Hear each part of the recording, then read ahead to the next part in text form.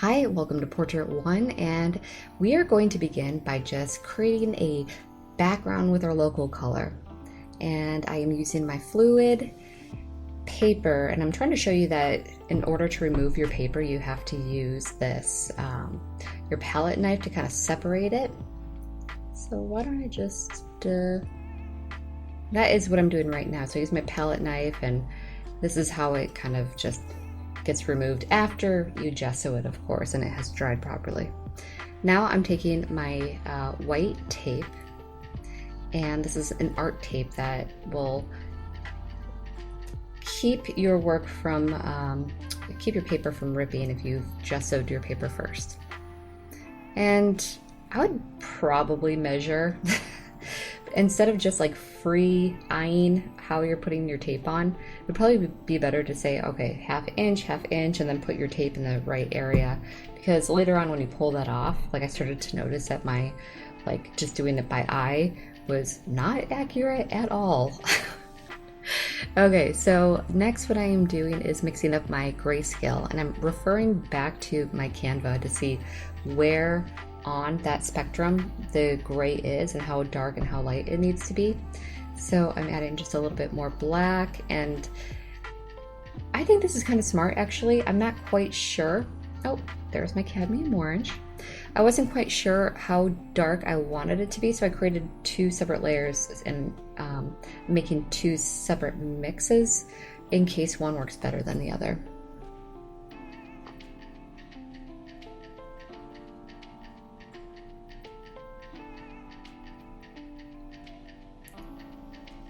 Okay, now I am adding my matte medium, and you just want to have enough where you kind of feel like it's a 1-to-1 ratio. You want it to be slightly transparent, and I'm using about, that is a flat brush, but it looks about like a either 3/4 inch or a 1/2 inch brush. You want your brush to be big enough to be able to fill the space quickly because it does dry quickly, your acrylic paint does. But you don't want it too big where you don't have control over where your paint is going either. The matte medium does kind of like, I don't know if you can see it properly. I know that I'm having a hard time seeing it because of the reflections, but it kind of like, if you don't, it gives you a little bit of a gap. So what I did was I ended up letting it dry, and I didn't show this part, but I ended up doing a second layer to make sure that it's nice and even on the background. Okay, so next up we have, well, I'm just showing you that we have our printed reference photo in black and white, and I am going to make sure it fits and cut it out. So after this first portrait, just to give you a heads up, I ended up shrinking down all of my reference photos to 7.5 by 7.5 inches because I didn't want a lot of it to be cut off by the tape. So, but I think in this first one, this is an 8 by 8 inch. I'm not quite sure. Okay, but anyhow, I'm trying to figure out where the portrait is going to go so nothing gets cut off too much. The graphite transfer paper just rolls out kind of like parchment paper. One side has graphite on it and the other side does not. And even though you can tell really well that that side has the graphite on it, when you're there in person, they look very similar. So it's best to kind of do a scratch test. And what that means is like lay it down where you think it's graphite side down and just scratch on top to make sure that it is coming through. Because I did make a mistake once where I did my entire transfer upside down and nothing came onto the canvas. That was not fun. All right, so I just did my scratch test and I'm making sure that it's covering beyond the tape. And I actually, this is a little bit of a trick. I could have used my white art tape again, but I actually switched to a regular old painter's tape for my transfer. And the reason why is if you start to do more than one transfer, sometimes when you're like in a rush or you're just like, I need to get, you're like not thinking, you're going to rip up the wrong tape, and that could cause some problems, especially if your paint is like, if you need it in a specific spot. So by kind of keeping everything separate, different colored tapes, different colored pens for different layering, like, I don't know, just if you can come up with a process that works for you, that would be great. Of course, you can absolutely use just white tape, your art tape, for taping down your transfer. But I think this is just kind of like a clever tip that really has helped me and saved me in like a lot of times. Okay, I'm also using painter's tape to tape down my reference photo. And when you saw me doing like that finger thing, all I was doing, red pen, I love this pen for my transfers, by the way. It has such a fine point. I will make sure to put this one on the materials list. A regular red ballpoint pen works as well. But anyhow, we're talking about the tape, transfer paper, blue tape, you know, just make sure it's taped to the table as well, so it's not moving around in case your transfer accidentally unsticks. And so yeah, I'm starting off with the eye. Usually I just start, like, it doesn't matter where you begin your transfer. You can start underneath, but what you're going to do is kind of outline any information that you are going to need for the painting.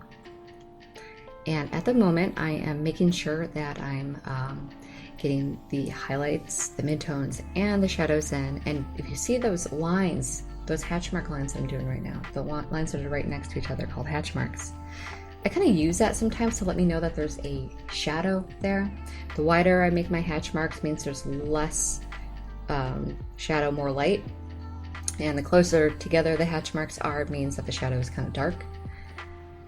By doing hatch marks, it allows me to not get confused at what is a contour line and what is a shadow. Although I don't always stick to that. In this one I am doing hatch marks, and I know that I do it in a few more in my series of portraits, but it's not an absolute. Sometimes it's just one day I feel like it and the other day I don't. Okay, so here's something to note, that I'm adding the hatch marks in on the shadow where the lip curves up. I know at the moment it kind of looks like a mustache, but the only person who really needs to know this information is me. So if you are coming up with a way to give you some tips and tricks for when it's time to start painting and say, hey, you might want to pay attention to this later, you do your own thing. Like, if you don't do hatch marks, it's fine. Maybe you do something else. Those are things that you will just kind of start to do on your own, and whatever works for you works for you. It doesn't have to work for anyone else. Okay, so the transfer is the first part of the painting process where you're getting to know your subject very well.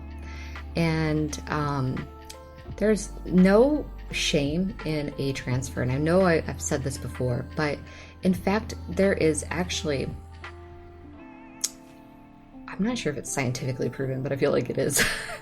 But the act of going over with your lines and mapping out your subject's face is going to help you immensely when it comes time to painting your portrait, because this is the first thing that you're doing where you're getting to know where the shadows are going to go, where the highlights are going to go, little intricacies of the face. And of course, if you did your own drawing, that is fine as well. But when it comes to doing realistic portraits, most of the time you do realistic portraits for a customer and they give you a photo to work off of, and I would say, unless they really love your distinct style, most of the time people are paying for likeness with the photo that they're giving you.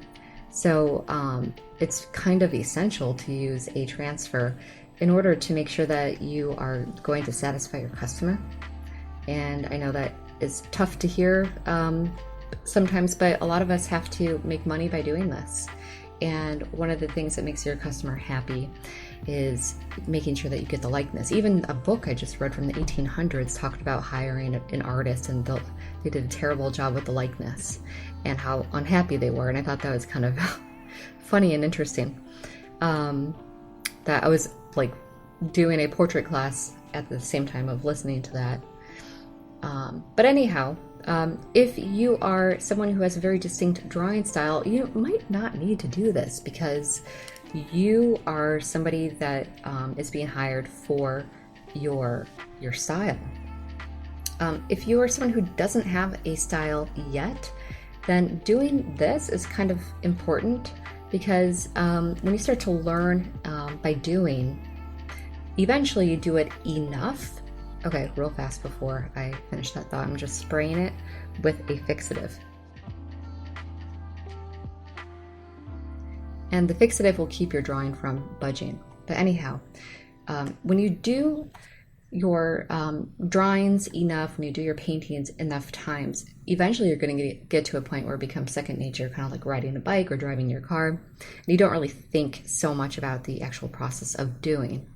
When you get to that point, it's going to be far easier to break the rules and create your own style because you know which rules to break.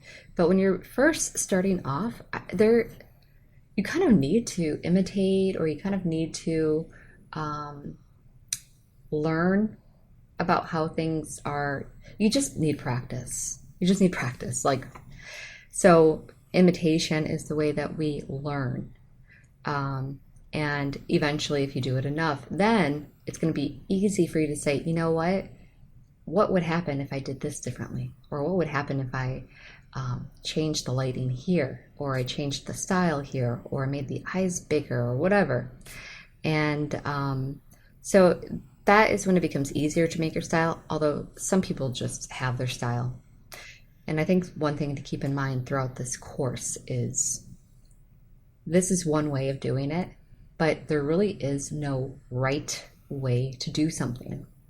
But doing it this way that I'm showing you has given me a lot of, it's kind of helped me avoid a lot of mistakes, or it kind of gets me to an end result where I'm not stopping halfway through because I'm frustrated with the process.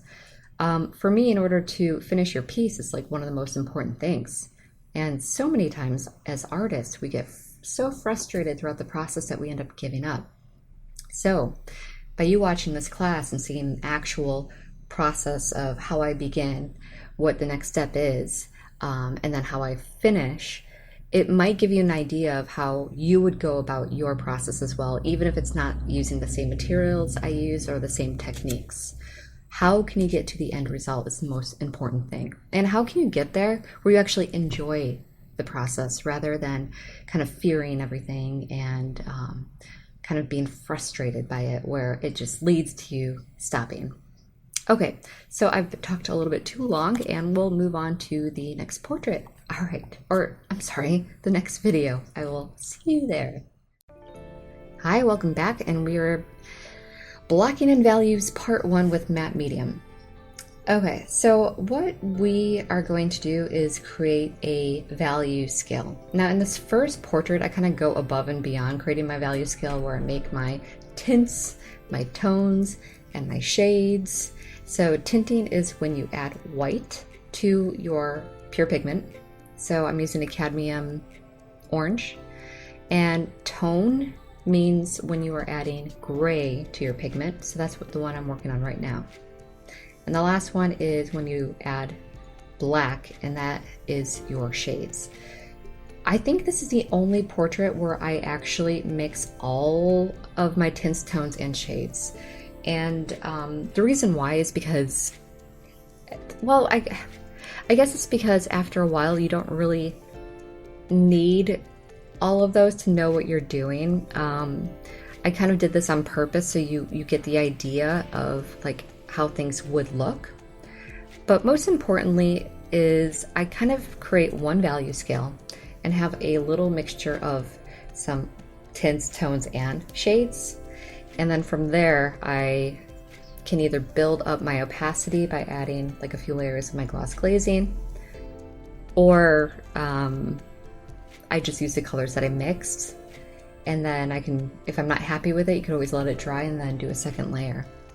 But anyhow, so how I begin is anytime you mix up your paints, don't actually think of yourself as taking that paint and applying it directly to your paper. And the reason why is If you apply it directly to your paper, you're going to lose all of those lines. And we don't want to lose them yet. We want to be able to see that information for like a few steps into the process. And what that means is every layer that we create, we're going to be adding glazing liquid or matte medium liquid to the paint directly, to the point where when you see it on the glass palette, you should be able to see the glass palette below. You don't want to see your paint or not be able to see the glass through your paint, like kind of how it looks mixed at the moment. Everything has to be a transparent layer. And even though you could go a little bit more opaque with this first layer, I still wouldn't recommend it, because why not give yourself as much information for as long as possible, and then at the very end, if you're still seeing those lines, you could go a little bit more opaque and cover them up. But at least by having that information available, you can throughout the process just like keep building until finally you know, all right, I'm getting close to the end. This means that I can add my color glazes and my details, and all this probably doesn't make sense to you at the moment. Don't worry. By the time you get to Portrait 6, this will all be like, okay, now she's doing this. Now she's blocking in her values. So what do I mean by blocking in values? Okay, so I begin by adding in my darkest values, which would be like my blacks added, so cadmium orange mixed with black, and then mixed with my matte medium. And if you add in all your darkest values first and then kind of progress towards your lightest values, then it's easier to see the gradient, which means that it'll be easier to see a shape in the face as opposed to just it being one flat surface at the moment.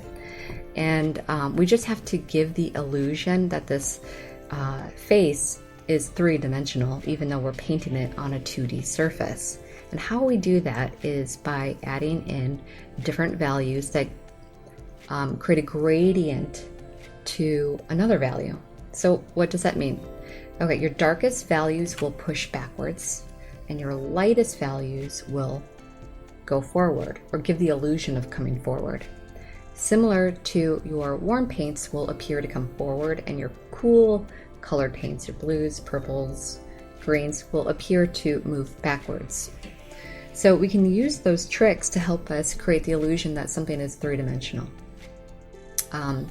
And with skin, even though you may have some maybe you have some awesome jagged features, whatever.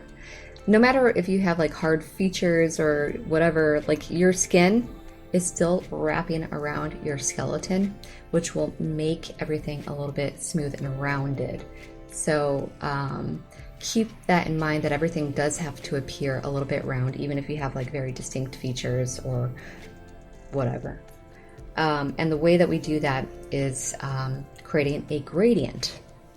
And a gradient is when we progress from light to dark, where there's no harsh line dividing it. Kind of like you see a harsh line at the moment on her cheek. So if we're looking at the screen at the moment, her the left side, so her right cheek, but her left, we're looking at it on the left, there's that harsh line, and there's not a good gradient that creates a transition from light to dark there. So later on, I'm gonna have to soften that out. Oh, looks like I heard myself. All right, so at the moment, I'm going very heavy with my light values. I think I did not add enough glaze, to be honest.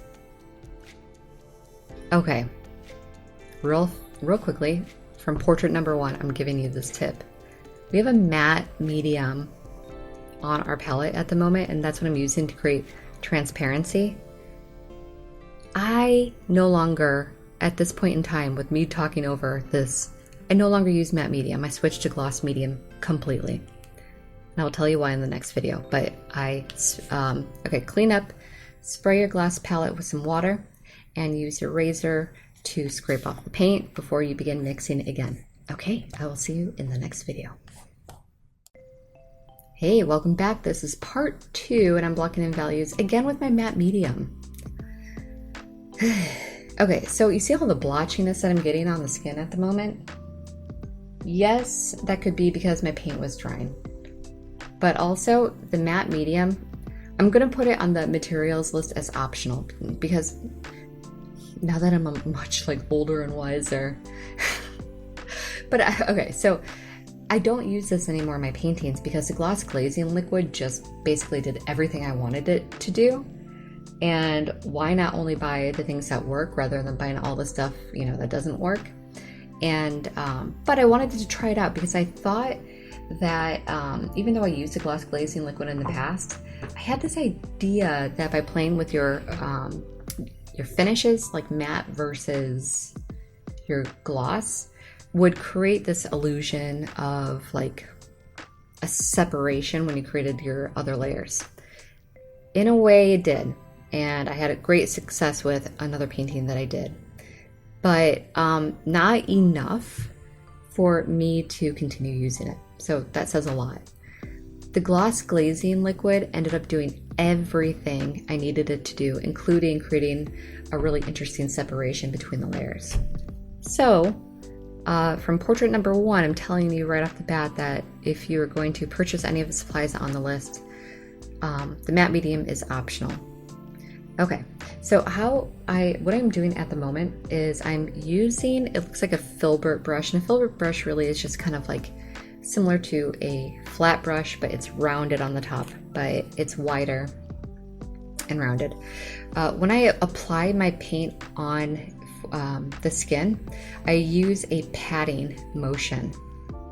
And what I mean by that is I rarely drag my paintbrush. Excuse me. I rarely drag my paintbrush. Instead, what I do to cover a big amount of surface area is kind of use a patting thing where I kind of go pat, pat, pat, pat, pat, pat, pat, pat, pat, and like pull it down that way. And the reason why I do that is because it kind of like pushes the paint into the layers that you've already done without accidentally pulling up the paint from underneath. And I've had some problems where when I'm dragging my paintbrush on acrylic paint, that if I have too much water or too much medium, so the gloss glazing liquid or the matte liquid, you can potentially pull up the layers underneath. And not only that, but even, I guess I do the patting with my oil paintings as well. I think it just works really well with skin because you're kind of like creating a gradient that is still smooth. And if you want it even smoother, while your paint is wet and after you pat in your paint like that, grab something called a blending brush or a mop brush. They're very soft at the end. And what I do is I'll take my filbert brush, pat the paint in, and then I'll take a dry blender brush, which is very soft and fluffy. And while the paint is still wet, you can just go over it and soften it completely. So it blends your paint even more and makes your skin look very smooth.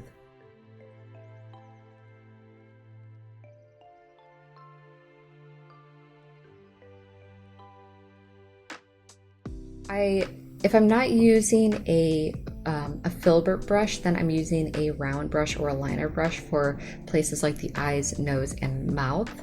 And a liner brush creates very great lines, and that's why it's called a liner brush. It's very long, and you would use it by making sure you have a lot of medium added to it with a very small amount of paint, or a lot of, like, you could use water as well, but keep in mind that you'll lose a little bit of the quality of the paint by watering it down, where matte medium continues to give you the quality you need, but will give you more transparency in your pigment. But anyhow, I use liner brushes and I use a round brush for any area where I need to pat in my details. And I'm doing that at the moment with my lips. Okay, as far as teeth go, like for painting, you really do not want to make them super outlined. Instead, focus on your shadows. So because her lip is protruding out, it's going to cast a shadow onto the teeth. And doesn't that look kind of nice already by just having the local color in the background as her teeth? And then when we add darker values, like some darker shadows, it makes the teeth almost appear whiter. So I think, let's just see, but I might not do too much to those teeth, I might just kind of work on the shadows of the teeth. But really important to avoid making the lines. Really what we want to do is, like, you don't want black lines. You want a value that is just slightly darker than the teeth color to create a separation. This way it looks more natural. And to be completely honest, don't think of each tooth individually at first. Think of them as like a block that has like an arch, okay? So block of, like, you know, pearly whites in an arch. And how does that arch look when it is wet? And when it curves, and when it hits light at one angle and maybe not the other angle. And what happens when your lip creates a shadow on that? Those are the things you really need to think about. If you're thinking it more as one single shape as opposed to a bunch of different ones, it's gonna be way easier for you to paint. And the reason why is you're only focusing on one subject as opposed to like tons, you know? And I do teeth more in the upcoming classes, especially portrait number 4. Yeah. Okay, so at the moment I'm starting to find my middle values, and now, like, you're probably wondering what is going on with our paint palette. It's all over the place. There's no organization. And you are absolutely right. So my paint palette looks like this when I'm just trying to get to a point where my gradients will, to be honest with you, at this point in time, I'm pretty happy with my underpainting. So all I'm doing is finding the places on the face that need a little bit of work. And that's why my paint palette looks like that. Not everything looked like it needed work. To give you a little bit of advice, just do a value scale every single time. This is kind of like how I normally work, but I tried really hard in this class to not do this too often for you guys, because it's way more organized and way easier to know exactly where you are if you just do your value scale on your paint palette every single time. Okay, same thing with how we did our face. The hair, I added my darkest layers, my darkest values first. And your underpainting, when you're still working with your local color only, you can go pretty high contrast. And what I mean by that is high contrast means you have values that are either very white and very dark next to each other. And the reason why that's okay with your first layer is because you know that there's going to be more layers to follow. And each layer is going to be slightly transparent and slightly not transparent, I guess. So eventually down the line, your layers will soften. Okay, so at this point in time, I am letting my painting dry before I apply a clear leveling gel. And a clear leveling gel, essentially what it's supposed to do is give you a flat surface. So if any of your painting layers were not on the same level as other painting layers, if you applied the clear leveling gel, essentially it would make a flat surface. But I've had success with maybe 4 paintings using this gel, and then I had catastrophic results on other paintings, as you will see in Portrait 4. I'm putting an asterisk on this product on my materials list. It is optional. I am not using it anymore. You do not have to use it. Is it going to make your paintings better? No. Could it possibly ruin a painting? Yes. What is the benefit of it? Well, I told you the benefit before, but you can get the same result by using your gloss glazing liquid. But if you're someone who loves to see brush strokes, which I am not that person per se, like I really like a smooth surface, but if you're someone who wants brush strokes to be seen throughout your process, then definitely get this, because once it dries, whatever brush stroke you've made on there, because it is so thick, it will dry and not go away. I'll just leave that there. Okay, let's move on to our next video. Okay, we are blocking in values with our gloss glazing liquid. So all I've done differently is I've switched to gloss glazing instead of a matte medium. I'm going to do something pretty similar that I did in the last two videos. And normally I would not do so many layers of my underpainting, and you'll start to see that with the next portraits. But I did want to show you what a difference the gloss glazing liquid makes. It really does blend everything so much better than the matte medium. And so what I did was I created my value scale on the glass palette from light to dark, and I created one tone off to the right in the middle. Do you see that? So tone means that you've added gray. And by having this value scale, it makes it really easy for me to know exactly where the paint is supposed to go. So for instance, since we know light values go forward and dark values go backwards, then we can kind of find the parts of the face that are going to be like protruding out the most.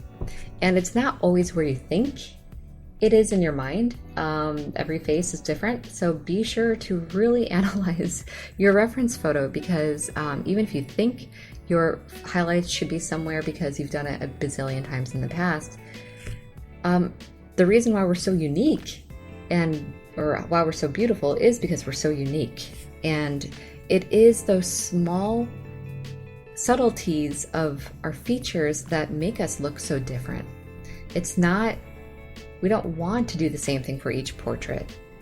If I could give you a huge recommendation to get really good at making portraits fast, it is to do a variety of ages in portraits, like how old your subject is, variety in skin tone, texture, wrinkles, value scale.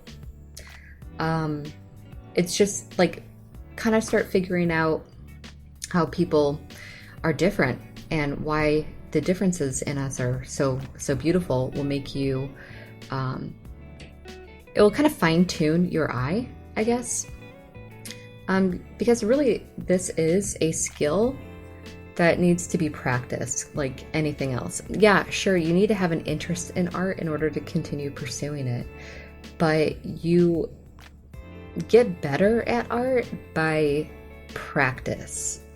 Like, you're not going to come out of into this world from a baby. You're not going to pick up a paintbrush and know how to do this, right?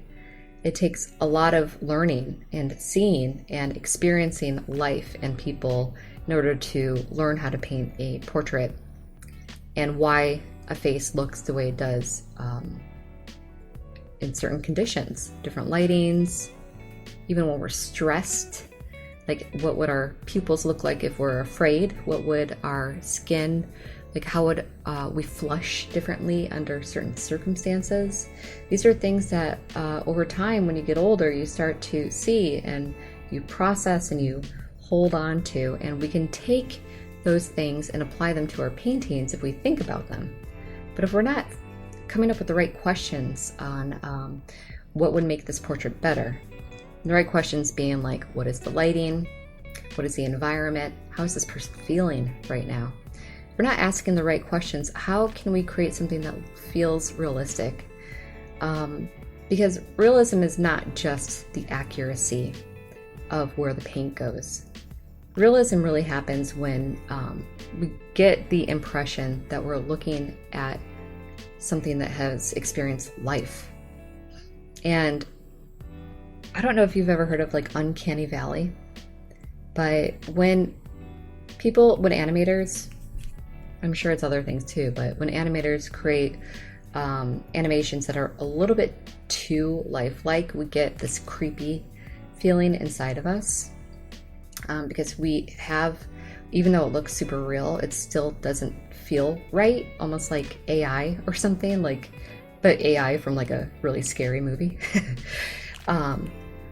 So what we end up doing is, like with animations, well, not me, not we, but what they end up doing is kind of giving more elements of something not being so realistic in order to get rid of that creepy feeling in a way.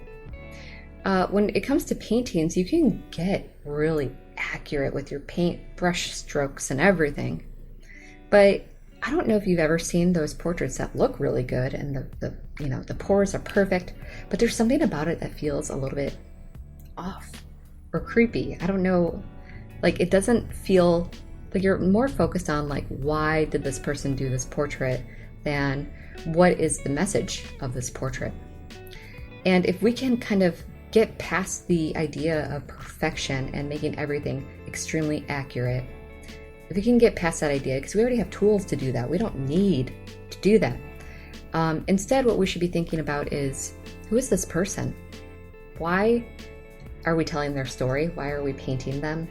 And it could be as simple as, I want to learn how to paint someone that looks this way. It could be that simple. Or it can be, this person has experienced something and I want to tell their story through this painting. Then, you know, you need to really think about how you're going to paint it. This is a little bit of a trick for someone that has very curly hair, is to find, or not even just curly hair, but any hair.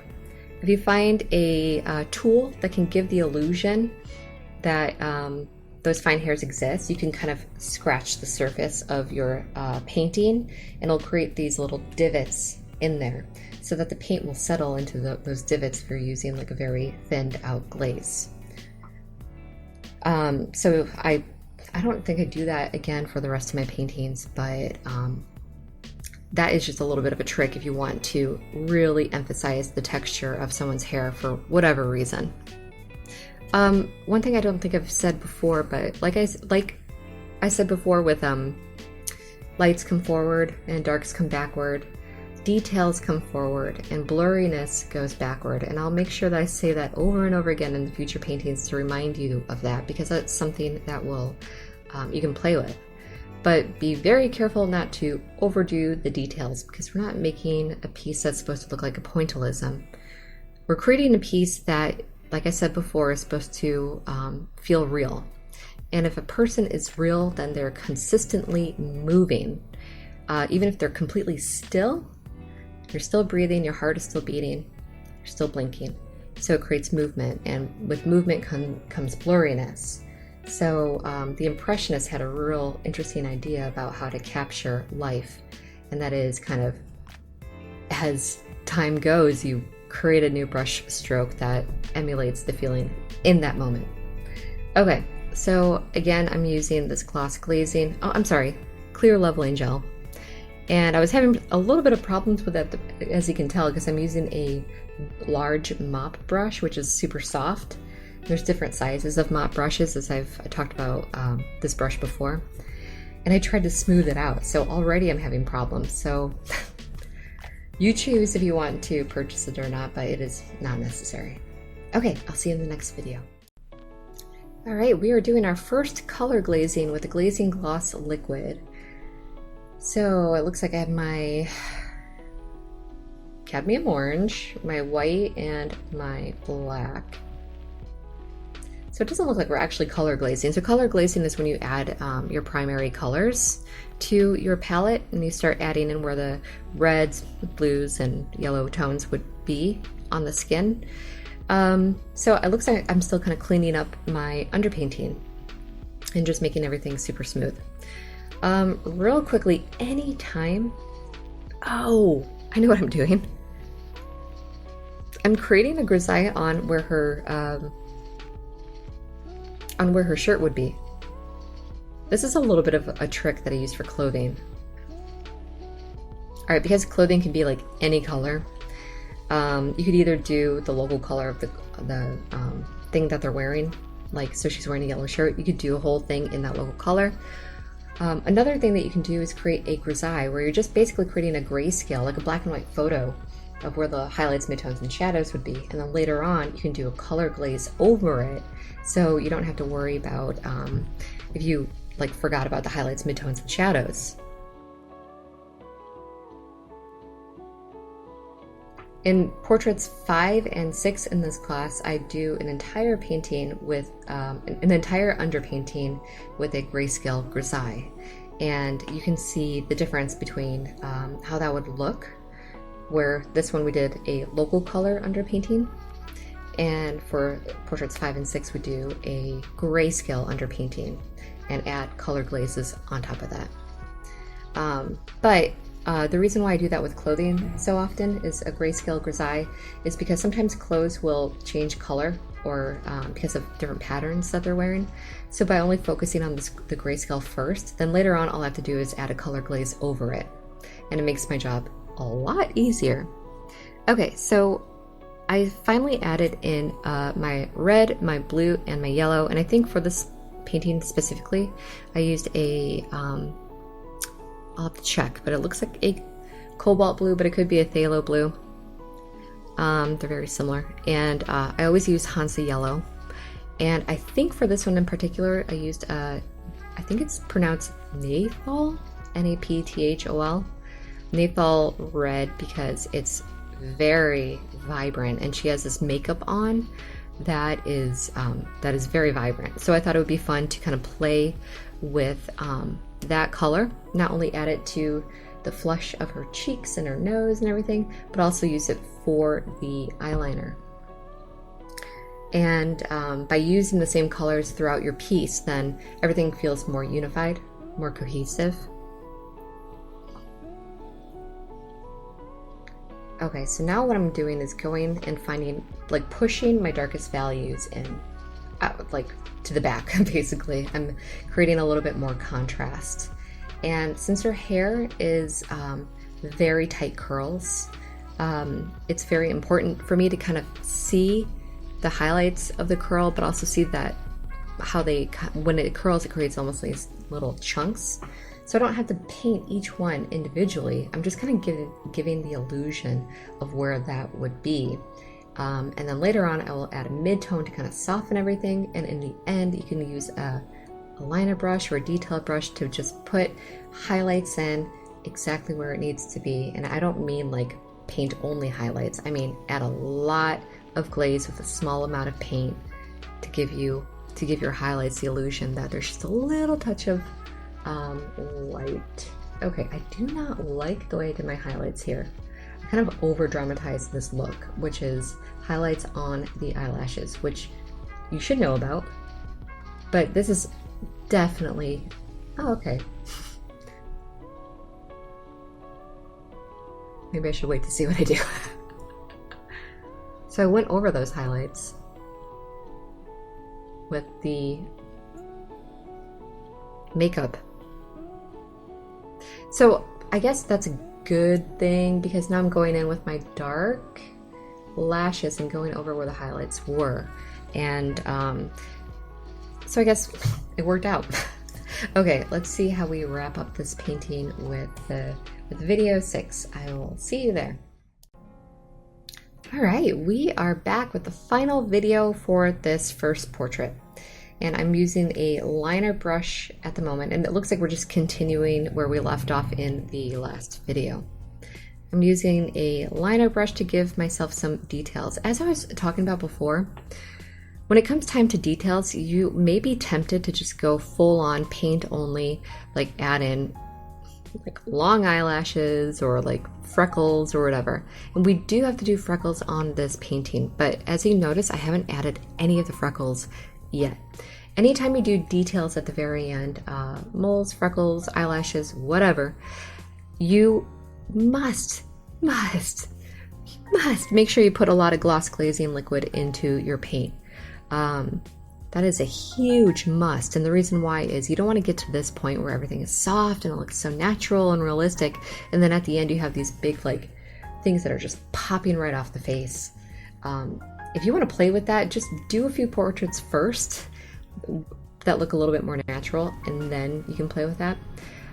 Real quickly, her eyebrows. This is a great example. First, I created a soft glaze that was darker to emulate the shadow of the eyebrow. After that, then I started to add in a second layer. It looks like she colored her eyebrows like a reddish color, so I added that glaze in. After that dries, and later on I can go in with my detail paintbrush and a lot of gloss, a little bit of paint, and then add in the actual eyebrows. Did you notice too, as I was talking, I started working on the shirt. And by going over my Grisaille, it's already starting to give the illusion that there's some curve to it. It's not refined, but I also added that yellow where it's reflecting up onto her skin.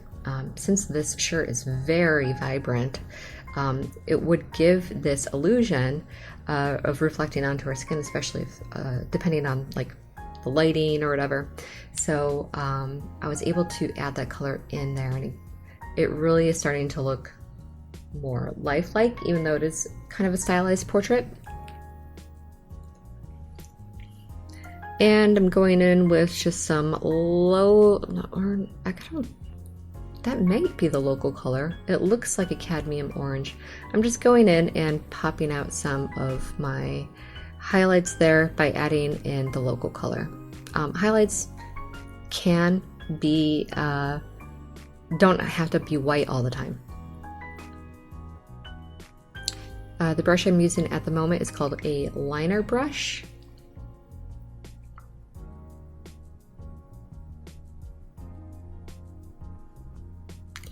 And I'm using the liner brush to kind of dip down into the eye. And what I should have done before even doing this, to be completely honest with you, is before even adding in your eyelashes, you want to add in the eyelash reflections on the eyeball first. I'm not sure if I was just like, I may have been rushing this one because I wanted to make sure that I was able to. Sometimes I rush on a painting if I'm like tired and want to go to bed, to be completely honest. So I'll rush through a process and skip some things. But by skipping things, you kind of lose on the little details that really make a portrait look real. And one of the things that makes your portraits look real are the reflections in your eye. And what is being reflected, like eyelashes.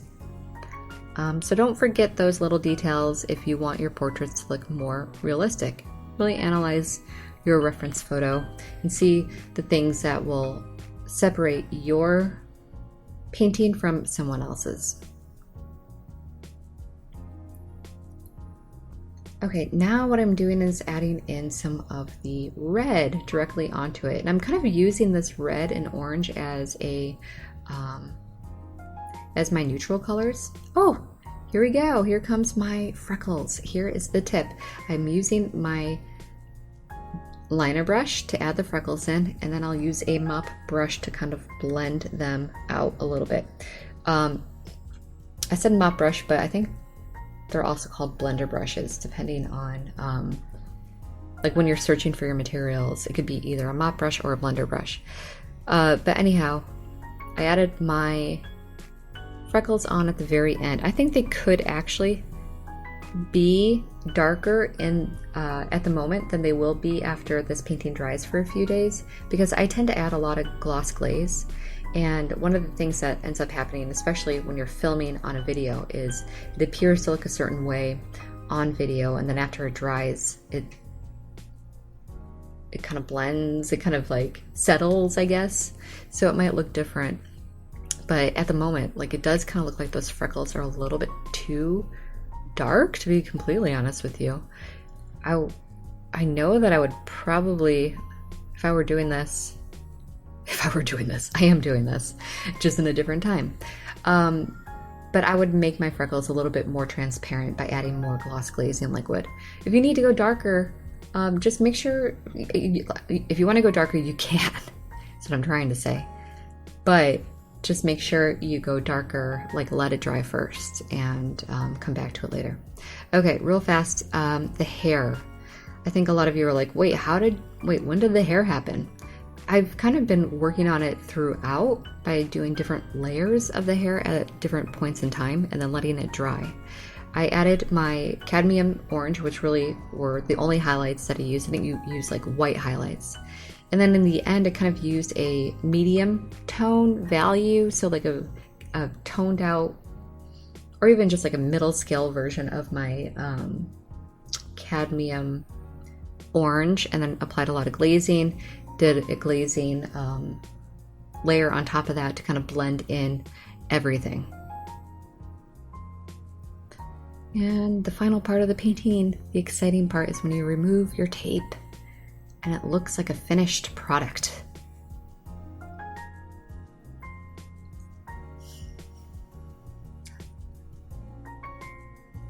How exciting. We are coming up to the end of our first portrait, and hopefully you learned something in this first one. Trust me, after you watch all of them, you will know a lot of stuff. And here it is.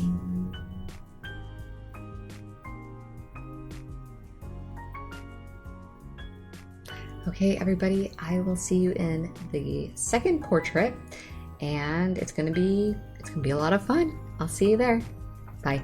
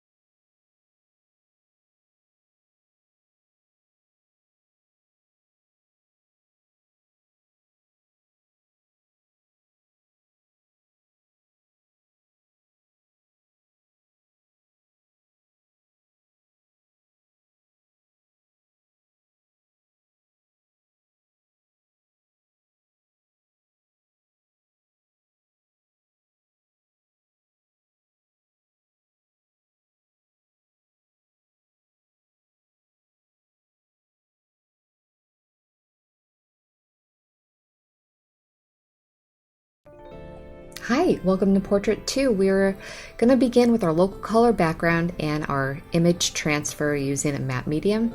And this is cadmium red light, titanium white, and this time I'm using a Mars black instead of a carbon black. And the reason why is because carbon black has a little bit of blue of an undertone and Mars is more neutral. And I wanted to keep my cadmium red light as warm as possible, and I didn't want it to start to appear like a little bit violet. So what I did was I mixed up my gray first by looking at my reference from Canva, and after I did that, then I applied my color afterwards. Now I'm adding my matte medium so it will make it more transparent, and then what I'm going to do is just cover the background, and I'm using kind of a wide brush, maybe about a 1/2 inch. And I like to use a little bit wider, but nothing too big, because you want to be able to have control over your paintbrush and your paint strokes. So it's good to kind of find it in between. You don't want to just like jump in and do it all at once. Okay, next we're doing our image transfer with our graphite paper, and I'm sort of just measuring it out. And it's always good to do a scratch test with your fingernail to make sure that the graphite side is facing down. I one time did an entire transfer with it facing up and nothing was on my canvas at all, so that was a little disappointing. Okay, so after I've kind of like figured out, I use my fingers to kind of feel around where the tape is. If you have a canvas, it's a lot easier to just wrap it around the canvas. When you're working with a flat surface like my paper, you really just have to feel around for the tape underneath. And this is just me, but I always start with under like the chin, under the jawline to begin my transfer. Totally preference. You can start anywhere that you want. The smart thing would probably be working, like since I'm right-handed, it would be smart to work from like top left down to bottom right. This way I'm not dragging, but I'm not going to be like smooshing anything or rubbing anything. So I guess it's not like that big of a deal. Okay, so since he has a lot of lines, facial hair, some unique details to his face, I'm going to really take my time and look for every bit of information that I know I will want when I'm painting. And what I'm doing at the moment is kind of finding the contour lines, the curves around his face, and you see something called hatch mark lines, and those are the lines that are kind of like coming at a diagonal right next to each other. That just kind of helps me figure out where different types of shading will be. And for me personally, I have a system that I do. So like for instance, if my lines are like close together the way they are on his nose, then I know it's kind of like a medium blend. If my lines are very close together, then I know it's going to be a little bit darker. And if they're further apart, I know it's going to be a little bit lighter. I used to do this more when I was starting out using transfer paper. Now I just use it every so often. No real rhyme or reason. I guess it's more like when I have a lot of information. Since he has a lot of lines and character on his face, I didn't want to get confused on what was going to be a wrinkle line and what was going to be shadow. Normally what I would do is probably just outline where the different highlights, midtones, and shadows were. So I think that is why I'm doing hatch mark lines for this specific one.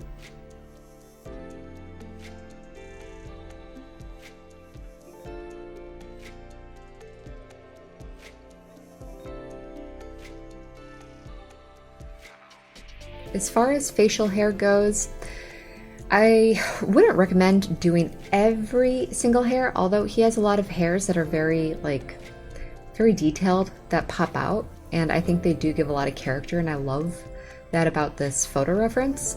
So those in particular, I'll probably, just give myself a line to let me know like where those are.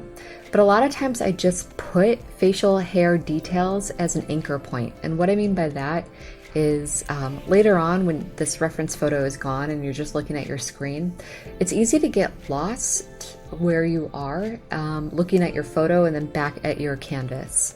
So what I mean by anchor points is something distinct. Like if you see like a mole, it's good to really outline that, not just for the painting, but also to give you an idea of like where the shadows are going to be, or how the highlights, midtones, and shadows are going to be around that specific area. So think of like gridding. When you grid, you're really only focusing on one little section that you have to work on. Those anchor points are very similar to this, although we didn't lay a grid down, we're using a transfer. Those anchor points will still be very helpful to help you figure out those little spots. Okay, we spray our graphite transfer with a spray fixative, and that's just going to hold everything in place. Otherwise, what would happen is if you didn't spray it with a fixative, then the whole thing would smudge, because graphite is like pencil, and a soft pencil. And I'm going to save that thought and move on to our next video, and I will see you there.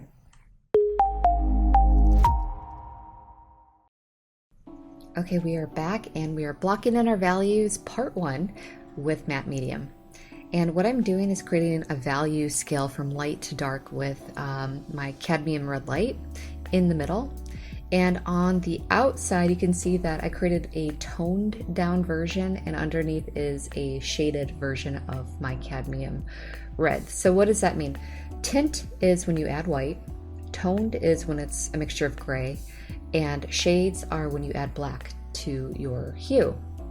And by having them in order like that from light to dark, it just helps me figure out my value scale and how to create really like nice gradients that go from one spot to another.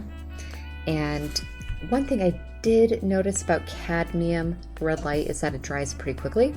So I'm going to have to keep on checking throughout the video to see how my paint is drying, because you'll be able to tell that after a while the paint will start to dry up, and the best thing to do at that point in time is just to start over, remix, and it doesn't really matter if it's exactly the same because we're only using cadmium red light anyhow.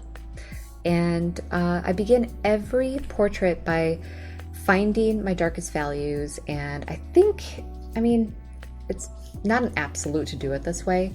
I think it's just actually easier to do it this way, because once you have your darkest values in, then you can start working from dark to light, and it automatically creates this like structure, shape, and it really is a lot easier for you as an artist, especially a beginner artist. Anytime you can come up with a process, it means that knowing what your next step is going to be means that you're more likely to complete a portrait than not.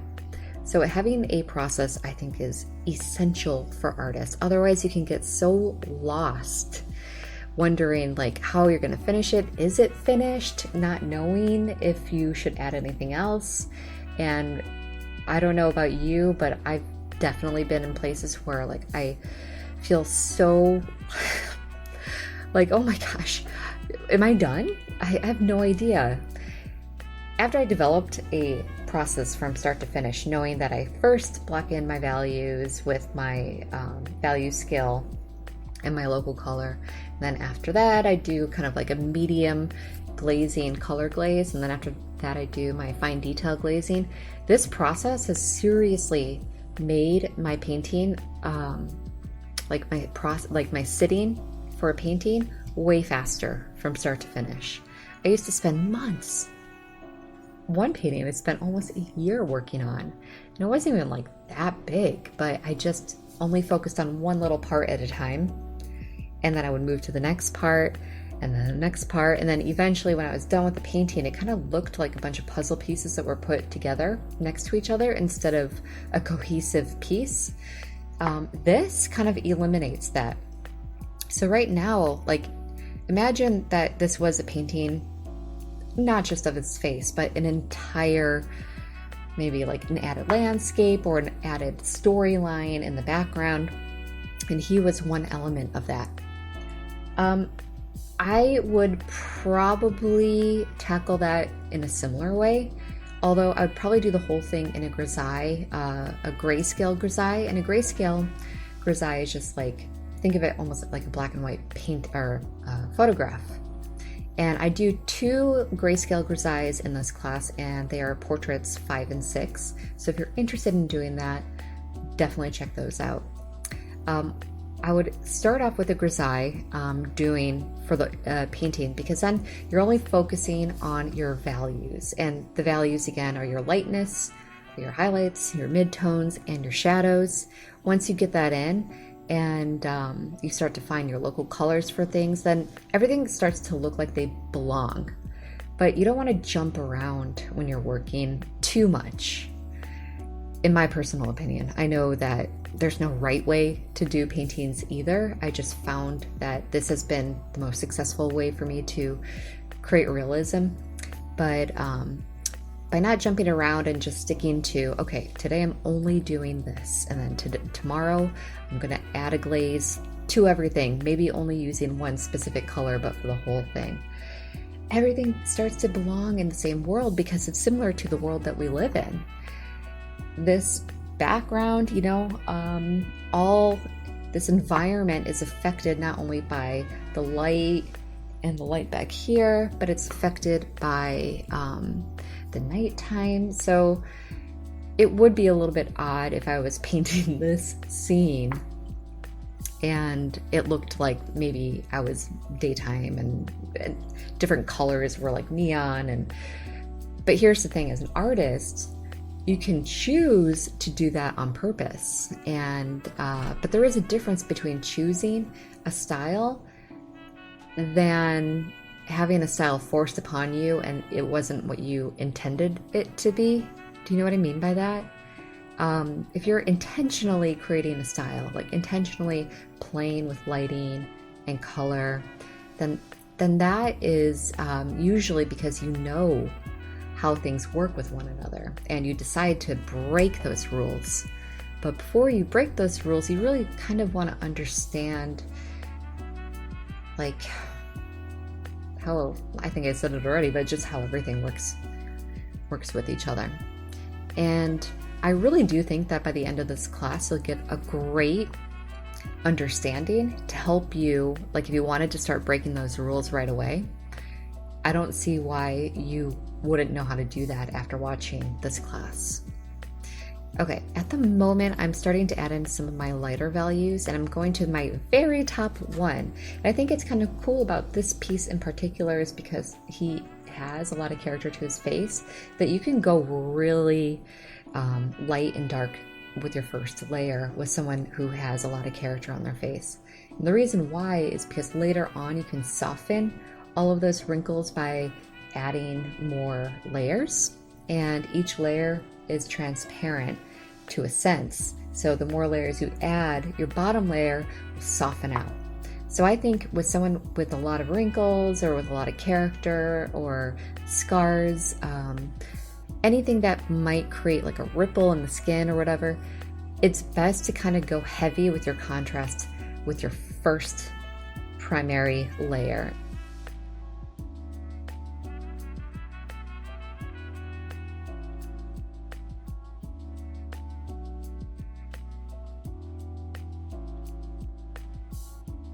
Then afterwards, once you have all those contrasting shadows in to begin with and the really dark wrinkles where they need to be, then it will be way easier to soften it later. With someone with very smooth skin, as you'll see in the next portrait, it's best to almost not go so high contrast and really focus on the middle values. So like if you're looking at the screen right now, the middle values would be like not the brightest light color and not the darkest black color. It would be the ones in the middle, because when you're working with smooth skin, there's not that much shadow. The gradient should be very kind of close together. And I really do believe that that middle scale is where you find true realism. Let's see how we're doing right now. What's going on? Okay, good. It's rare that I actually do something that I'm like supposed to do, and that is cleaning my palette and remixing my paint because I know that the paint has dried. But it looks like I may have been done with my session for that night because I'm applying a clear leveling gel. A clear leveling gel just kind of evens everything out, but huge word of advice, and I cannot emphasize this enough, is to not put your leveling gel on until your painting is completely dry. And you will find out in Portrait 4 when I make tons of mistakes. Okay, let's move on to our next video. I will see you there. Welcome back, and this is part 2 of blocking in our values. So now what I'm doing is using a gloss glazing liquid, and I'm applying it directly to my paint while I create my value scale. I think, I don't know, well, so I've had some issues recently with applying gloss glaze directly to my mixed paint. But on the other hand, I do know that cadmium red light dries pretty quickly, so it may help me keep this value scale mixture a little bit longer. But what I have noticed is that by adding the glaze directly to your mixed paints, same thing with the matte medium, it kind of creates like a little bit of a clumping after like an hour. In my personal opinion, after doing a bunch of paintings using this gloss glazing liquid now, I would almost just keep your gloss glazing liquid on the side like it is at the moment, and your mixtures just keep it only paint. And if you need to remix your paint, you're just gonna have to do it. But it's worth it. I think it's worth it because if you remix your paint, it's gonna take you, what, like 5 minutes? And if you start to run into problems with your mixed paint with the glaze, then you run the risk of undoing the work that you've done because you're starting to make a ton of mistakes. So it's really like worth it to just do it right rather than being a little bit lazy about it, I guess. And like I say this, but I need to take my own advice too. Okay, so adding white to your mixture of paint, adding white to paint in general will make your paint more opaque. And I am doing that at the moment on purpose for this one because, like I said before, the underpainting was extremely high contrast. Now by adding in my mixed paint, my my valued mixture with the addition of white and glaze or whatever, by doing that, as you can see, because it's more opaque, it's softening those dark contrasts that we did in the last one. And it's making it already look pretty realistic. Like, look at the left side compared to the right side. And I haven't done very much. I'm just kind of creating my second layer. And I honestly think too that the gloss glazing liquid is just so good at doing this, where it gives you that transparency where anything underneath will still shine through, as long as you don't like put too much white in, or as long as you put enough glaze in. If there's not enough glaze and you're just basically painting acrylic paint, which is like high pigment or high opacity, and it dries really quickly. It's not like oil paint. So the difference with oil paint is that because it does take such a long time to dry and you're adding oils, you could like honestly use the same paint palette for a week if you put it in the freezer. And it means less mixing of paint, but also slower dry time. So for me, you know, it's acrylic now because I have very limited time. All right, let's talk about my paint brushes. So I am using a filbert brush at the moment, and a filbert brush is kind of like a flat brush, but it's rounded on the top, and it makes it kind of avoids those harsh lines that a flat brush would give you. And the filbert brush is nice to kind of pat in your paint rather than dragging it. And patting in just kind of lets you know when you start to run out of paint a little bit more quickly, and helps create more of a realistic flesh tone, in my personal opinion. It's not like a requirement to kind of do my method of patting the paint in a little bit at a time. Everyone has their own style, but for me in particular, it has worked really well for me. And the other benefit of using this kind of filbert brush, and all this is in your materials list too if you want to know the specific size I'm using at the moment, but the benefit is that it's a little bit wider than a round brush. So a round brush, think of it almost like it comes to a point. It's very thin. It's almost like working with the traditional, like when you see a paintbrush and it comes to a point, that's a round brush, like the ones they always photograph. So it's almost like working with like a marker in a way. But because the filbert is wider and flatter and rounded at the top, then you can cover more space by patting things in rather than drawing it in. And that will fill the space in nicely for flesh, at least when we're working this big as well. When you work a lot smaller on your portraits, then you'll probably have to use a round brush to kind of make sure that your details are going exactly where you want them to be. You have more control with a round brush. But for working this big, it's good to find like a brush that will help you fill the space without like having to do like pointillism, basically. Okay, let's see how we're doing. It does look like the gloss glazing liquid is keeping my paint pretty wet though. That's a good thing. I'm going directly over the dark shadows that I created with a lot of glaze and just a tiny bit of paint. And the more we do this throughout the process of this painting, the more those shadows on the wrinkles will start to go away. So just make sure you don't overdo it, because you don't want to lose it completely, but we just want to get it to a point where it looks more natural than creating like harsh lines. Like you don't want your subject to look like there's just a whole bunch of lines all over their face. Really what we want to do is emulate that those wrinkles are being like pushed into a shadow, and the skin around it is coming out into a gradient that goes into a highlight of some sort. Like if you look at his cheeks, on the left hand side it's a lot lighter than on the left hand side.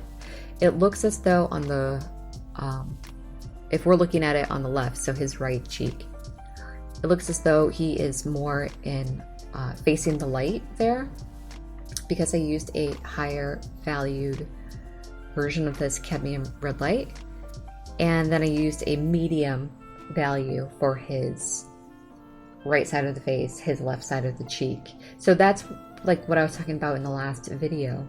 The closer you can get to that medium range of your values, the more realistic it's going to be.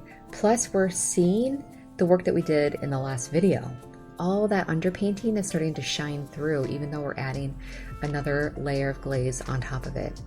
And we haven't even added any other color yet besides this cadmium red light, well, plus white and black. And look how realistic it looks already. I think one of the things that a lot of modern or contemporary painters issues that they run into is that they want to go like, think of it almost like they're like a printer, where they just kind of fill everything in like you're coloring in a coloring book. This process in particular is the process used by the old masters, really focusing on the power of light. And with a lot of contemporary artists just trying to fill everything in, some of them just get it. Some of them are spot on, and I'm blown away and amazed by it. But if you don't see the way that they see, and I'm not meaning that like if you don't have the talent, but if you don't see the things that they're seeing, then it's going to be very difficult to create a realistic painting that way. I'm not like that. I need help seeing those details. Like I have to think of everything in a process, like steps. And that's how I create realism. But everyone is different. And I think it's also really important to take classes from other artists as well to see how they do it. And you end up eventually just picking and choosing the things that are right for you as an artist. So just because I do it this way doesn't mean that my way is the right way. There is no right way. Although there is a process that a lot of people use, and this is kind of a process that a lot of artists have used in the past because it works. So for me, I like to use it because it kind of means that I'll be spending less time trying to fix my mistakes and more time being able to focus on what the painting is or what I want it to be. What's the message and what do I want to convey to the viewer? Okay, so we are finishing up and I'm just spraying my glass canvas with some water and using a window scraper to get all that paint off. Must have been sitting there long. And I'm applying a second layer of this clear leveling gel. I'm going to give you a little bit of a tip. I put this on the materials list as optional because I ran into problems with it later. Again, if you want to see more information about the clear leveling gel and the problems I ran into, that would be portrait 4 of this class. Okay, I will see you in the next video. Hi, we are back and we are starting our first color glazing with gloss glazing liquid. And color glazing, as you saw in our first portrait, is I'm just using the primary colors, red, yellow, blue, and I'm pretty sure this is cadmium red light, Hansa yellow, and a cobalt blue. And I'm just adding my white and my black at the bottom, and it looks as though I've already mixed in my gloss glazing liquid directly to my pure pigment. At this point in time, it's really like I don't have a value scale that I created, although it looks as though I'm kind of making one as I go. Now it's all about focusing on what colors need to go where. And I could tell that I wanted to kind of start thinking about the yellows first because it's already so close to the cadmium red light color. And when you add yellow on top of red, it's going to start to bring out the warmer hues of the skin. And in the picture, it did look like it's either a really hot day or it's really close to like a hot environment, because the way the picture was taken, there's a lot of warm colors in there. So I wanted to make sure I got those in right away. And I'm using, check out how little paint is in that glazing that I'm using at the moment. It's not a lot at all. Okay, so anytime you add white, as a reminder, look at how opaque that looks. So I have to add a lot of glaze at the moment to get that color down to transparent, that paint down to transparent. But I found a brownish color that I really liked, and I'm just kind of going in and looking for my midtones. And by adding my midtones directly over the wrinkles, it's going to soften those hard lines and kind of begin to create that gradient that I was talking about from dark to light. The dark is already there, so this mid-tone value is just going to start to shape it a little bit more. Okay, so now I'm adding some red glazes, and I'm trying to look for places where he might be flushed or maybe a little bit sunburned, or maybe some I don't know, just red pigment, and it will start to make them look alive, because if you start adding that pure some red pigment to their skin, we're really kind of thinking about the blood running underneath, the blood vessels underneath our skin that cause us to flush and blush and be alive and healthy.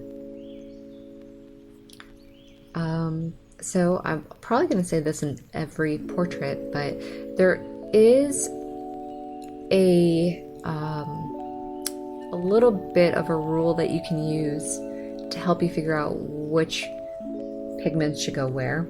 So I found out about this from James Gurney's book, and I know a lot of artists use it, and I don't know where it originated from, but it has really helped me with my paintings, is that there's a lot of yellow in the forehead, a lot of pinks and reds in the cheek across here, and a lot of blues in this area, and a lot of it has to deal with not only the thinness and thickness of our skin in those areas, but what we see, like the blood vessels underneath, how we see that.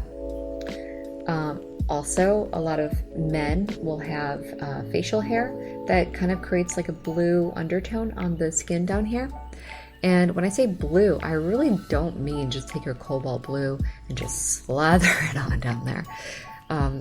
Another option you could do is like kind of make a mixture of blue, yellow, red, with blue being the heaviest color, and kind of thin it out with your glaze and maybe start only putting that bluish purpley shadow color in the areas down here that you know you're seeing those shadows, okay? Another thing you might think about is what is the undertone of the black you're using? So I usually use a carbon black, and I think I am using a carbon black at the moment. Carbon black has a blue undertone, and they do that to make it appear very black. And the cool thing about knowing that is you can really play with that black, like for instance, when you're doing your underpainting. If you use a carbon black, you know there's going to be a lot of blues down here. You put that in, you get all your values, your shadows, and everything. And then when you do your first local color blocking in, keep that area super thin so that that blue will shine through and it will look more natural. Right now I'm using a liner brush, and a liner brush is great for exactly what the name implies, and that is giving long lines and fine details. And what I'm doing at the moment is adding in some very specific details and blending it out with a dry blender brush.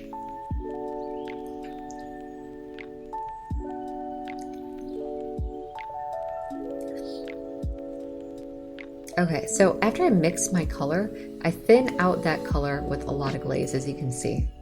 And it's really important to make sure that you can see through the paint mixture that you just mixed together with the glaze.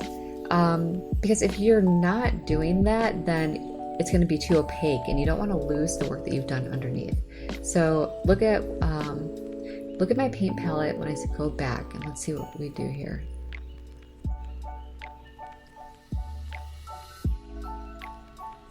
So I'm darkening the red, and I guess you can't see it that well.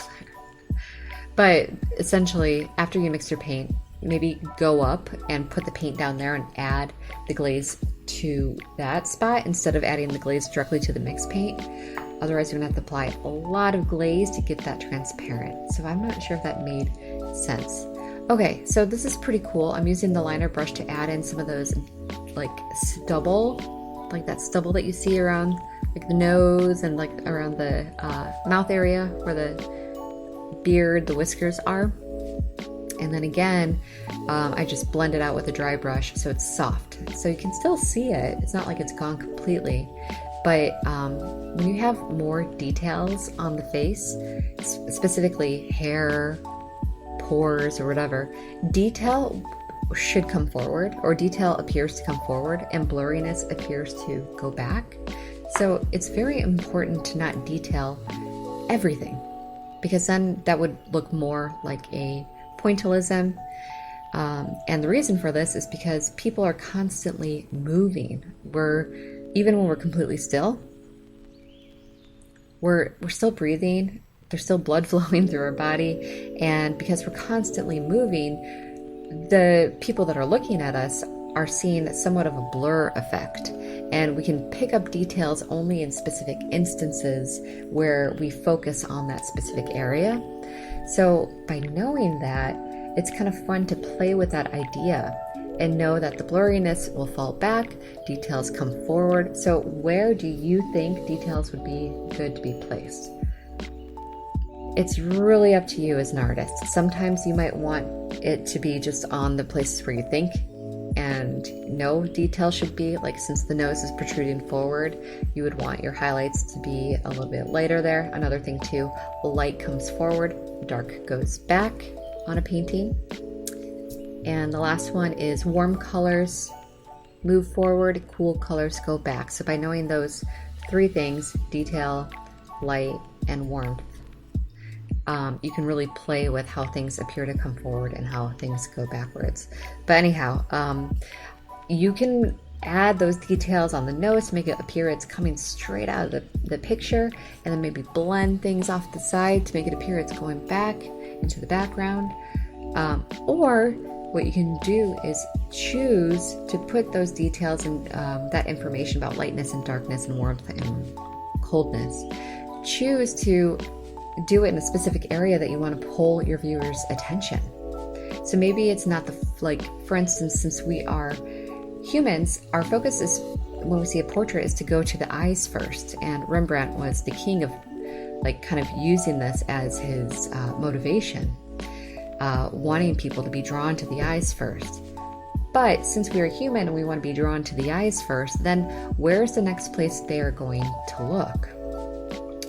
Normally how we look around a page is top left to bottom right, and then we kind of go up and down, and that mainly is the way in the English language, the way we read. In other parts of the world, they may be looking at their paintings in a different way than we do. But you can use your details, use that information to draw your viewer's attention to a specific area that maybe their eyes wouldn't go to first. Okay, let's go to the next lesson. Hi, welcome back. I can't believe it, but we're already at the detailed color glazing, which is our final step before we finish. And again, I have added my gloss glazing liquid directly to my pure pigments. And I'm just cleaning my palette knife before mixing the next one.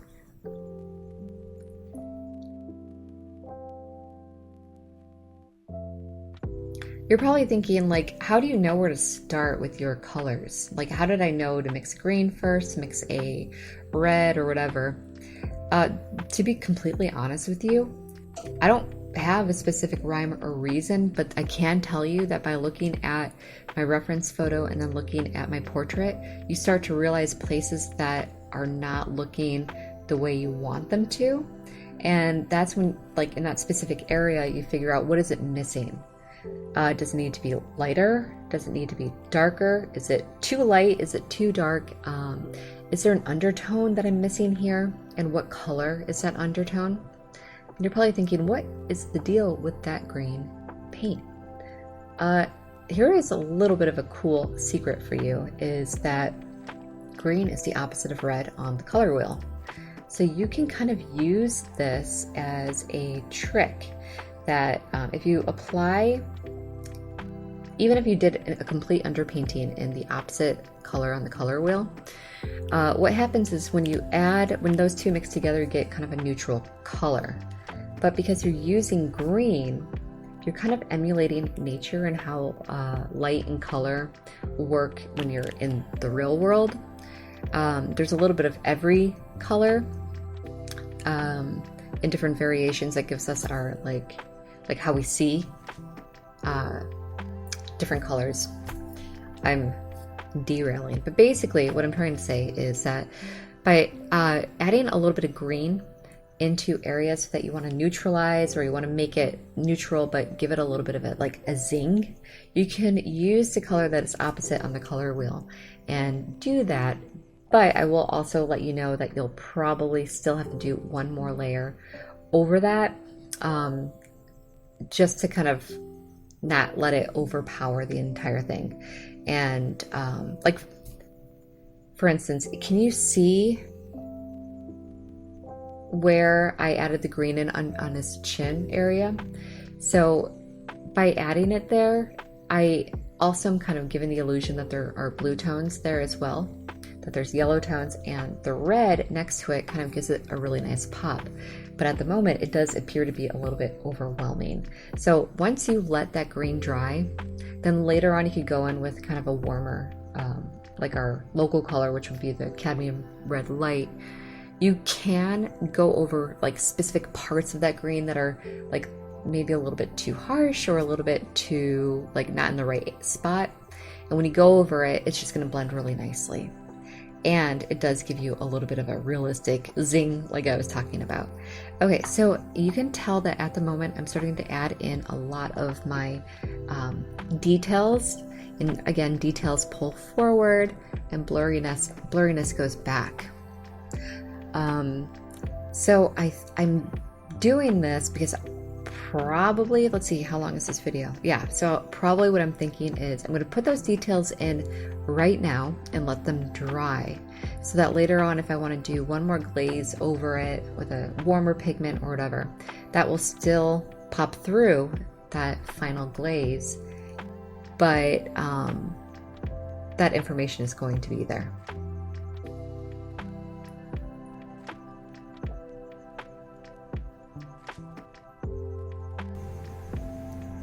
Okay, so now I'm doing what I was kind of talking about.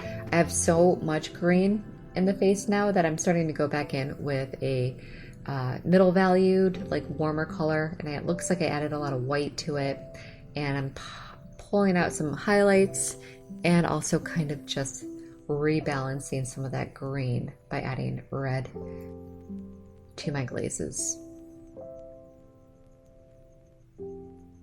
Yep, that's exactly what we're talking about. You see, now I'm kind of going over the spots that were a little bit too green with that red, and now it has that zing effect. And at the moment, you're probably thinking, maybe too much.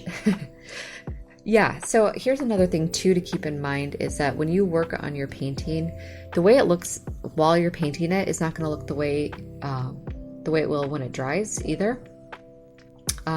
So instead of trying to fix something that might be too green, do the work, like know that you can fix it by adding like a little bit of red to warm it up again.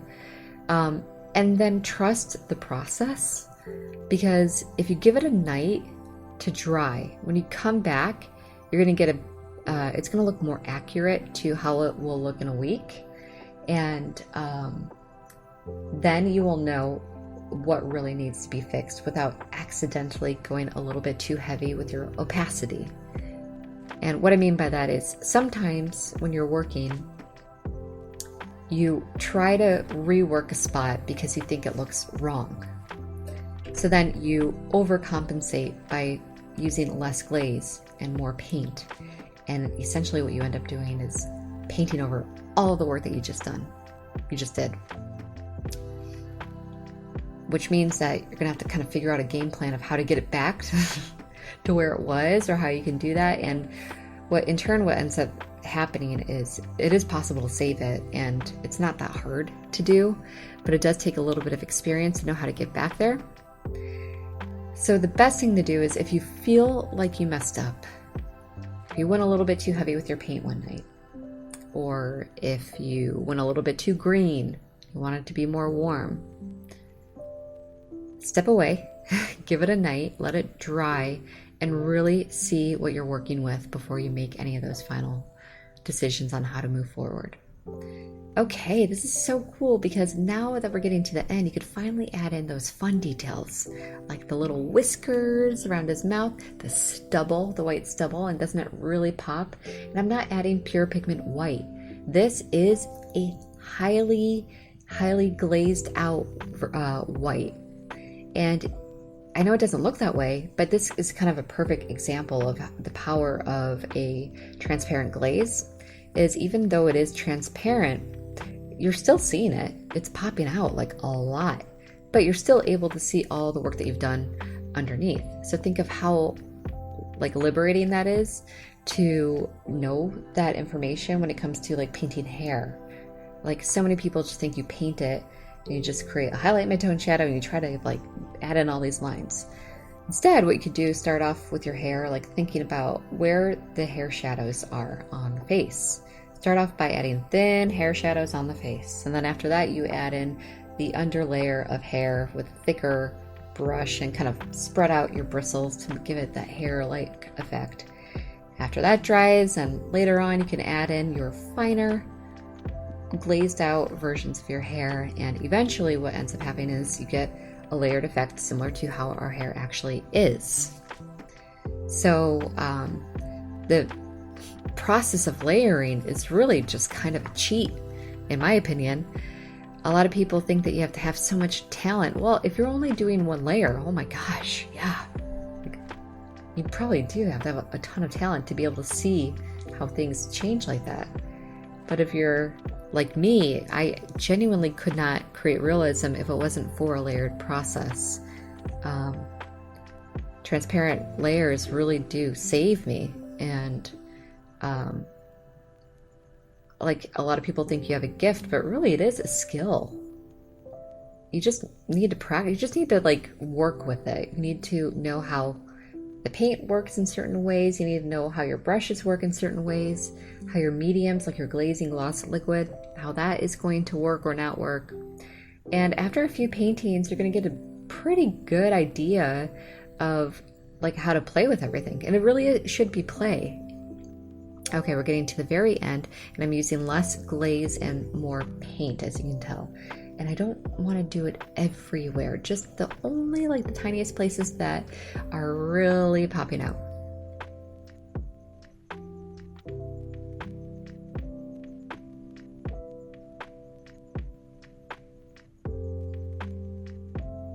I didn't really have to do very much for his mouth, like at all. I just kind of put in my values, and you can see some of the greens, the reds, the blues all popping down in his chin, and that is just like makes me really happy. All right, so keep in mind the eyes are a wet surface, so having some reflections in the eyes, not only the reflection like the highlight, the white part, but think about the reflections of your eyelashes as well. Maybe you can see things like the camera in the eye. Think of it more like a watery surface than a skin-like surface. All right, we're at the end. I sprayed my glass palette. I'm cleaning it off with my glass razor scraper thing. I really wish I didn't apply this, and here's the reason why. It's so thick that after this dried, it kind of left some of the brush strokes on here. I really do think that this is one of those things, a clear leveling gel, that I don't think I'm going to use it. Like after this class, I don't think I'm going to really use it again, because I didn't have like 100% success with it. Similar with my matte medium, I kind of just switched to using my gloss glazing liquid all by itself. Okay, so we're at the end of this portrait, and I can't believe we're done with that already. I will see you in the next one. Bye.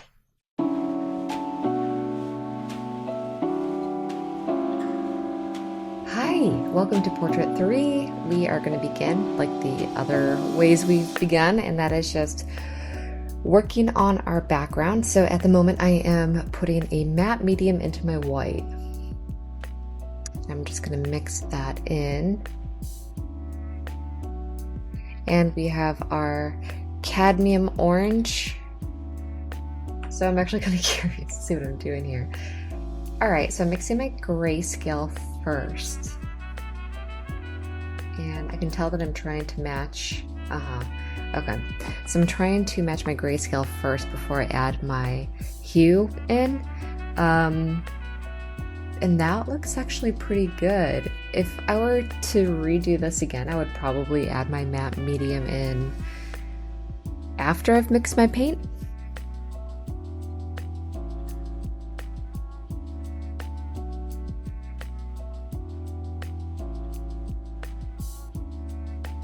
But it looks really good, so it worked out. I'm not sure. I wish I knew my reasoning for doing that, but it's actually going on really smooth. So that seemed to work out really well. I just added my matte medium to my white first and mixed that in, and that's the only thing that I added then. So it looks pretty smooth, it looks pretty even. Okay, I'm feeling pretty good about it. All right, that was fast. All right, next up I am doing my graphite transfer.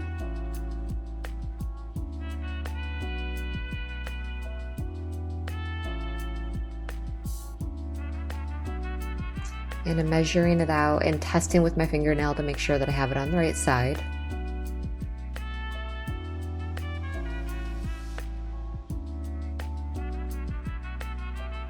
And you just want to make sure that your tape is secure down to the table as well. And here, usually I kind of cut off the edges of my transfer paper. And I haven't done that here. So I'm just reworking it, making sure it's on there straight. So you can kind of feel with your fingertips where it's supposed to be. It's not always going to be completely perfect, but as long as it's like somewhat in the middle, then you're going to be okay. You can fake things later on. Okay, so same as always, I kind of start around the outside of the face first. It's just the way I do it. Do you have to do it the same? No, you do not. We all have our different ways of doing everything. And I'm trying to find the shadows. So how I did it here was I kind of did a layering effect where I did my darkest shadows and then kind of worked my way out. It kind of helps me figure out my gradient from light to dark. And then here, just adding in the small details of the eyes. Again, if you need more information to help you out later with your painting, like say there's a specific highlight that you really don't want to forget about, or you want to know where it's located, add that information in. And you can always get a white graphite transfer paper if that is something, if you think more like when you do your transfers, that might be an easier way for you to transfer, is like pinpoint the highlights. They have that option available. In fact, they have transfer paper in pretty much for sure in all the primary colors, and then white and black. So you can really use them to your advantage if you want to. So she has such beautiful skin and smooth skin that sometimes it can be a little bit of a challenge when you have somebody with perfect skin. Because you have to make sure that you are blending very well to the point where it looks like a very flawless gradient transition later on. So at this moment in time, I think it almost kind of looks very silly when you draw these lines over their face because it's so perfect, and then you're adding in these things that sort of like mimic wrinkles when they don't have any.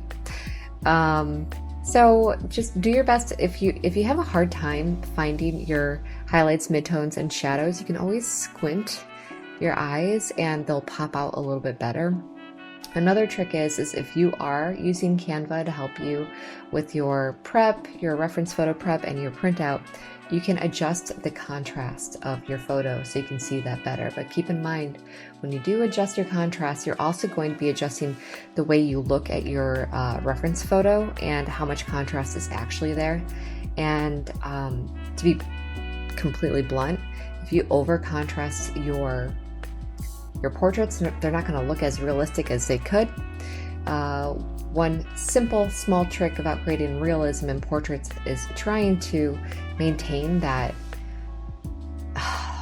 what is it even called? It's like a neutral tone where not everything is so like contrasting bright, and everything is sort of in the middle, blended somewhat neutrally.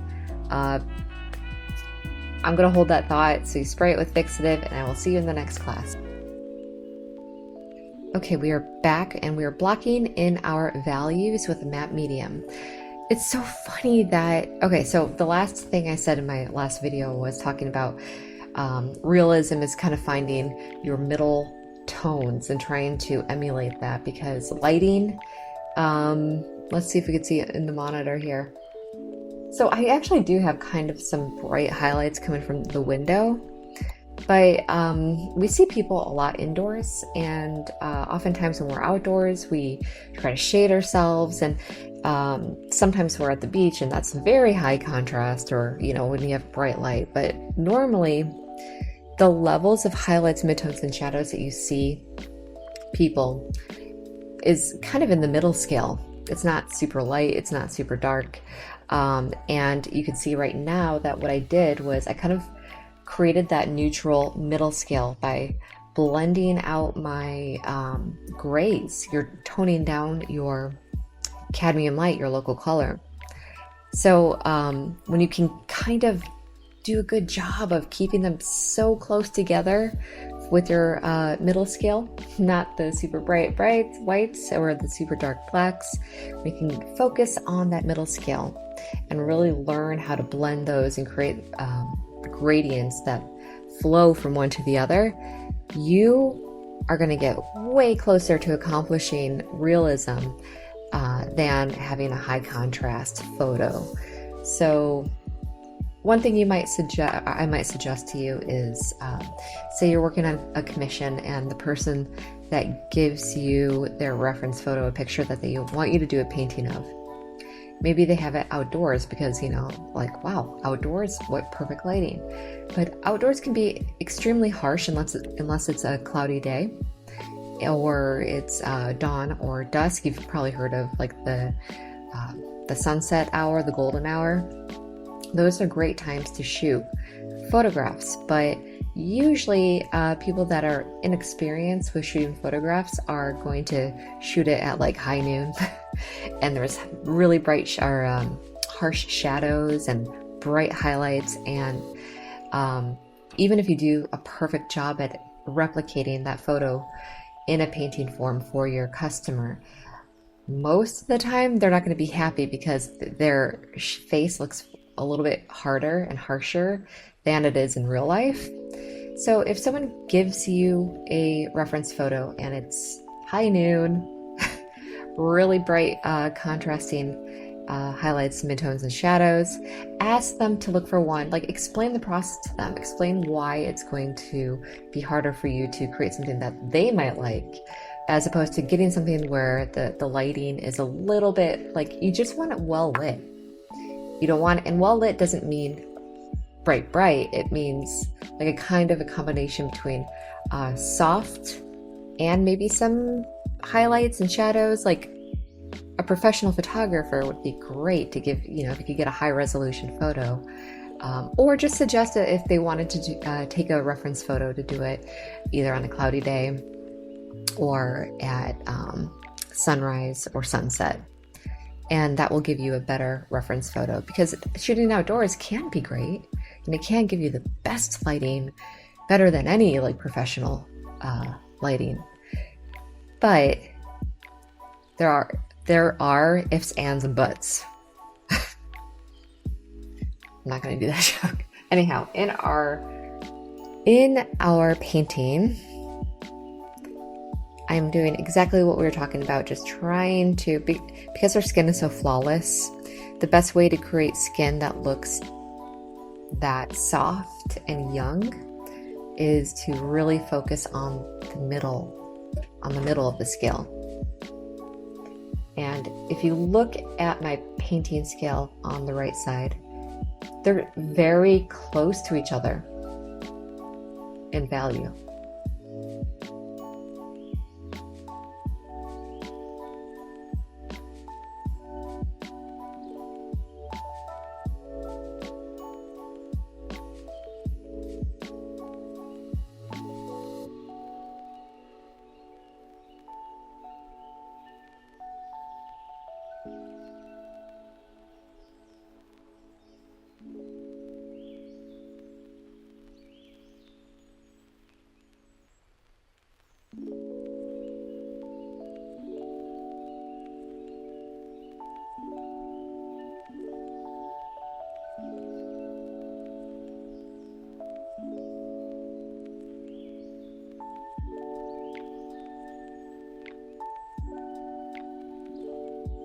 At this point in time, my paint is starting to dry up, and this happens kind of often with certain types of paint as well. Like, I noticed that my cadmiums dry pretty quickly. So cadmium red light and my cadmium orange, which I'm working with at the moment, they dry pretty quickly. So you can kind of expect to remix your paint a couple times during a long sit-down session. Black, my carbon black doesn't dry fast at all. Actually, I don't even have to add any kind of medium to it to keep it from like slow drying. It stays pretty much wet. Even overnight, if I like pull it up, there's still wet paint underneath. I don't know why that is about carbon black. I'm sure someone out there would know the reasoning, and if you do, please share it with us. I'd be really interested. But same thing with my cobalt blue and my Windsor blue. They're very slow drying, just like the black. My yellow I think is similar to my reds. They dry pretty quickly. This is not something that you will know when you start painting portraits. This is something that you will learn. And so that's something though that you can take note of with your first painting session. Just take note about which paint dries more quickly than your other paints, and it'll help you out with your future paintings as well, and your future painting sessions. Okay, we are wrapping up with this one at the moment, and I think I did a pretty good job with shaping my structure of her face.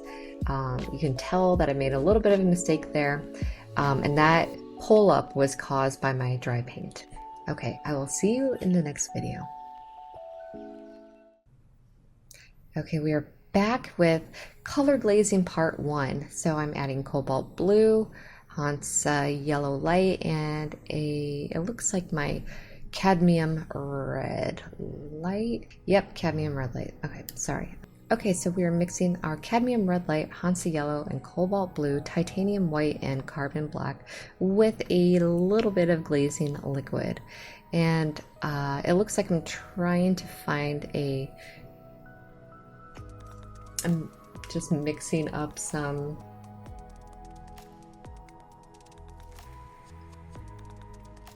opaque highlights, it looks like. So anytime you add white, again, it's going to make your paint more opaque. So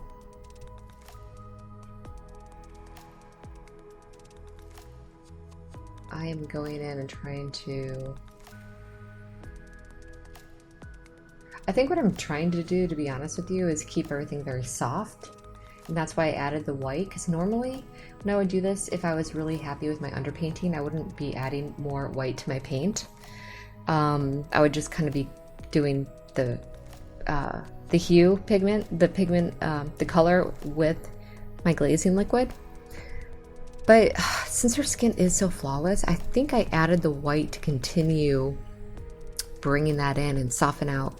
I must have not been too happy with my underpainting, or I thought it could have been a little bit softer. So I really like this orange. It looks like a peach. That is the cadmium Hansa yellow light, cadmium red light, Hansa yellow light, and titanium white mixed in. And that's really bringing in that youthful glow. And my blue, I'm probably going to start to put them, like into a little bit of my shadow spots. So you don't want your shadows for someone this young to be too harsh. And a way you can avoid that is, instead of adding black to darken your shadows, you could darken,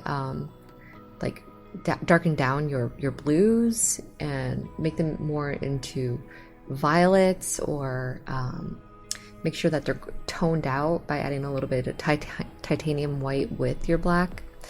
Another thing that you can do with skin this young is just really focus on all the drastic highlights, midtones, and shadows on the underpainting, and then use, like what I'm doing right now, add a little bit of white to your glazing to kind of soften all those shadows a little bit more.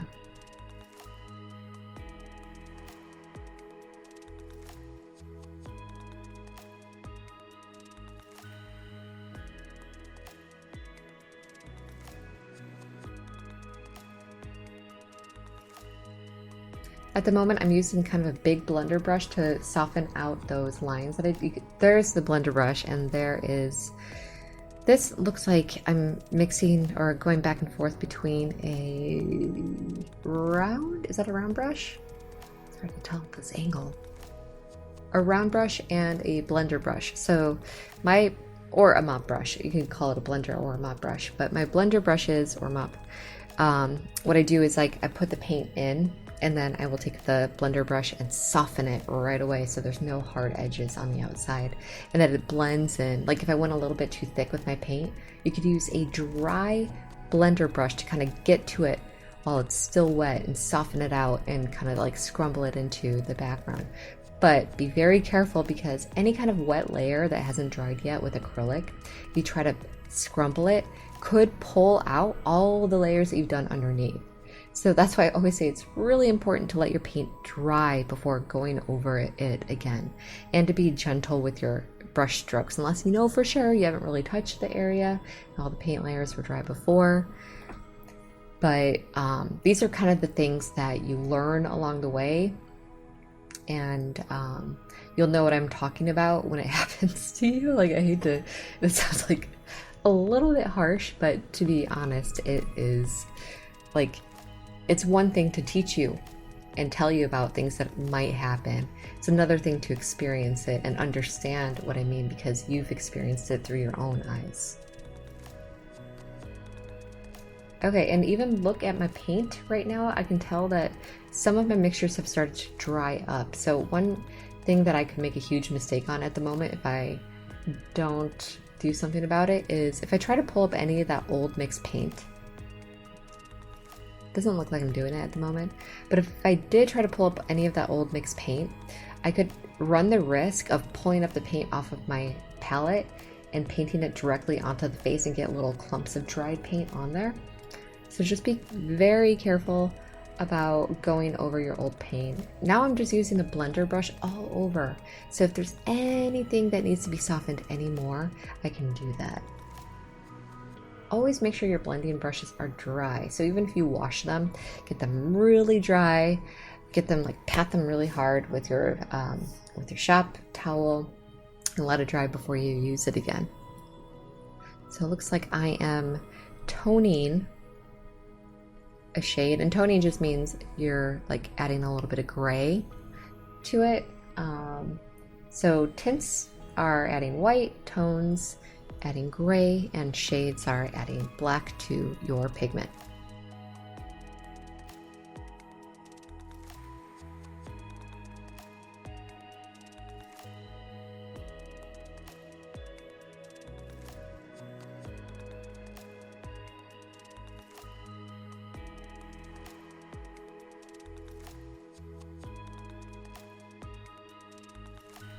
I wish I didn't do this. As you can tell, like, it kind of, what I was talking about with opaque, with white being opaque, I went over some layers that looked really good.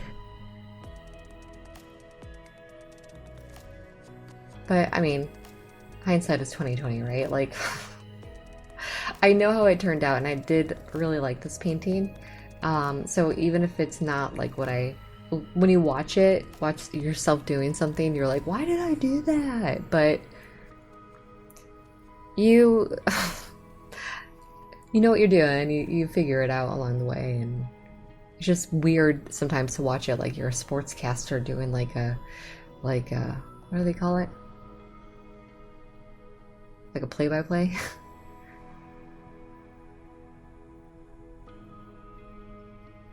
And right now all I'm doing is adding pure pigment with my glazing liquid and kind of adding in a little bit of that cadmium red light. And all this does is it's almost like adding lipstick where all that information below it, the underpainting, is done. So when you add on a clear, transparent layer of glazing liquid plus pigment, then it's almost just adding a little bit of color, but you're still able to see everything underneath. It's almost like colorizing a black and white photograph. Sometimes people do a really great job of colorizing a black and white photograph where they really think about the skin tone, local color, they think about lighting and everything.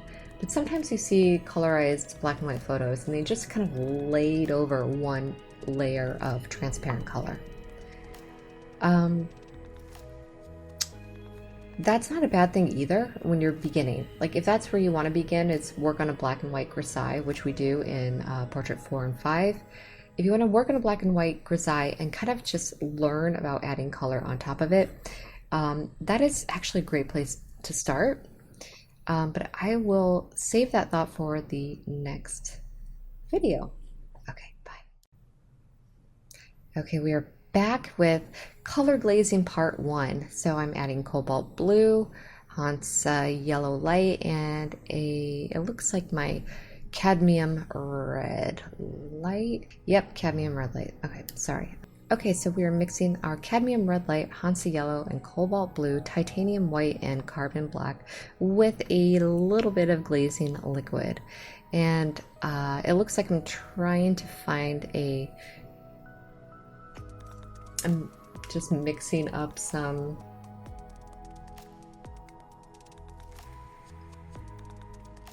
opaque highlights, it looks like. So anytime you add white, again, it's going to make your paint more opaque. So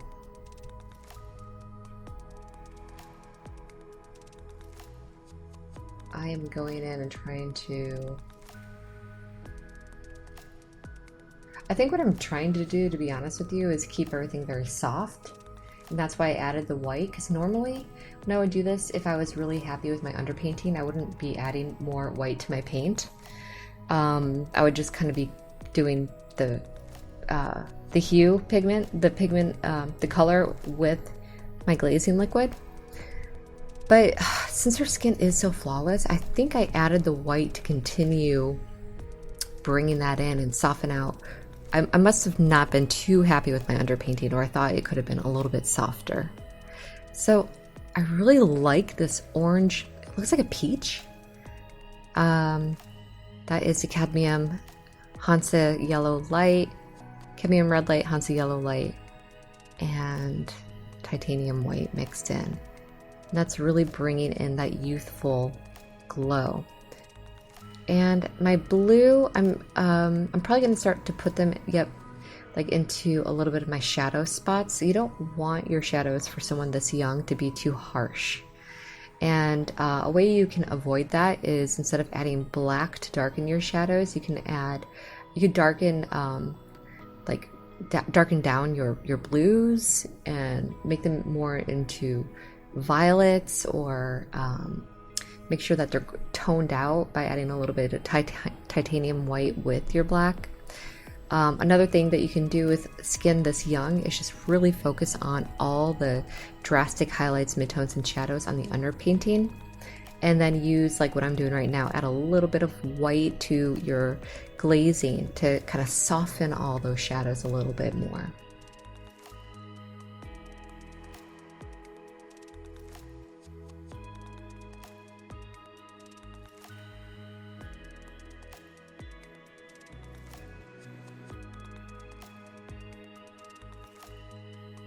At the moment, I'm using kind of a big blender brush to soften out those lines. There's the blender brush, and there is, this looks like I'm mixing or going back and forth between a round, is that a round brush? It's hard to tell at this angle. A round brush and a blender brush. So or a mop brush. You can call it a blender or a mop brush, but my blender brushes, or mop, what I do is, like, I put the paint in, and then I will take the blender brush and soften it right away so there's no hard edges on the outside, and that it blends in. Like, if I went a little bit too thick with my paint, you could use a dry blender brush to kind of get to it while it's still wet and soften it out and kind of like scrumble it into the background. But be very careful, because any kind of wet layer that hasn't dried yet with acrylic, if you try to scrumble it, could pull out all the layers that you've done underneath.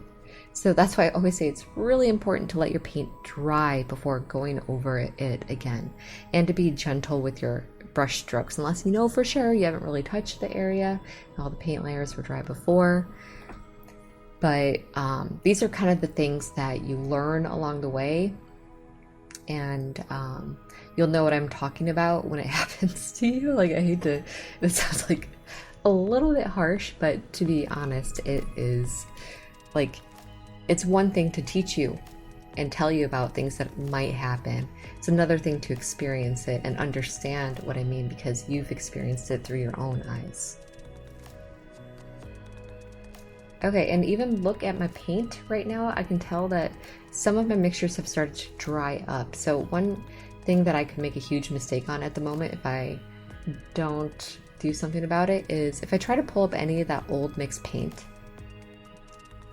Doesn't look like I'm doing it at the moment, but if I did try to pull up any of that old mixed paint, I could run the risk of pulling up the paint off of my palette and painting it directly onto the face and get little clumps of dried paint on there. So just be very careful about going over your old paint. Now I'm just using the blender brush all over, so if there's anything that needs to be softened anymore, I can do that. always make sure your blending brushes are dry. So even if you wash them, get them really dry, get them like pat them really hard with your shop towel and let it dry before you use it again. So it looks like I am toning a shade, and toning just means you're like adding a little bit of gray to it. So tints are adding white, tones adding gray, and shades are adding black to your pigment.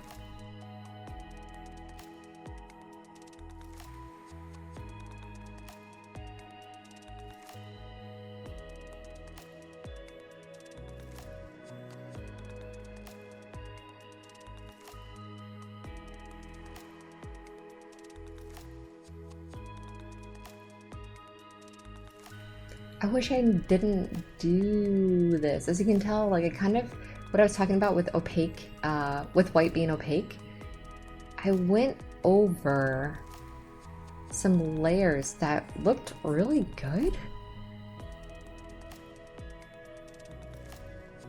But I mean, hindsight is 2020, right? Like, I know how it turned out, and I did really like this painting. So even if it's not like what when you watch yourself doing something, you're like, why did I do that? But you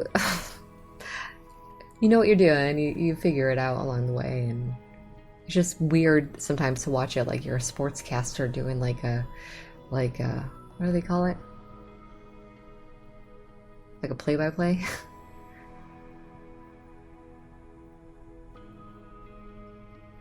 And right now all I'm doing is adding pure pigment with my glazing liquid and kind of adding in a little bit of that cadmium red light.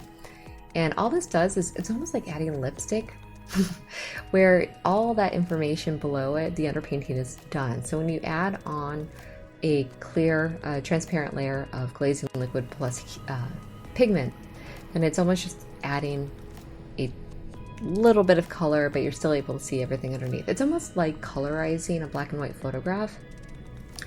Sometimes people do a really great job of colorizing a black and white photograph where they really think about the skin tone, local color, they think about lighting and everything.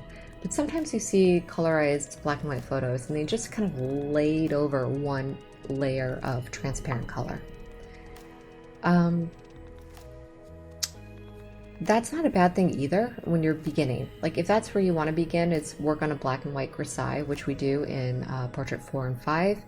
If you want to work on a black and white Grisaille and kind of just learn about adding color on top of it, that is actually a great place to start. But I will save that thought for the next video. Okay, bye. Okay, we are back and this is part 2. So I'm just going to pick up where we left off with what we were talking about. If you want to paint like you're colorizing a black and white photo, that's actually a really great place to start. And that's kind of like how a lot of the Renaissance painters painted. They would work primarily on doing a grisaille with like a burnt umber or raw umber. And all that means is like they're creating the entire underpainting with that specific shade of paint. Plus white.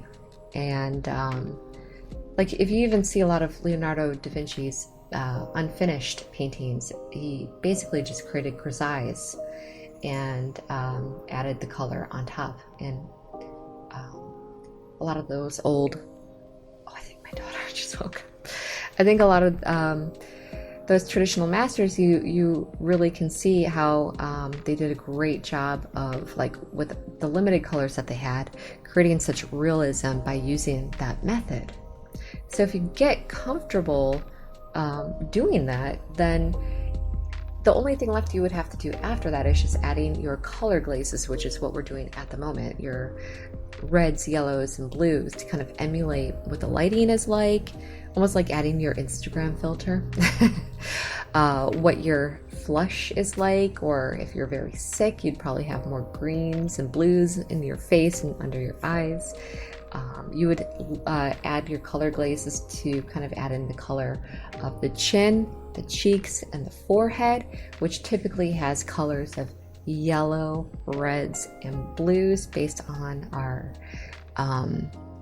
blood vessels and how thin and transparent our skin is in certain areas, and where you can see those vessels and what they do, having like a flush around the cheeks. So these are all things that you will start to learn after you've kind of figured out how to make an underpainting, focusing on your values and building the structure of the face, creating a very nice gradient to make it a believable face, not like a flat piece of paper where you just put an eye or put two eyes, a nose and a mouth. There's curves not only from this part, but here, even your teeth have curves and each individual tooth has curves. And I know this is starting to sound super overwhelming, but if you're only focusing focusing your painting on the highlights, midtones, and shadows, and you're just seeing that, then the puzzle pieces will start to be put together. And my daughter has just woken up and we are 3 minutes in. Okay. At the moment, I am working on her eyes, and I used to spend so much time painting eyes. And now I started to realize that if you're able to just focus on, because eyes are glossy, and they're supposed to be, otherwise if you had dry eyes, it'd be really hard to blink and move your eyes around. But because they're so glossy, you really want to focus on what makes something look wet. And that is those highlights and where they are specifically at certain points of the eye. So when you're looking at your reference photo, not only where are the highlights, but where are the reflections of the eyelashes? That was something I never really thought about for the longest time. So if you think about it, your lid is going over your glossy eyeball. Because your lid is covering and protecting your eyeball, your eyelashes are also covering and protecting your eyes from dust and wind and debris, whatever. And because they hang and the light is shining through, depending on where your light source is around you, you're going to be able to see your eyelashes in the eye. So the next time you look at your reference photo, don't just look at the highlights, which are the brightest parts. Try to look and see what reflections are in the eye, and see if you could pinpoint any of the eyelashes that are reflecting. And sometimes they kind of go in opposite ways for the reflection, and that's just more of an optical illusion based on the curve of your eye and the way your eyelashes kind of curve as well and go out one direction. But when I started focusing my attention on those tiny details, instead of like, oh, I need to have everything look like her eyes are blue or her eyes are brown, once I got rid of that idea and really looked at like the information that was given to me, I really felt like my eyes then started to look way more realistic than ones that I did like 5 to 10 years ago. I felt like that's a major breakthrough for me, and if I can share more information like that to you, I will definitely do that, because if you can kind of jump right to knowing those things and looking for those things, then your paintings are going to just be that more advanced. And really, what it comes down to is creating realism in your portraits is knowing what to look for in your reference photos or in your subject that is sitting in front of you. If you don't know what you're looking for, then you're going to be lost and you're not going to know you're going to feel overwhelmed. So having a process, kind of like we have here, with working on the background, sculpting the values, and then doing color glazes on top, having that process makes you aware of like what you need to do next and give you an idea of how long it's going to take for you to finish your painting based on how slow, how fast you are. And if you're a beginner, I would say take it slow. Remix your paint often. Get a really good audiobook. Get a really good audiobook to listen to. And if you're like, I'm not a reader, I'm telling you, you could listen to any story you want. It doesn't have to be anything educational. Get something action-packed. Like, think of all your favorite movies most likely came from books originally. So you'll really sit longer for your paintings, especially as a new artist. You're gonna want to sit in front of your paintings and you're not gonna wanna get bored. So get something that really grabs your attention because it'll make you a better artist. And I cannot recommend audiobooks enough. Okay, we're getting to the end of this. We have less than a minute, and I'm using my blender brush to kind of add in darker values of the hair, but I'm still keeping it pretty loose. I'm only focusing, like I'm leaving the highlight areas alone, and by using the glaze, I'm still getting that the underpainting shining through. I'm not working on the bangs yet, and I think that's because I want to focus more on the forehead. I'm not quite sure. We have one more video left, so I guess we'll see. Oh, bangs. Here we go. So all I'm doing, I'm most likely, I'm using a blender brush to add in somewhat heavy hair. I guess we'll see what happens. All right, take care. Hi, welcome back, and I have a little visitor who's going to join me. This is my 2-year-old daughter, Ava, and we are working on our final detail glazing with our gloss glazing liquid at the moment. And I am blending in my gloss glazing liquid directly into the paint pigment, and I have my cadmium red light, Hansa yellow, cobalt blue, titanium white, and carbon black. And it looks as though I'm making a gradient of like brownish colors by mixing all of my primary colors together. And they're a little yellowy because now I'm adding more red, but I'm trying to see what color her highlights in her hair are. And I noticed that they're a little bit like auburn, a little bit reddish.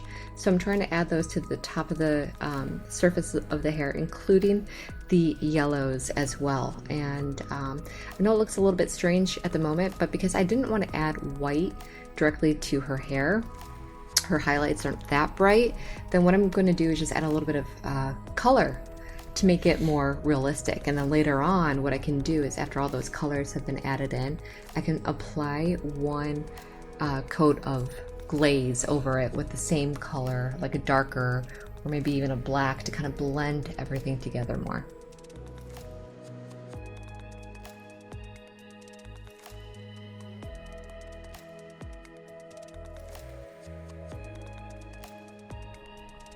So I'm using my liner brush at the moment to add in thin hairs, and keep in mind that when you add your gloss glazing liquid to your paintbrush, you're going to want to have a lot of it on your paintbrush, so your liner brush will not like skid to a stop when you're working. If you need really fine hairs, you can also take some water and really like water it down your paint, and it will make it transparent as well. But I would still recommend using the gloss glazing liquid. And once I have, like don't touch it. At the moment I have, don't touch the microphone, sweetie. Okay. At the moment I have kind of thick bangs, and sometimes I do that on purpose and then kind of create a softer, close to her local color, skin tone color, and go in and kind of remove some of those. And because that pigment is so dark that when I try to remove it, it will kind of appear to be a shadow underneath her bangs. So that is a little bit of a trick that you can do. I'm going to see if I end up doing it. And at the moment, I think I'm trying to use my blender brush to really soften everything. And I think her eyebrows turned out really well. And all I did was create kind of a thinned out dark glaze from her eyebrows first, where the shadows would be underneath the eyebrow, and then went in with just a few lines of going down for her eyebrows and up with a thinned out brownish black I thinned it out with a lot of glaze. And I'm using my blender brush to add some shadows in around the neck.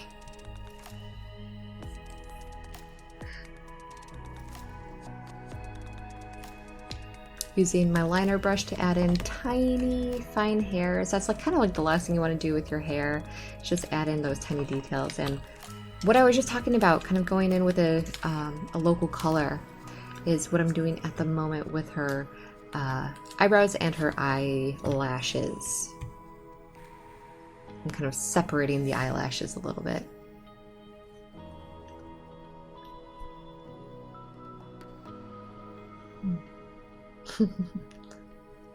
Tiny Teddy. Thank you. Okay, and I would highly avoid going, like I'm using a liner brush to get my darks in, but as you can tell, after I get my darks in, like around her mouth, I still use the blender brush to soften it, because you don't want at the very end to have dark, like creases in the, like where you smile.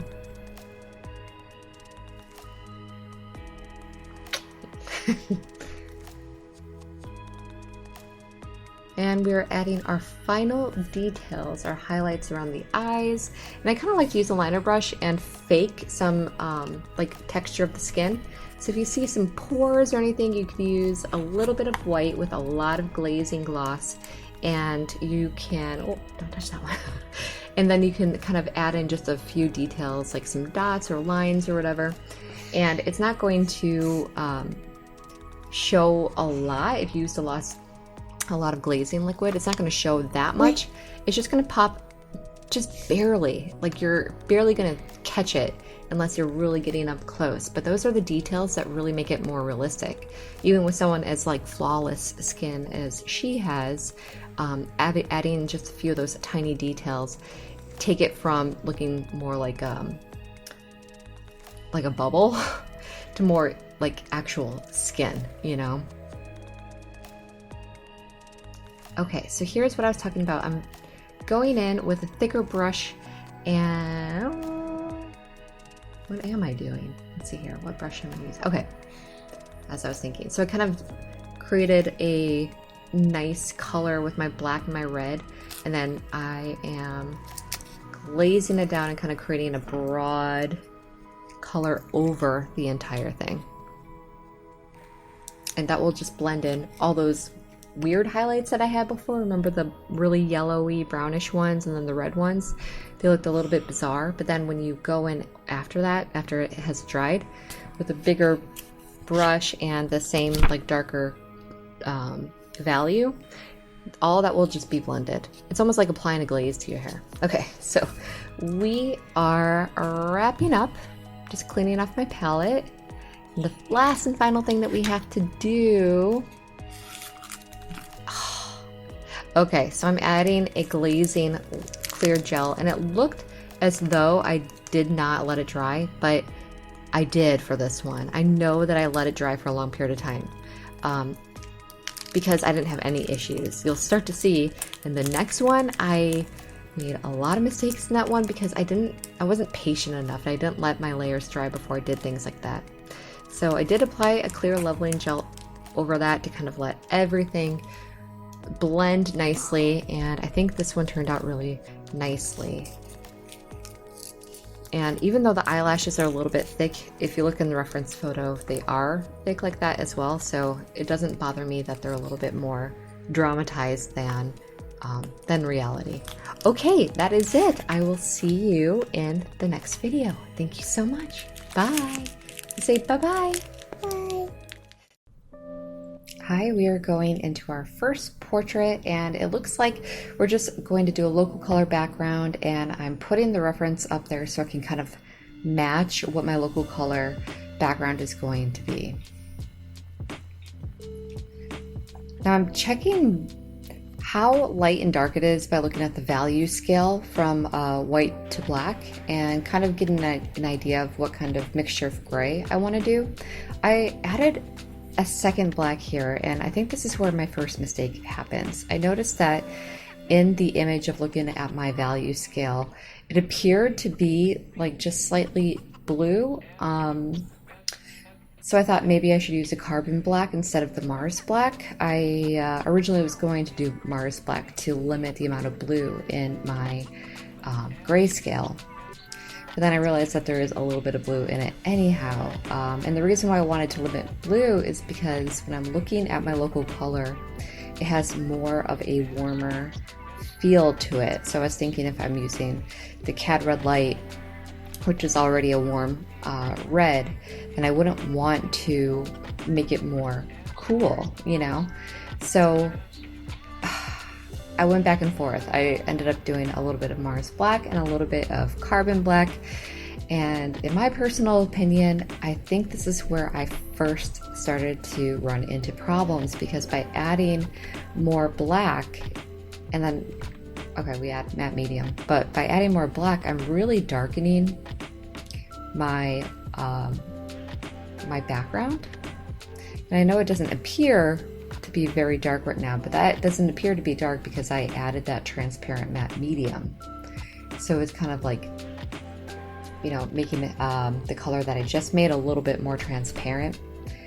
But what I should have done, if I could go back in time, is actually try to match the local color for the lightest value, because I know for a fact that I'm going to be going darker anyhow.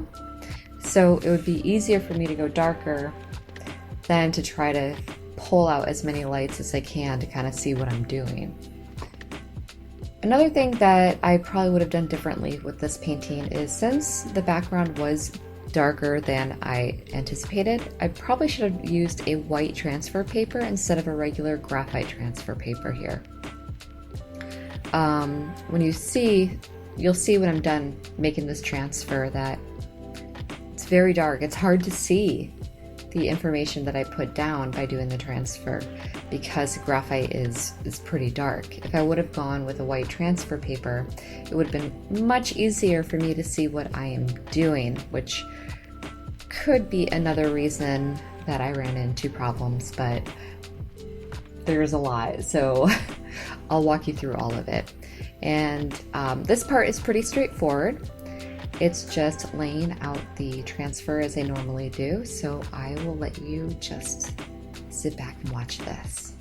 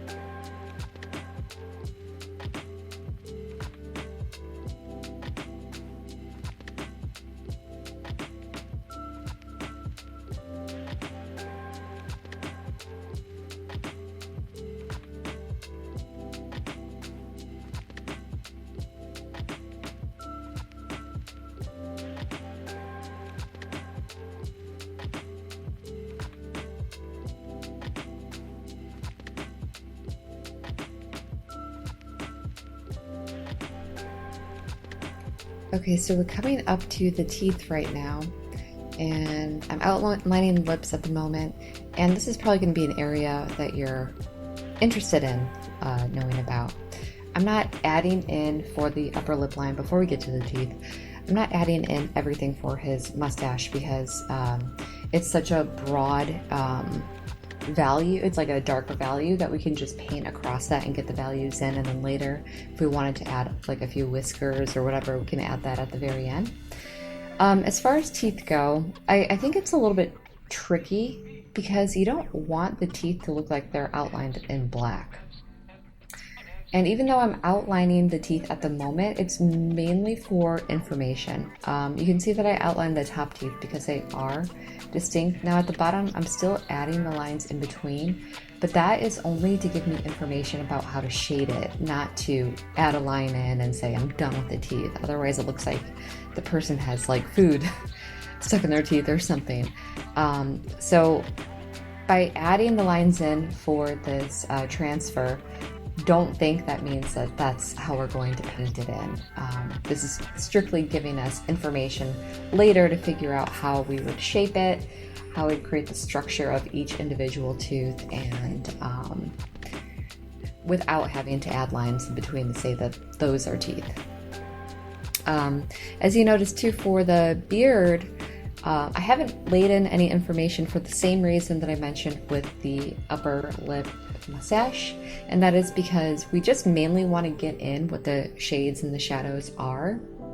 And as you can see here, I added the detail underneath of like how far the hair goes down, but that is about it. Now, can you see what I'm talking about at the moment? I'm just going to spray it. You can see the transfer better, but it is still hard to see all the information. So if you're doing something similar with your own painting, I would highly recommend getting white transfer paper, and that will help you with your drawing process and your painting process. Hi, welcome back, and we are blocking in our values with our matte medium. Here is a second mistake. Matte medium tends to, like, it is transparent, but at the same time, something crazy going on there. Even though it is a transparent medium, because it is matte, for some reason I noticed that it does kind of, it's not as fluid as I would want it to be. It kind of drags a little bit, and it also dries a little bit more quickly. So instead of adding your matte medium directly to your mixed value scale, maybe just keep your matte medium off to the side and add your paint to it after you've mixed it. It'll make it a little bit easier for you. Okay, so at the moment I am laying in my darkest values, and it appears that I'm using just a small filbert brush, which is rounded on the, it's kind of like a flat brush, but it's rounded on the top.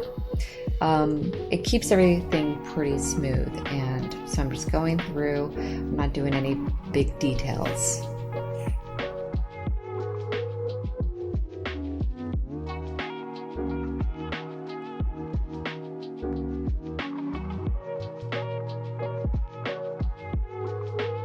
And I'm still using my darkest value, but as you can see, I added in a lot more of my medium, and that is what makes it more transparent. And because we have our local color in the background, we don't have to add very much of the dark paint to our medium, because it's going to darken it even just with a tiny amount of paint added. And that is what I'm doing right now too. You can almost do the entire painting by just adding tiny bits of black to your glaze, and then if you want to build up the opacity to make it more opaque, then you can just let it dry and add an additional layer.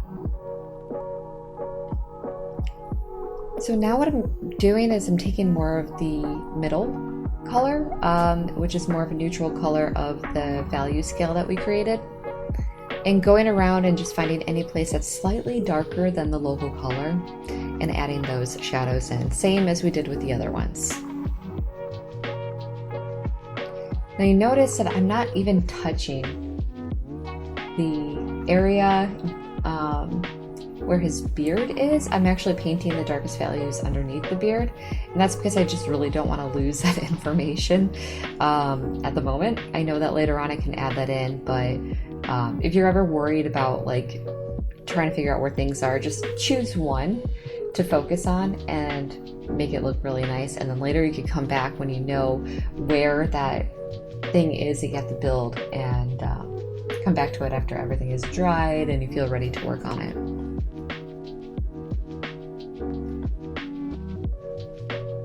I'm now starting to go similar to the local color, just slightly lighter in value, and this is just going to start to pull things forward. So lighter colors will appear to come forward and darker colors appear to be pushed back.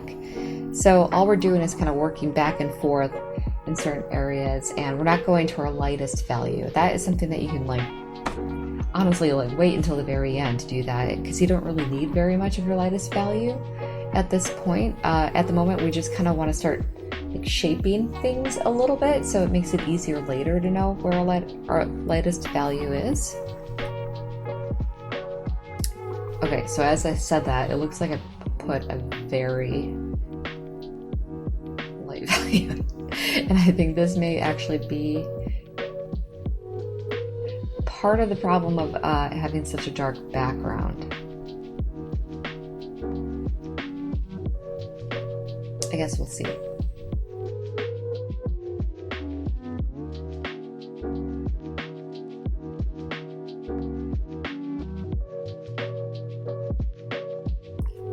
I don't know if you've noticed this, but it appears that some of my paint that I've mixed is dried on the glass palette already. And I do think that is because I added the matte medium to it. And this is kind of what I'm talking about. You can kind of get your paints to last longer if you don't add matte medium to it.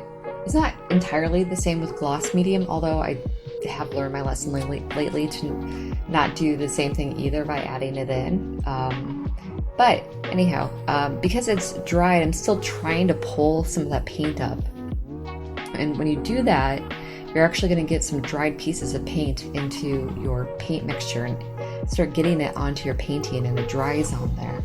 And because acrylic, it dries so quickly, then you kind of start getting this texture of dried paint because you're trying to pull up some of that mixture. So another big mistake that I made here is what I should have done is just start over. Like clean the glass and remix my paint and add my paint mixes to my glaze instead of trying to make it work when it's not working.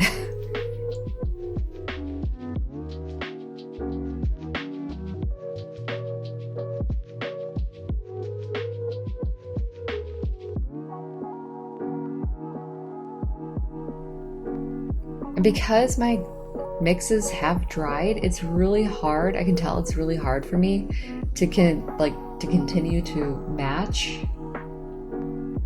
what I want to do. Like, I can tell that I am struggling at the moment because I'm being a little bit too lazy by not remixing my paint. I'm like, you know what? I just want to get this like thing down, and you have to be careful with like what kind of mindset you're in. And I've probably said this before, but if you're feeling tired, or if you're feeling like a little bit frustrated that something's not going the way it is, then maybe you should just step away and come back to it in an hour or even 15 minutes. Just step away for a little bit. Okay, so that's the end of that video, and we'll go to sequence. We'll go to the next video right now. Okay, we are blocking in our values with a gloss glazing liquid, and this is part one. I sort of feel like at this moment in time, like from the future of me talking, looking back on this, I would just use gloss glazing liquid for all of my portraits and kind of skip the matte medium. Now that I've had like a lot of portraits under my belt, the gloss glazing medium pretty much accomplishes everything that I want to do. All right, this is what I'm talking about. By having your gloss glazing liquid off to the side and your paints mixed, you can add your paint to the gloss without worrying if the gloss is affecting your mixed paint. So I have a feeling that this is probably going to go a lot better than the last painting session that you just watched. Hopefully. And my paints look mixed a little bit better.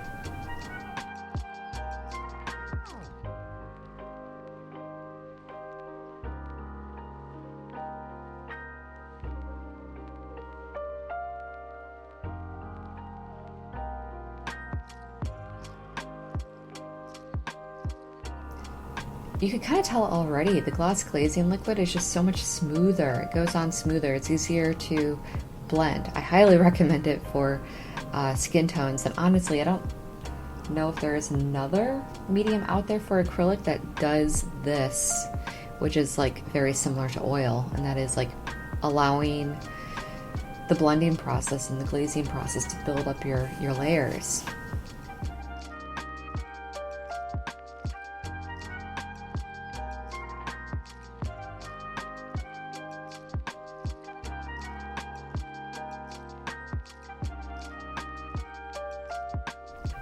And to be completely honest, it kind of looks like I'm fixing some of my mistakes that I made in the last video.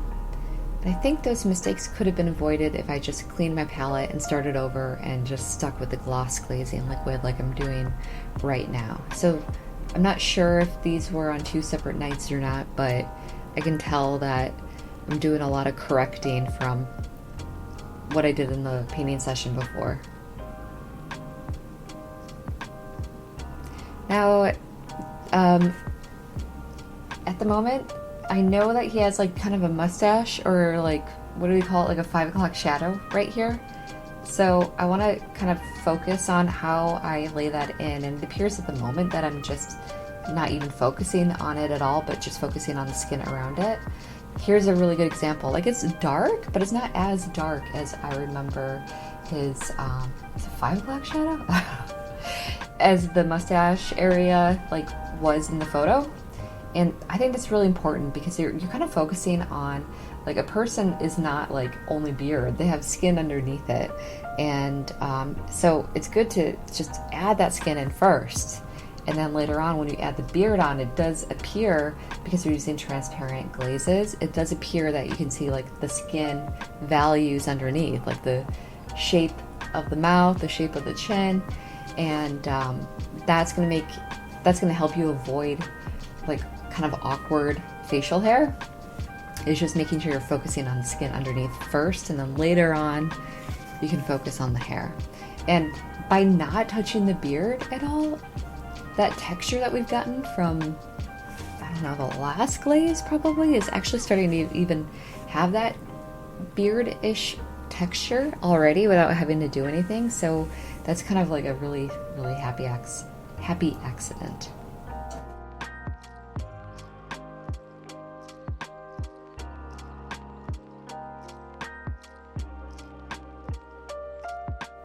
And the cheek area can be kind of tricky because we want to, like, I know a lot of times you just want to focus on like the highest part of the cheek, but because it does like shape in one direction and then wrap around in a different direction, and then there's a part on the top, and like, it's really important to not think of it as a shape that you imagine it in your mind, but to kind of like think of it as a structure that has like it's almost like a triangular shape. This is weird. But yeah, so pay attention to the information that has been given to you on your photograph, and see, like, is it a warmer value? And by warmer, I mean, like, does it appear more yellowy or orangey or red? Or does it appear more blue, purple, or green, which would be a colder value? So if that's the case, you would probably want to introduce, you know, a different type of red, which I will talk about in the next video.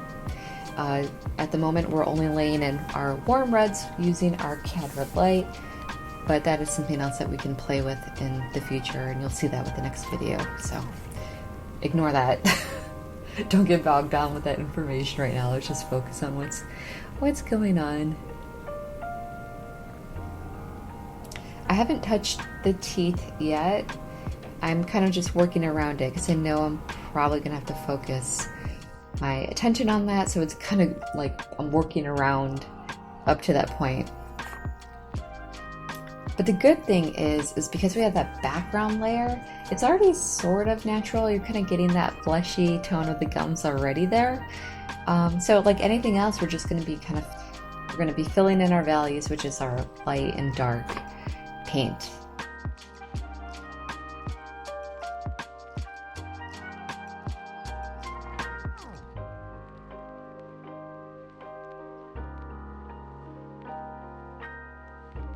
And at the moment, it appears that I am kind of softening some of those highlights that I had in by using in between values, my middle values.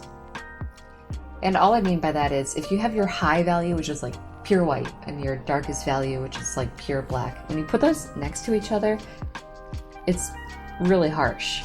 You want kind of the gradient in between your middle values to create a shape to make it look like it's curving, because we want to keep, like, every part of the face does have like curve to it because of the way the skin folds around your skull. Anyhow, we'll save that thought and move on to the next video.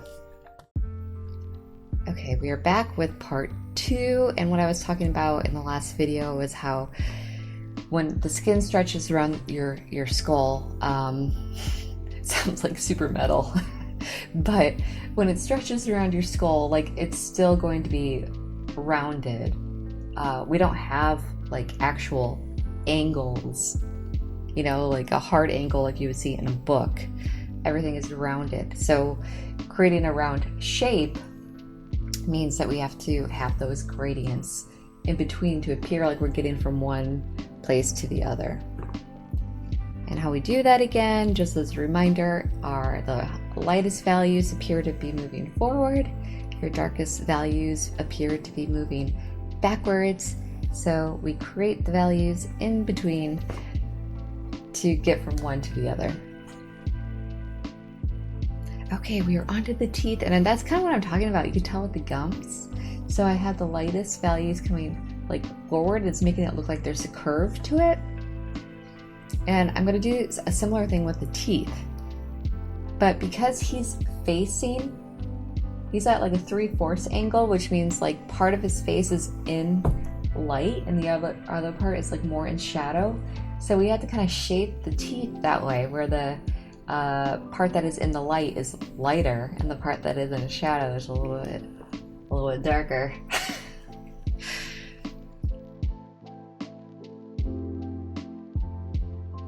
And very important, just make sure you are really doing thin transparent glazes.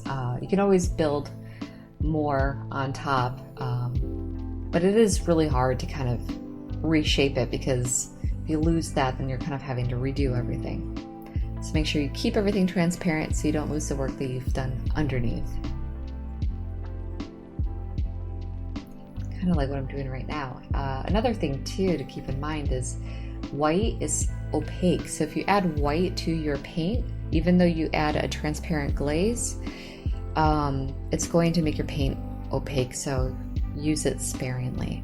At the moment, I'm using a detail brush, and I really like to blend with detail brushes by adding more glaze. So you can kind of soften it out by adding more glaze until it's like blended into the background.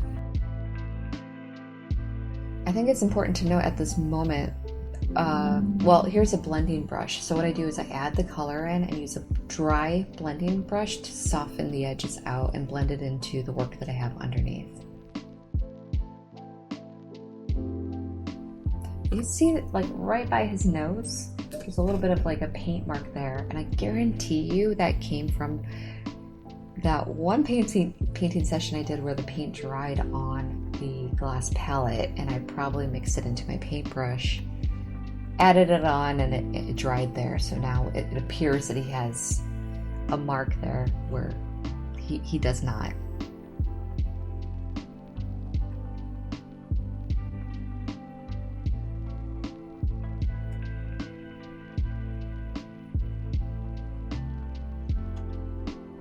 There's really no way to hide that either. You just kind of paint around it and hope that it'll blend in. You could tell how the glaze is, like, I barely add paint to the glaze. I just want a little touch of it. And as you progress in your layers, you kind of want to use more glaze than paint, so you don't lose the work that you've done before. And I know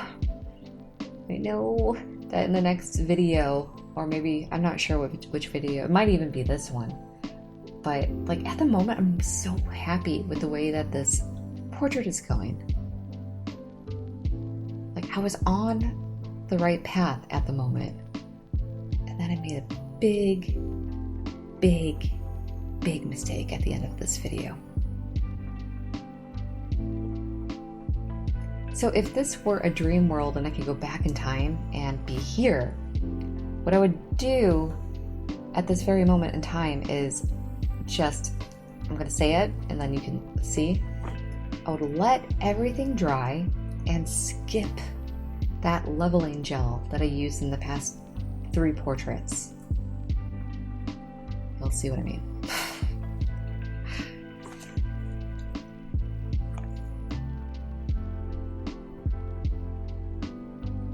It's like heartbreaking to watch this because I really love the way it's going right now.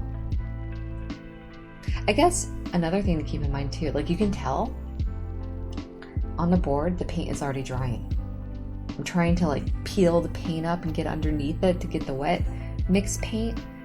And lesson from the other video, just stop. Like if you're getting to that point where your paint has dried, stop. And I know that I continued because I was so close to the end, and I wanted to have this like filmed for you guys. So I just kept on like remixing, and I mean, for this very specific part of the process though, it worked out. But I'm not sure how long I sat for this painting session. I knew that I wanted to, I knew because for the purpose of this class that I wanted to get to a certain point so that the next day when I filmed, I would have you guys at a certain spot that would make it easier for learning, but it also made me do things like this where I allowed the paint to dry on the board and not remix it. So think about your own deadlines in your life. If you're doing this for fun, big word of advice is when your paint dries, stop for the night or stop for your painting session, or just clear it and spend some time remixing your paint. It's not going to be exactly the same that you had before, but that's never been a big deal. At least you know that you're only like mixing up your 3 hues. You have your like white, your black, and your cad red. So it's not like you can really stray too far from what you had.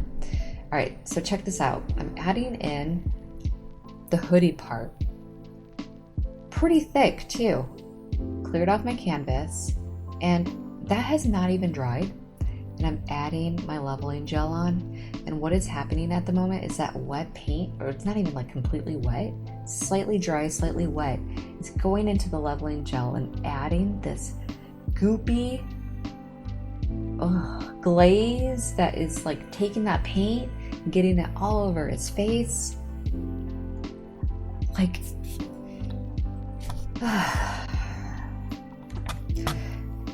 okay, so let's see how this dries. I'll see you in the next video. Okay, look what we have here. Color glazing part 1. So that leveling gel not only, like, you could see the clumpiness of everything, but it also dulled down the face. It pulled up the paint from the hoodie that I laid in. It's just like, it's hard to look at, and I never finished the ear. What I should have done is skip the hoodie altogether, finish the ear, and then let it dry overnight and not add that leveling gel at all. And to be completely honest, I'm not a huge fan of that leveling gel, and it worked nicely for, you know, like what I did in the last 3 paintings, but I never was like in love with it.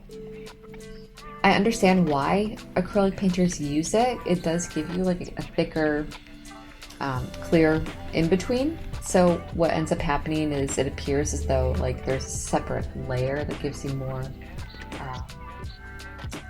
it appears like kind of skin-like because you can see through the layers, but you can do that same effect by just adding transparent glazes with your gloss glazing liquid, the bottle, the tube that we have. So I can tell you at this moment in time, from here on out, or after this painting, I still go crazy with the leveling gel. But after this painting, my next paintings for the rest of my life, I am not going to be using this leveling gel. So on your materials list, when you see it added on there and I have an asterisk that says optional, that's the reason why. I understand why a lot of artists do use it, but personally I am not using it, and you can see at the moment why I'm not using it. Yeah, I wish I could go back in time. I'm trying to now correct all of my mistakes, and I can't even do a proper glazing, a proper color glazing. Well, the teeth look pretty good. The teeth look pretty good. But because I have that huge separation and everything is all messed up from that leveling gel, by adding my yellow hues, my blue hues to the skin, it looks like he's wearing a mask. Where if I never did that, those yellow hues and the blues and everything would just properly glaze in, blend in flawlessly, because the work that we did before with, started off with a local color background. And then after that, we added our dimension, we built our like sculpture by doing our local color values. So you still had your red, CAD red values in there. And then pretty much you should almost be done with the whole process by just adding in a little bit of glaze here and there, color glazes, to kind of match what the lighting is like and whatever. Instead, I'm sort of, at this moment in time, it appears that I'm kind of like repainting the whole thing. I mean, just remember what it looked like in the last painting. It was like,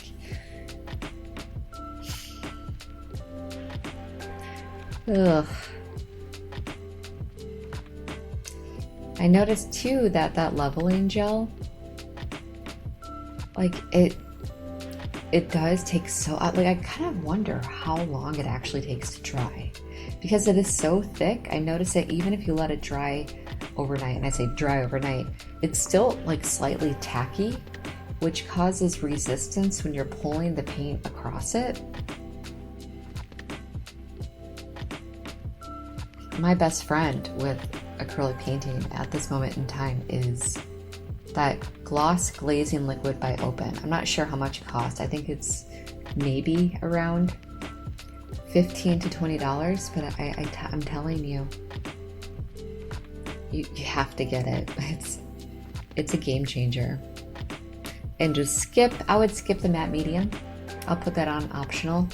You don't need it. You could just do the gloss glazing for the entire thing.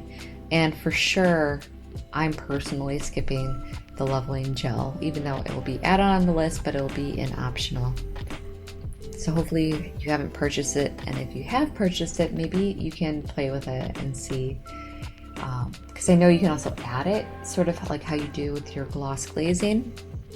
You can add it directly to your paint, but it is very thick. So if you're someone who loves to see the brush strokes, like you can see the brush strokes from me just adding a thin layer. If that's you, then this might be a perfect medium for you to add to your toolkit. But for someone who, like me, who doesn't even like texture on the tooth of my paper, I like everything very smooth so I can like have my paintbrush glide across and do exactly what I wanted to do. So for someone like me, this is like a little bit of a nightmare. But really it is all about, I mean, everyone has their own style, their own technique. So, yeah.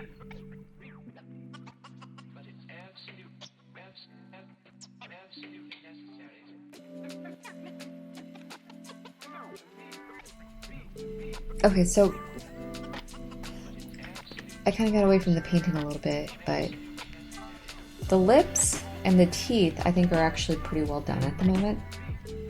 Oh, great, here I go. Let me just wait before I say anything else. Okay.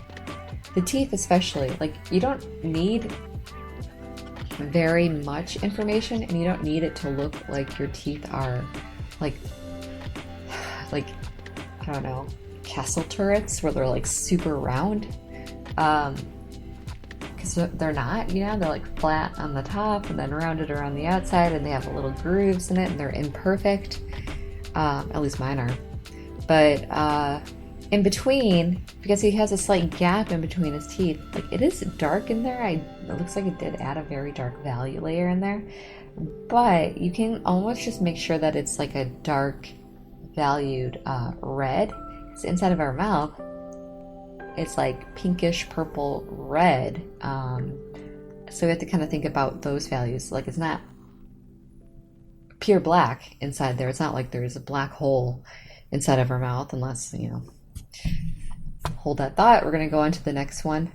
But basically, pink values on the inside of your mouth instead of a black hole. All right, I will see you in the next video. Okay, this is part 2 of color glazing, and I know that it's part 2 because I'm struggling. And look at this, I added the gloss to my paint directly. And in my mind, I probably thought I have a lot of correcting to do at the moment. I want my paint to last for a long time. But just like by adding the matte medium to your paint, I've been having similar things happen by adding the gloss glaze liquid directly to my paint.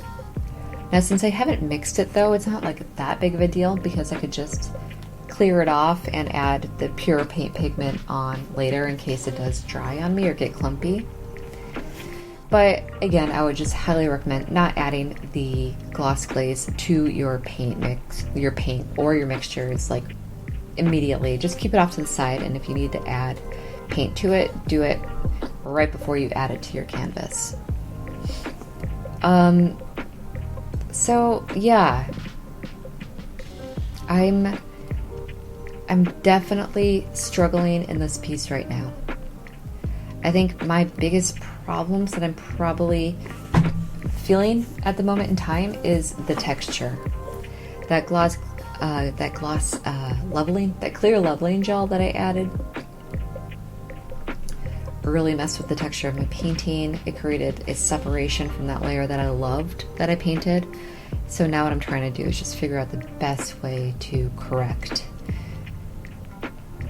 So if you can avoid correcting and just, you know, follow a process that works, that's like the ideal, right? So hopefully you take the tips that I'm giving you at the moment and can avoid a mistake like I'm doing.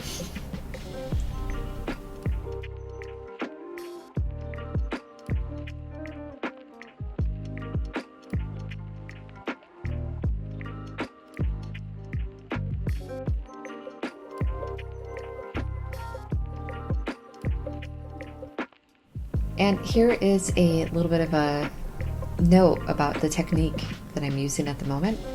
I add paint in, highlights, and then I soften it immediately after applying it down with a blending brush. So there's a blending brush, and by adding a little bit of paint in and softening it, you're not getting those harsh lines, but you're getting a little bit of faux texture added, like pores or wrinkles. You could do the same thing for. Now it appears I'm using I'm using a smaller filbert brush. Filbert is sort of like a flat but rounded on the top. And I'm just adding in some darker valued glazes, kind of like a reddish, it appears, like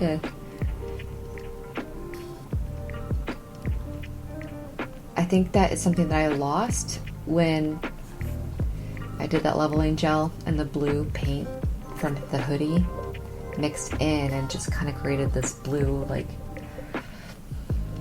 it almost appears, I don't know if you remember it, like appeared like a frosty layer over his face. And I know for a fact too that because that paint was not wet completely, but it was slightly dried and got into that leveling gel, it made the leveling gel so much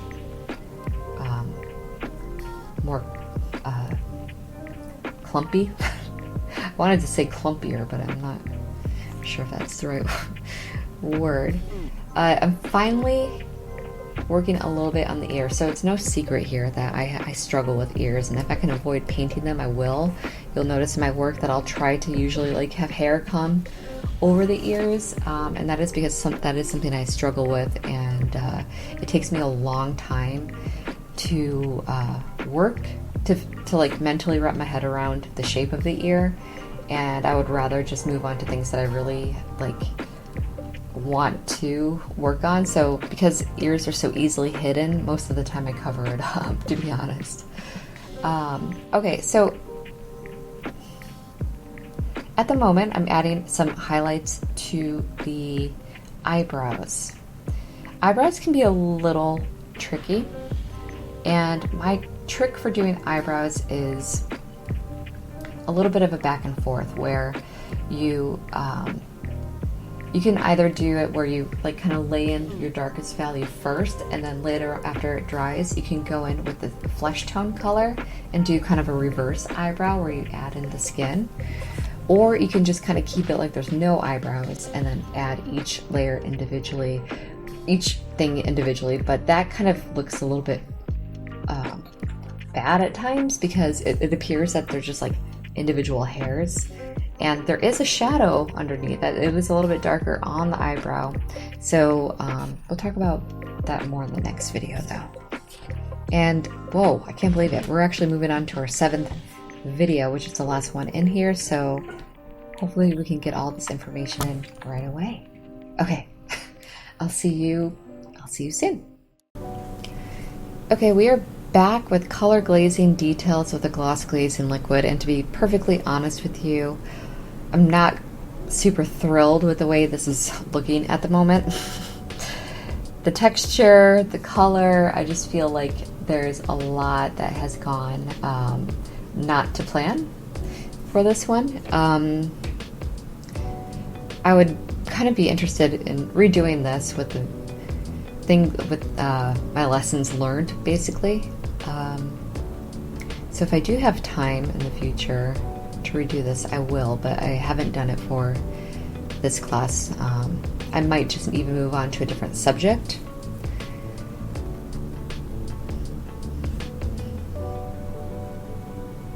But we were talking about the eyebrows before, and I want to finish that thought because I think it's kind of important.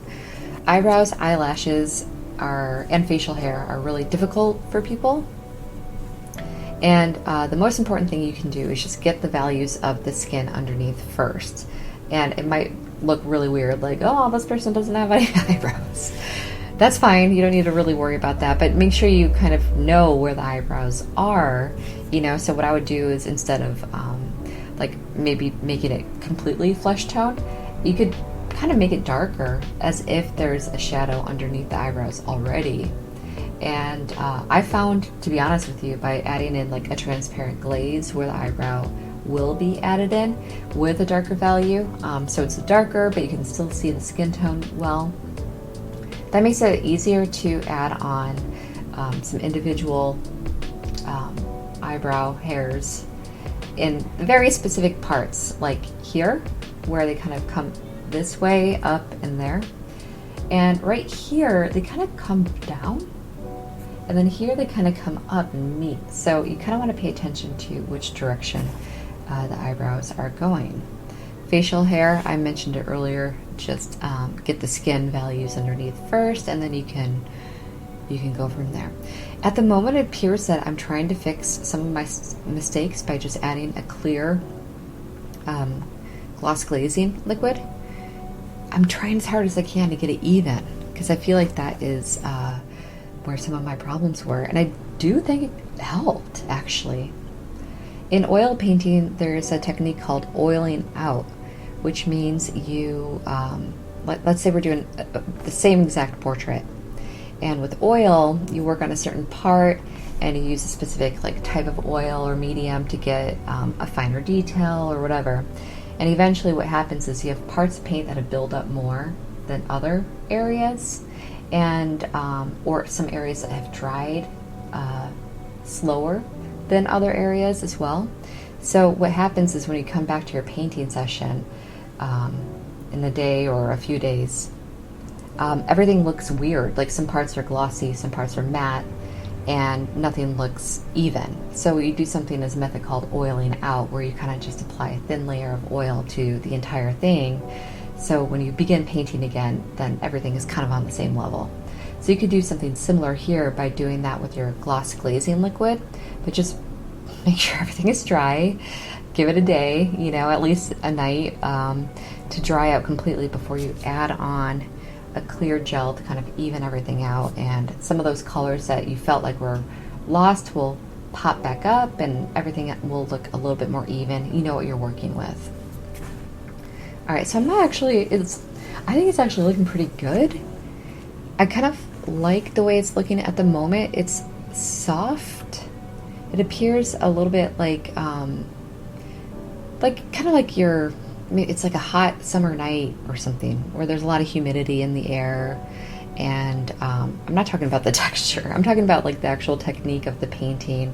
It's a little bit softer than the actual photograph of him. But considering the amount of work that I had to do to fix my mistakes, I'm actually feeling pretty good with the way it's looking. Now I'm going in with my individual liner brush to add in some of those hairs I was talking about before. Adding in a little bit of the eyelashes. So this is something weird though. So I wanted, by adding in any of the eyelashes, we're kind of getting rid of all the whites of his eyes, which I really don't want. Because we don't want it to appear like his eyes are all like dark, even though it is a nighttime scene.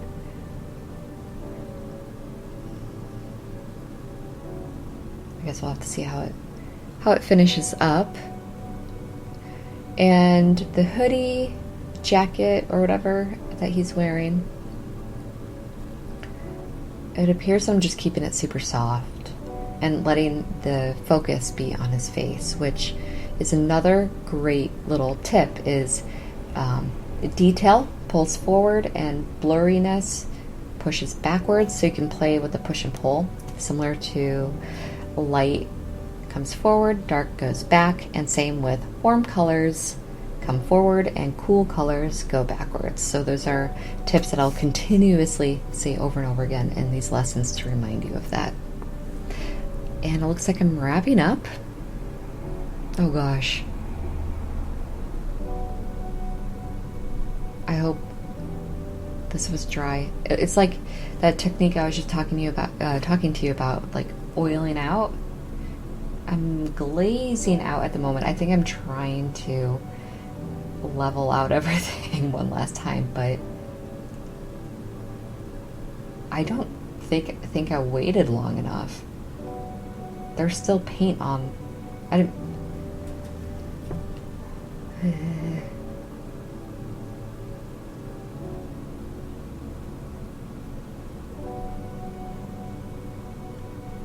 Oh no. Ugh. Let's hope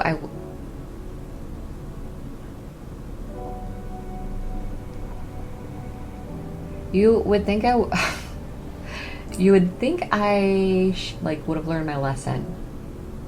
Oh no. Yep, I put that clear leveling gel on again. I didn't realize I did it again. Oh no, it's getting worse and worse. I realized that my mistake too late. It must have been super late, and I wasn't like, I don't know. You kind of, okay. I actually think I realized why I added that leveling gel. I think because it was so uneven, I thought by doing another leveling gel, by doing another layer of leveling gel, it would kind of smooth everything out. And then as I started to do it, I realized that I just made the same mistake that I did before.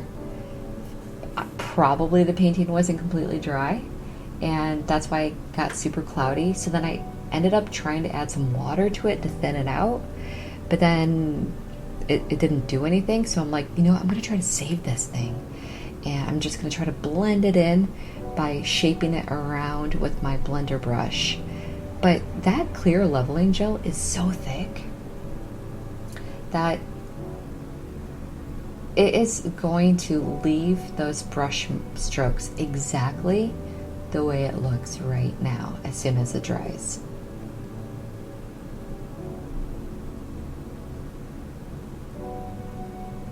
Which means that how you would correct this if you find yourself in the situation is layers of spray varnish, letting each layer dry.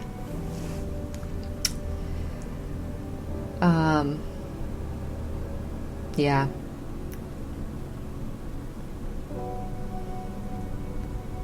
I guess the good thing is that it didn't pull up the paint as much as I thought it did.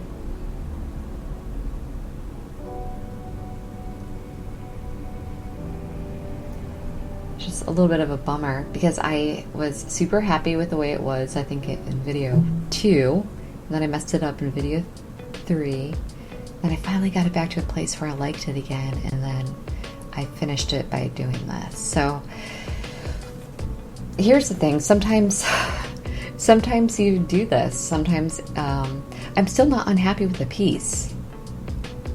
Like, I still think the piece turned out nice. It's just not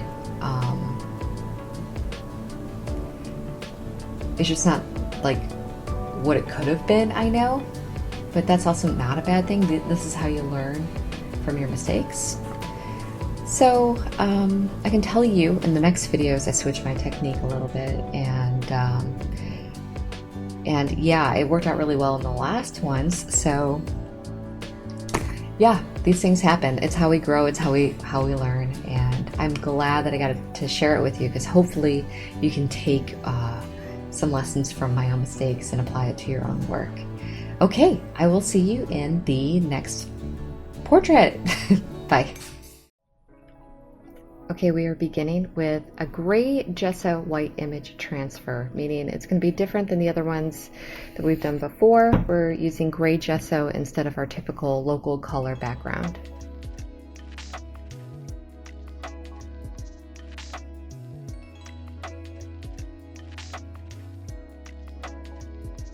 And I am using a Liquitex gray gesso.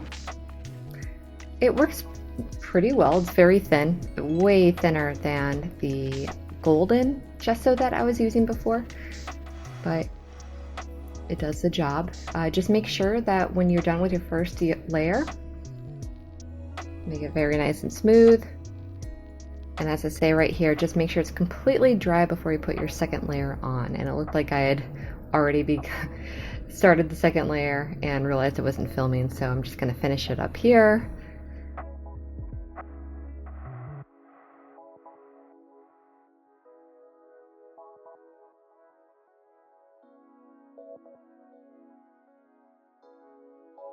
We're using a white transfer paper this time instead of the regular graphite transfer paper, and this is going to help us see what we're doing, because when you're working with a gray gesso, it's a lot darker than the normal local color skin tone that we were working with in the past. So this white transfer paper is going to allow us to see what we need to see. And I'm checking with my fingernail, a scratch test, just to make sure that I have it on the right side. Another reason why this is so important, and the main reason why I'm using white transfer paper, is I didn't want to outline all the wrinkles with something that was super dark. I don't want it to look like there's a whole bunch of like fake lines on our face. I want it to look like natural skin wrinkles, and if we're making them too dark, then it's just going to look very unnatural, and I think it's a little bit tricky to do wrinkles because you're kind of assuming that it's just one straight line when it's not. It's two like layers of skin, or two parts of skin that are coming together, and there is a line, but we're seeing it as a shadow, not as like an absence of like anything. So by using the white to draw out our wrinkles, it eliminates that fear of me going too dark with my wrinkles. And I'm still going to go over those with the dark line in the beginning, and later we'll soften them out with the transparent layers of color. But I just thought, why not take the extra step to make this as natural looking as possible by using a white transfer instead of a dark. I chose to do it this way because I chose the gray gesso and the white transfer paper. I had such a hard time with the last portrait, and this was doing a Grisaille, which is black and white instead of like a local color like the way we have been doing. Doing a Grisaille in grayscale is something that I'm pretty familiar with, and I felt like since that was something that I used to do a lot, that it would probably be really good for beginners as well.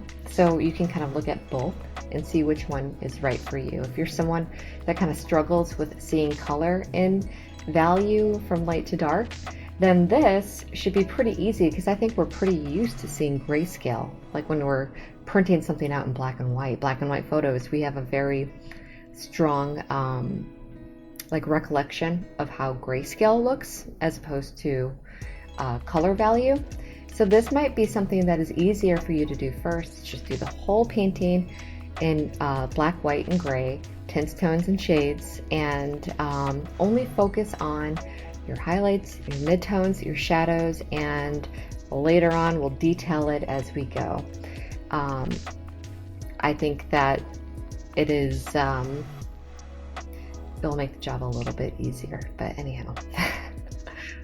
So right now I'm just going through and I'm putting all information in. I'm not letting one line slip behind. Yeah, so another thing you're noticing is not only am I putting the wrinkles in, but I'm also shaping out where the highlights and the midtones and the shadows are. Those are really the most important part, because that's what we're going to be using to build our structure of her face first, is including her sweater. So anything that you see, something complicated like this, I like to put all information as possible as I can. It just helps me out later when having to paint something that has a lot of detail or is a little bit more complicated. Although there are some people that get a little bogged down with too much information, and if you are one of those people, what I would suggest is try to only focus on doing the first layer, the black and the white, only focusing on structure. So where the highlights that you see on her left side of her face are, we're looking at it, yeah, her left, our right is in highlight, and then the other side is shaded in shadow. So if you're only focusing on laying in those values first and blocking them in, that might be the way that you go, instead of having to do all of these wrinkle lines. Maybe that's something that you decide to do later.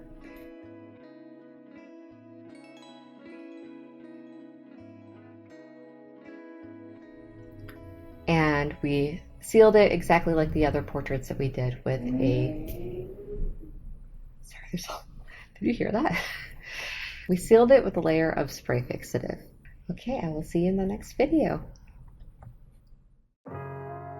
Okay, we are back and we are blocking in our values, and it's part 1. And this time we are using a gloss glazing liquid. I got rid of the matte medium completely. I feel like the gloss glazing just really makes everything easier, smoother. I just want it all my layers to be super thin, because her skin is very transparent.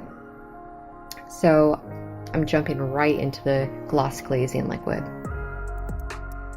If you had somebody younger that has thicker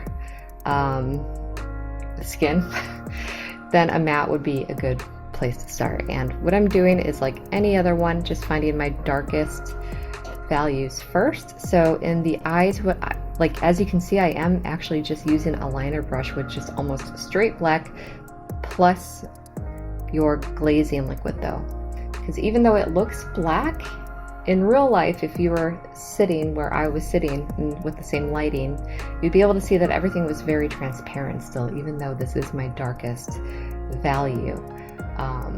By adding that transparent layer, when it dries, it's still going to be able, you're going to be able to see the gray underneath it slightly, which will soften the effect of the wrinkles. So at this point in time, it's best to kind of get your darkest values in first, because we don't want lines, like I said before, we don't want black lines all across her face.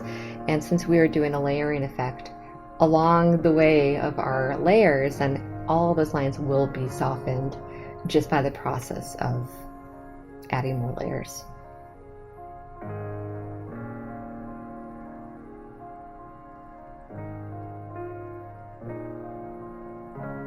I do want to note too, I adding black on a lot of wrinkles, but not all of them. I'm only putting the black on the places where you're seeing it in the photograph. So if you're not seeing the wrinkles look dark, as in like they're not getting, there's not a big shadow in the shadow or in the wrinkle, then you don't need to do it, because not every wrinkle is going to be in shadow like that, depending on where the light is coming from. So only do the one, just only do the ones that you're seeing in your photograph. It looks like I am also adding in the shadows for the hair. And remember, the shadows in the hair are the shadows underneath the hair. That's something that we don't think about very often. And I know I've already said it a bunch probably in this class, but if you add the shadows of the hair onto the skin to begin with, then later on when you add your layers of hair on top of it, that will already be there. You won't have to think about it. And then you can just focus on your darkest layer of hair, and then your midtones, and then your highlights at the end.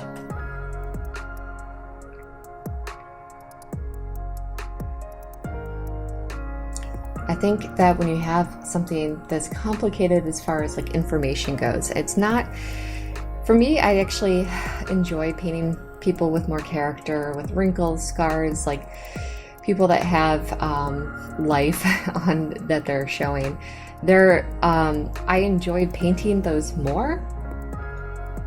I don't think it's as complicated for me than it is with someone with flawless skin or smooth skin or like perfectly straight hair. That is actually way harder for me personally to do, and I think it's just because there's an expectation of flawlessness, which puts pressure on you, I guess, a little bit as well. I don't know. But anyhow, when you have someone with character, with wrinkles, with life, it's more fun to kind of let go and focus on the beauty of the person and say what things are going to stay and what things are going to go.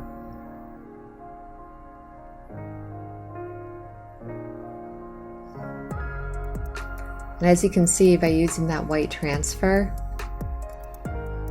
the transfer does go away pretty quickly. If you were sitting where I was and the lighting was the same, obviously, if you were like doing this painting, you'd still be able to see that white transfer coming through the painting. It's just that the way the video is picking it up makes it look more opaque, and that I'm almost like the lines are completely gone, but that's not really the case. The lines, even white transfer lines, don't really go away until the very end, because you're doing so many layers of a transparent, you're doing so many transparent layers that you're still going to be able to see it until you kind of add the final layers and you kind of bump up your opacity by adding white or lowering the amount of glaze that you have, gloss glazing liquid you have.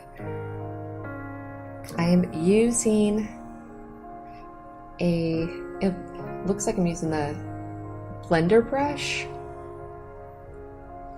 Blender brushes are great to add very soft transparent layers because they're such a soft kind of like fluffy brush as it is. So when you add it in, you could kind of pat in just real soft fluffy layers and that's really good for skin.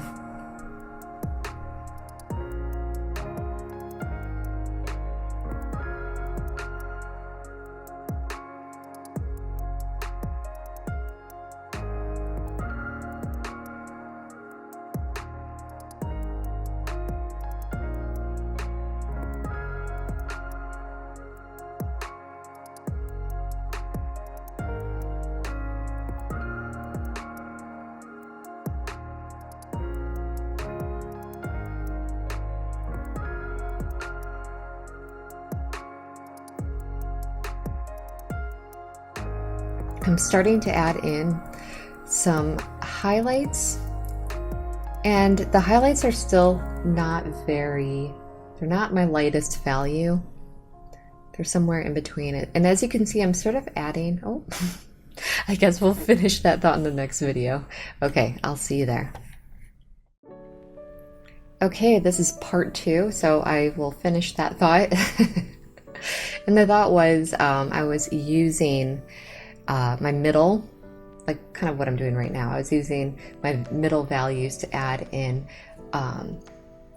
some wrinkles on the cheek. I don't know if you could see that. And all I did was, I didn't like do any lines. I just kind of patted in between the darker areas to give the illusion that there's a little bit of dimpling in the skin without having to do any like lines.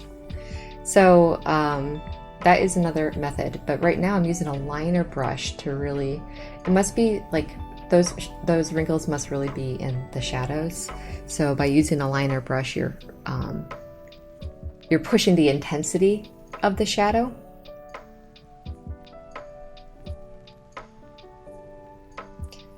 And another thing too is it's totally fine to do this, like to add these dark layers right off the bat. Just keep in mind though that later on you will have to soften them. So if this is something, if it makes you feel more comfortable getting those dark shadows in to begin with, then like absolutely do it. Whatever is going to make it easier for you to see what you're working on. And then later you can just soften it in with a little bit of like a mid value, like a mid-tone transparent layer to soften that.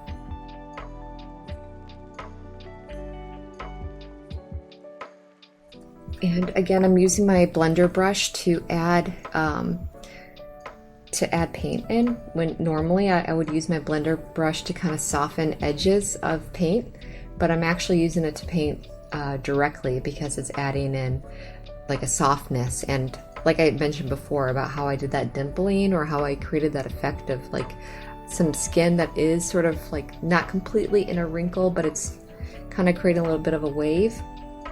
By using this and using just small pats onto the dark tone and adding a little bit of a lighter value, as you can see on her, like if we're looking at it on the left hand side cheek, where some of the, it looks as though there's a texture there, and it's a soft texture. It's not like, we're not painting gravel, we're painting skin, so it should all be very soft. That's something to keep in mind too, especially because humans are consistently moving. So we want to make sure that we are giving the illusion that this person is moving, is alive, is you know, like, and in a way we really do want to look at the old Impressionist masters for ideas about how we can make portraits feel like we're looking at someone who is moving, alive, and I think we'll see how that turns out. I kind of went off the deep end there. Hopefully you understand what I'm saying though. And it's really hard to see, but I can tell you what I'm doing here since I don't think you can see it, and that is I'm just adding more of the shadows that are underneath the hair. Her hair is white, so it's still important to note that even though someone has white hair, you still have to put a darker value shadow underneath white hair. And you're probably thinking, well, what about the gray gesso? Yes, if you left it like that, you would. So yeah, I mean, the gray gesso, we have to think of the gray gesso as like almost your local color. So it's like that mid. So if we were putting a shadow underneath the hair, we would still have to darken it a little bit because it means that there was no light being shining in that area. It was creating a shadow. So it's good to always go a little bit darker underneath the hair where you see it. Don't just put it everywhere. Definitely refer to your photograph or the subject that you're painting.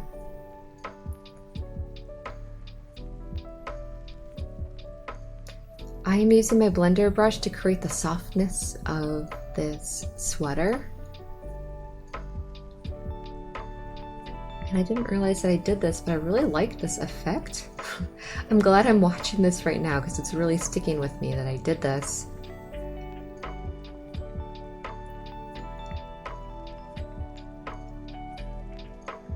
And this blender brush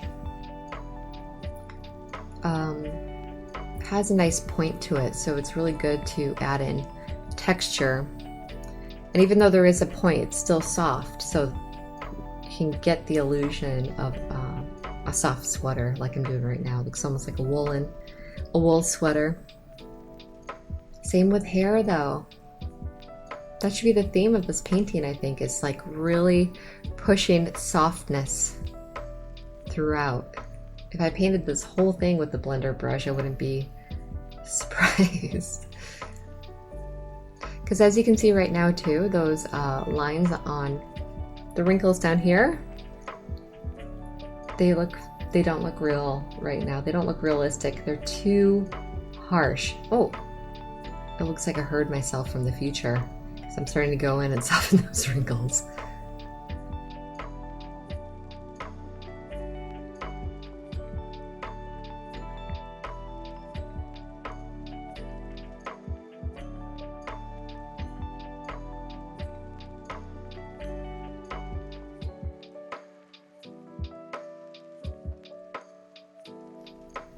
Even though those lines don't look real right now, if I did leave them as is, I wouldn't be like worried. Well, I mean, I know the outcome, but I wouldn't be worried because we still have to add our color glazes as well. And that will also soften the lines. One of the best things about painting in layers is you always have the opportunity to fix anything by just adding another layer.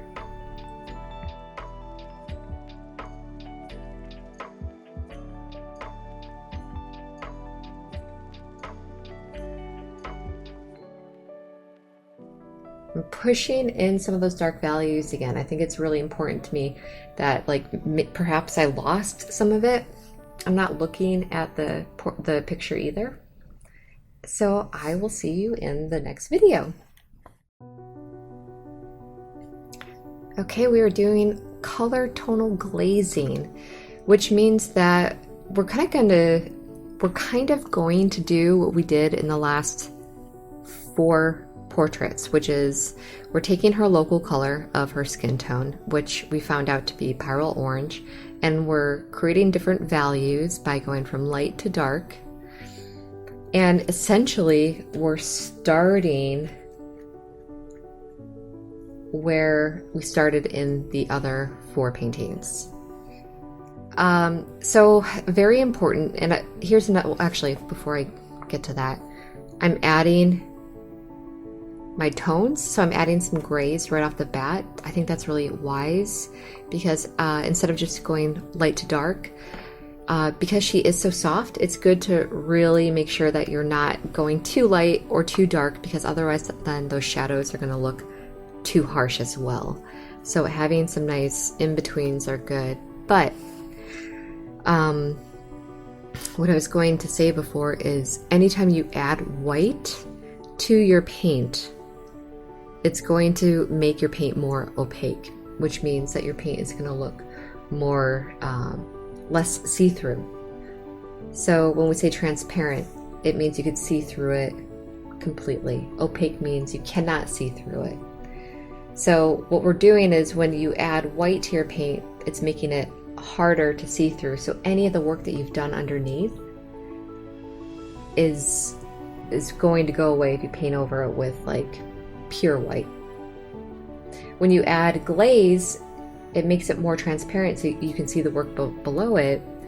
So as you can see here, all the paint that I mixed had a little bit of white in it. So I have to be very careful not to add too much paint to my glaze. I want it to be primarily glaze with just a tiny bit of the paint that I mixed, so I don't lose anything in between. But I know why I did do this specifically for this portrait, and that is because I do need to soften the wrinkles. And the way that we're going to do that is by kind of making it a little bit more opaque with the skin color that we have mixed. Hopefully that made sense. If you wanted to do a grayscale or a Grisaille, which is like a grayscale underpainting, and you didn't have all this information, what you would do is just stick with pyrrole orange as is. Don't mix up your tonal values, and then just take that with your glazing gloss medium and lay it in areas that you like, all over the face, even in the sweater. You kind of just want to do like a single layer of glaze, but I wouldn't do it with a big paintbrush because you can't control how much paint or glaze you have.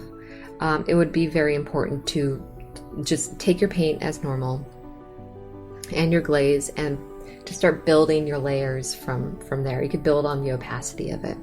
After that, then you can go in and add more highlights. You could do something like this if you wanted to, where you had your tonal values to say, okay, this area needs more highlights, or this area needs to be a little bit more in the shadow. So I'm gonna, you know, take this pigment, this color, or whatever.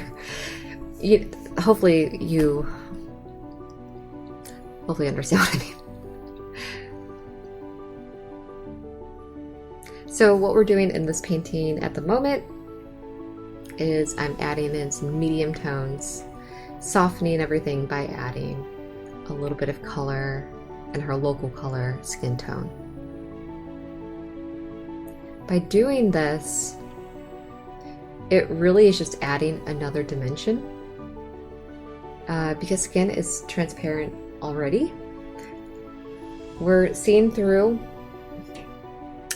this first layer that we're doing at the moment, and then the second layer would be our grayscale, and so it's kind of emulating nature. The way we'd really finish this off is later on with our color glazes that really just makes everything more vibrant, makes everything pop, and you're just accentuating the liveliness, or like the feeling of someone being alive. And that would be the way the lighting is affecting them, the way maybe they flush if they've been running, or they're just someone who naturally flushes. So blood vessels, and we'll talk about that.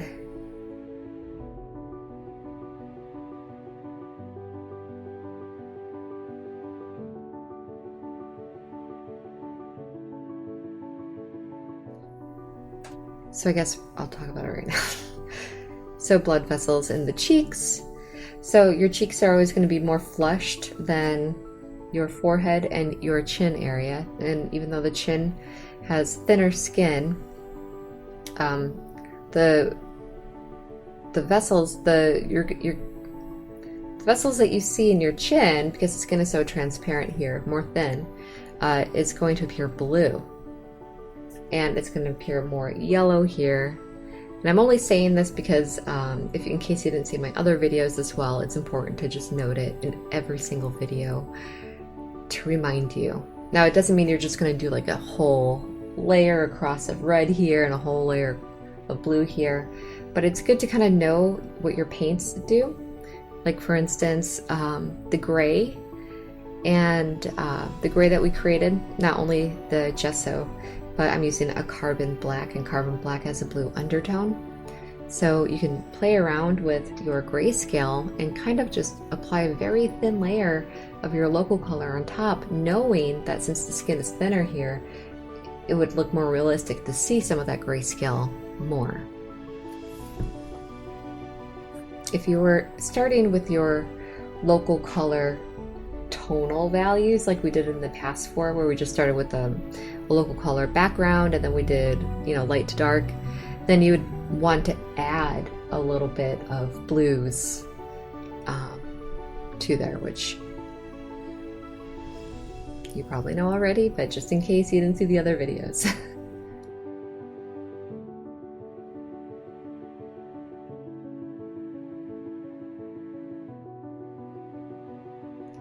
Okay, I love this. This is where it's really starting to come together. You can still see the dark shadows that I made before underneath, but now that I'm starting to add these middle tone values and a thin transparent glaze, it's softening the wrinkles finally, and it's looking more realistic.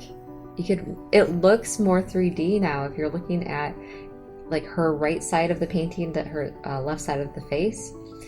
You could see through that. You could see some of the oranges and the grays and the whites. It's really looking more three-dimensional, and I think that's what really gives the illusion of life, or making someone look like they're alive in your paintings. It is the best job in the world, getting to paint people. I don't know how many people talk about this, but when you paint a portrait of somebody, it's very like, I don't know, you learn a lot about them. You learn about how they smile, about how they frown. You see certain things like scars, or you wonder about like the life that they led.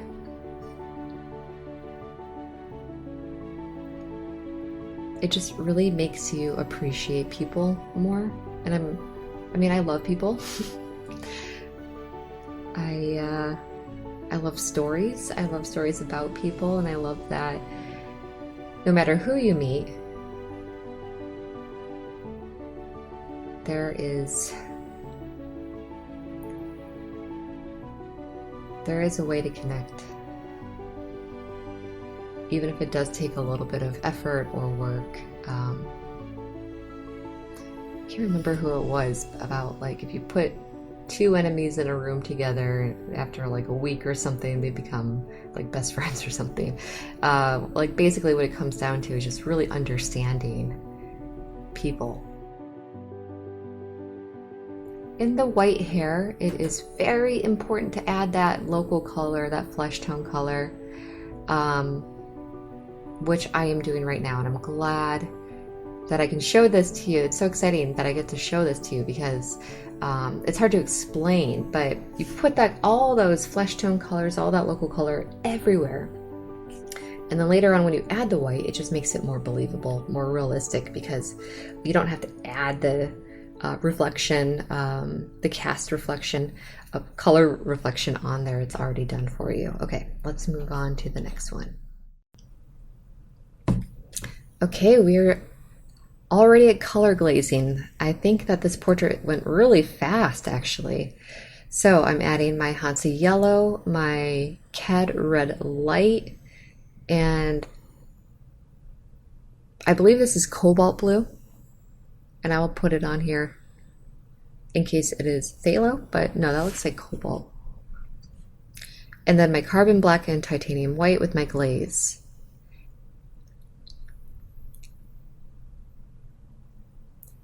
And I'm going into, this is great, right off the bat, I'm doing what I should be doing, which is to keep your paint very soft, you take your round brush, add the paint in, and then soften it out right away with your blender brush, a dry blender brush. Make sure it's not wet.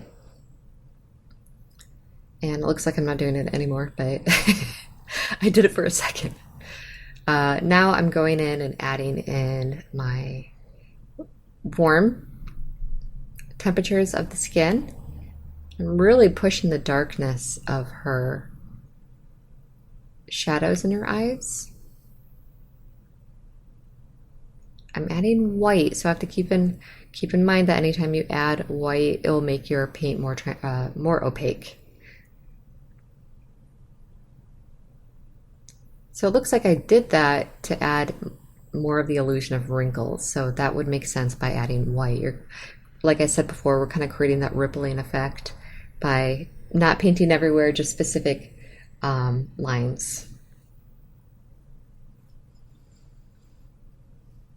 And note right there, I didn't paint the highlight area, I left it. So it's good to kind of avoid your highlight area, because especially in a piece like this, when you have so many layers, you don't want to lose it by just painting a blotch of white later. So if you can avoid doing your highlights like that and just let the layer shine through as your highlight, that will also make it look more realistic.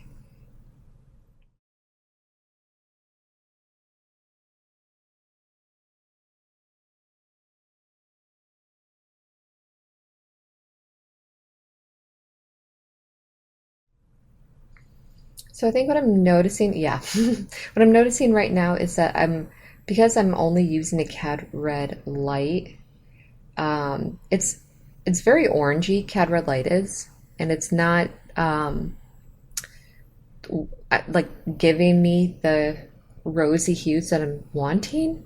So the trick is to add quinacridone crimson, which is a very, it's almost like a purple red. It's very cold in temperature. And a little bit of a trick is if you mix your quinacridone crimson with your cad red light, you get these very beautiful rosy colors. And the purple-ish tones of the crimson, quinacridone crimson, really makes it appear like to, I think it makes it your portraits look a little bit more realistic because if you're thinking about how your blood vessels look in a way with the blues and the reds kind of mixing together, you're going to get these violet hues. So I think it's really important to always think about violet, purple, whatever you want to call it, those kind of hues before you finish your painting. Think about if you've added violet into your piece and where would be a good place for that. And it would usually be in the shadow side of a rosy place of the face. So what I mean by that is like, let me see my own face right now. Okay, so here's like the shadow side, highlight side. So if I was painting this, then I would probably put purpley hues right here on the shadow side where it's very bluish down at the chin, but it's a little bit rosy here anyhow. So we would kind of create some purplish hues here and even in the lips. It kind of even looks like it right now. You could see in the screen, but anyhow.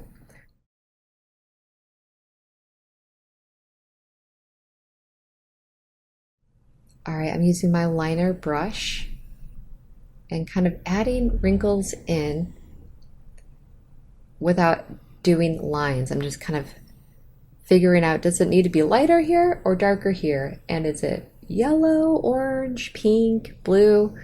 And you just kind of add that right in on top. The great thing about this is look at all of those transparent layers together. Don't they look amazing? You can see all the way down to the original grayscale Grisaille. It's starting to look like it's coming to life. It's so fun to like watch the process.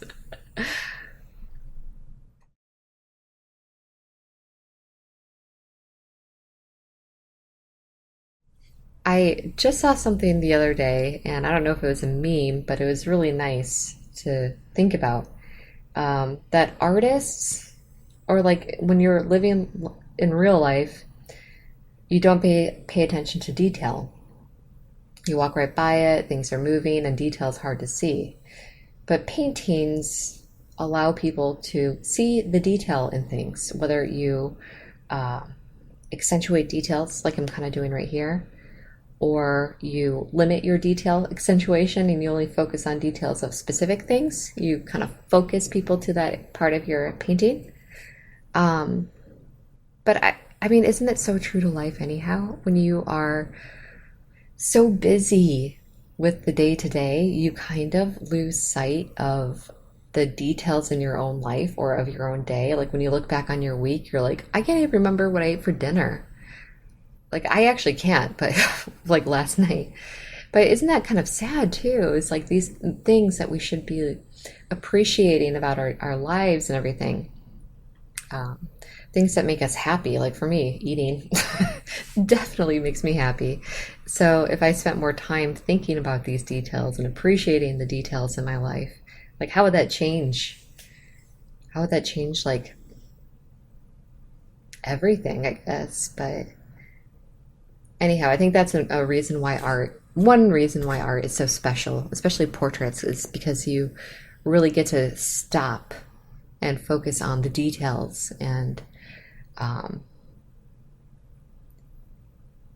the details are beautiful.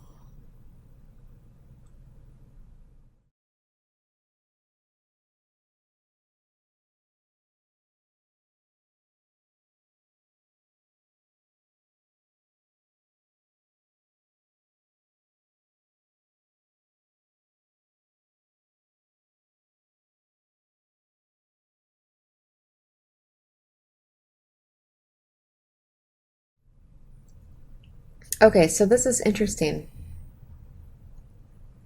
In the shadow side, I am adding a lot of warm hues. So it really does like, you do have to think about your light source. I was just talking about a second ago, like purpley hues. You can still add your purpley hues in, but if you have a warm light source like the sun or an incandescent light bulb, which are like the warm looking bulbs.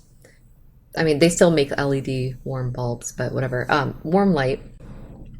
Your shadows can still be warm. So you have to kind of think about that is an additional layer, right? You know, like you're adding your purples in because of the way your skin looks, being able to see your blood vessels underneath. But that's not the end of it. Your shadows are still going to look different depending on the light that you have as well. So it's good to kind of think about these things, with lighting being the last kind of influence on your skin, on how your skin looks.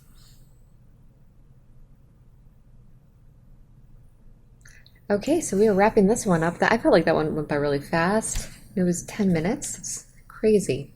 Okay, so I'm finishing up here.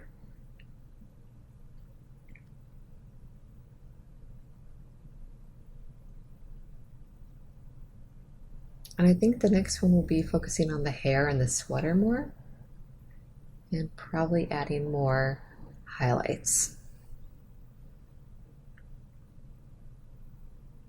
Spray, razor. I just love that. It's so satisfying to watch. Although this one's not very satisfying. This one kind of like nails on the chalkboard feels like.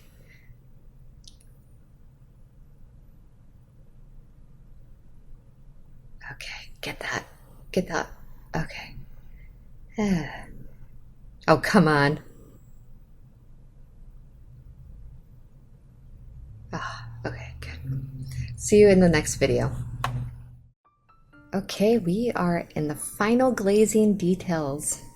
How exciting. So Hansa yellow, cad red light, cobalt blue, quinacridone crimson, carbon black, and titanium white, and I'm mixing in my glazing liquid into them.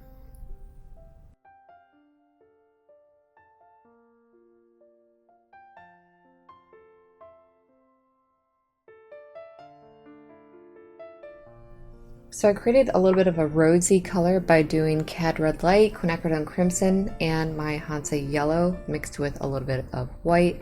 So you can see what I'm talking about with this rosy color. It's like a little bit peachy with the orangeness of the cad red and the blues and the quinacridone crimson.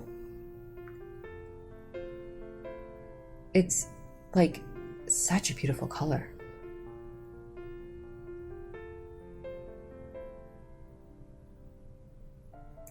It's a really nice neutral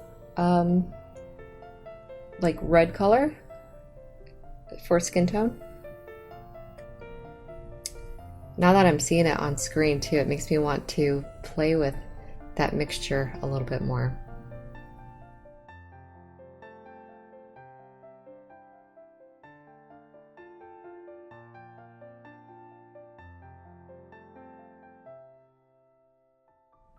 And it looks like I'm just using a small filbert brush, which means I'm not doing any like crazy details. All I'm doing is adding in a little bit of texture. Like check out the nose.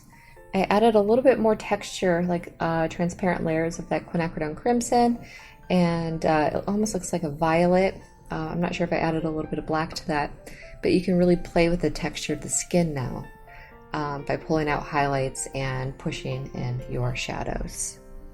So like I'm doing right now, yep, quinacridone crimson with black with a mixture of white. So it's a toned down, darker value quinacridone crimson, but it makes it look purple. Sorry, I got excited.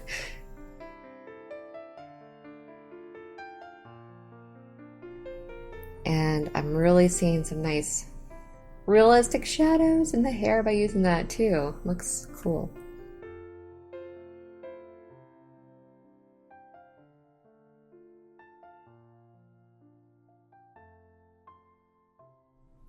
And I'm using that kind of violet from the quinacridone crimson, black, white, but I lightened it. So I'm using that kind of as my final highlight color. So when this is done, even though we have all those other layers underneath, we add the pyrrole orange layer as well. We're finishing off with this violet color, and all of them mixing together is just, it's fun. It's like glowing.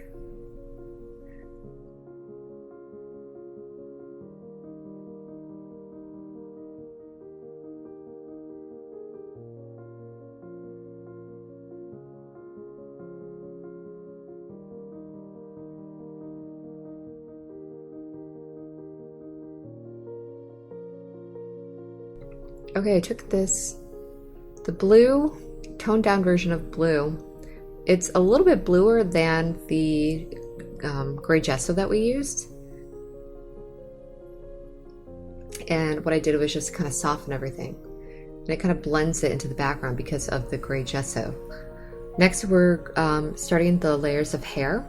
And the blue in the light values, like it was blue added with like white, are really good for white hair, because blue gives the illusion of something being whiter and brighter, like if you're thinking about white light as opposed to blue, or blue light as opposed to yellow light. But anyhow, it works the same with white hair as well. So I'm really liking the way the hair looks right now at the moment. It's very soft. So I think that if I could go back in time, I probably wouldn't add very much, like a lot of white hair on top of that, because it appears to be grayish white. What I might do, I guess it all depends on if I do it or not, is what I would do is only add a few highlight strands of white, and that's it. Leave everything else the way it is, or do nothing, because I like the way it looks right now. So I guess we'll see what happens.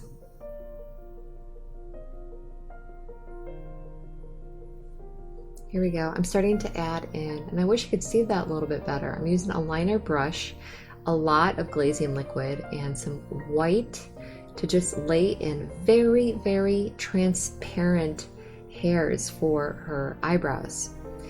And the reason why it's great to use a lot of glaze for your hair, any kind of detailed hairs, is it will fade, as you can see as you can see on her hair on the right hand side. When you add in those lines, when it dries, because it is so transparent, it kind of blends in with the work that you did underneath. So it's still popping out. The point of this is not to like make it look super bright and super white. What we want it to do is look a little bit brighter than the work that we've already done, without looking like it doesn't belong and that it's alien. So transparency is your best friend, I think, personally, the way I do it in painting.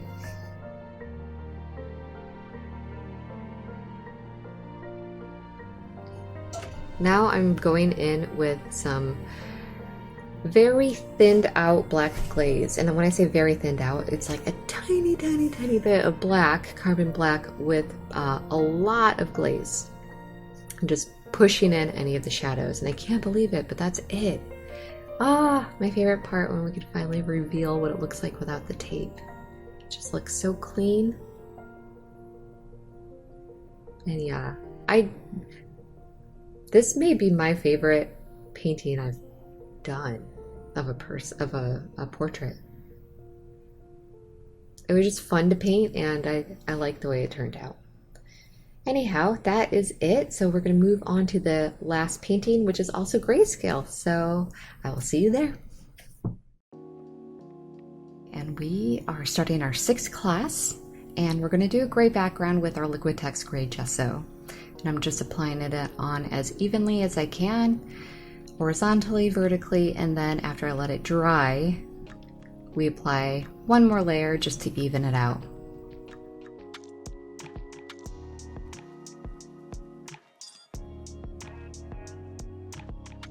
Next, we will be pulling out some white transfer paper like we did in the last one. And it's pretty straightforward. We're just going to cut it out. We're going to fit it properly to the artboard. And I was just testing it out, making sure that I had it on the right side, because you don't want to accidentally have it on the wrong side and you do all that work and it doesn't work out.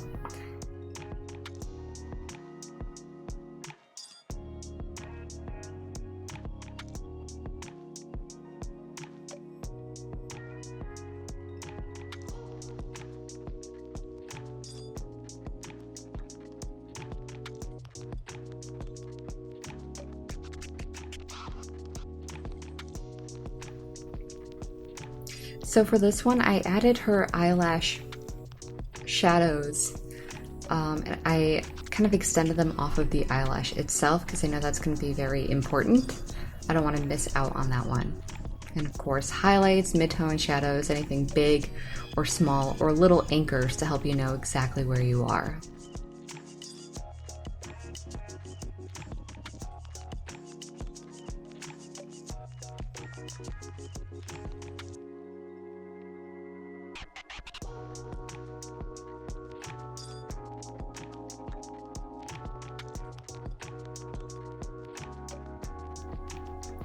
This was kind of a little bit of a tricky sweater, so I just added a lot of little anchor points, things that I know that I would need a shadow for, or things that I would need a highlight for. It's better to give yourself more information if you know you're going to struggle in a different area. And the only person who's really going to have this information is you. So why not give yourself as much information as you as possible and make your job a lot easier. I don't know about you, but I feel like straight hair is actually a little bit harder than curly hair. Curly hair, you could kind of like fake it a little bit, but straight hair, you have to get it spot on to make it look really shiny. So for this area, I make sure that I really get the highlights in there. And also I don't forget about the shadows that are underneath the hair. Again, we are going to spray our transfer with a fixative and we will move on to the next step. Now we are blocking in our values of the face, and it's part 1 with a gloss glazing liquid in grayscale. And again, we are starting off by adding, well, I don't know how I feel about adding gloss glazing liquid anymore to my grayscale, and the reason why is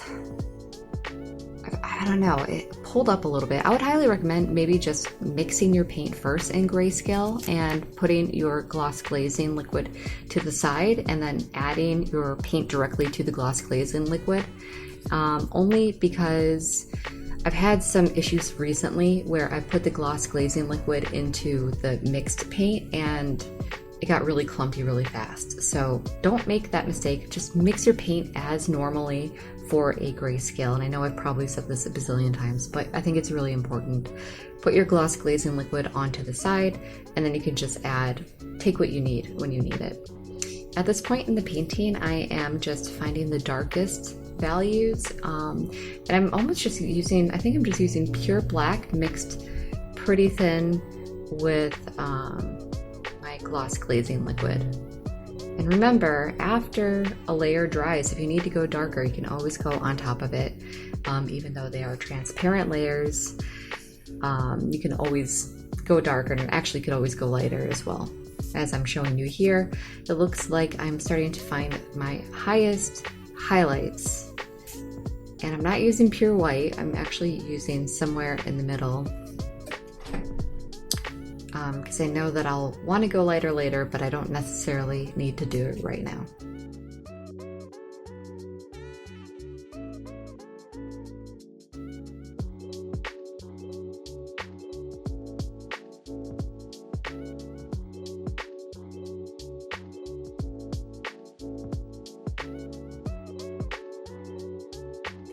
And I don't know how I feel about this actually. Oh, you can see I just made a huge mistake. So I used a mop brush, and I'm going to pause it. Okay, so I don't know if you can see right here, but I pulled up some of the paint on the face.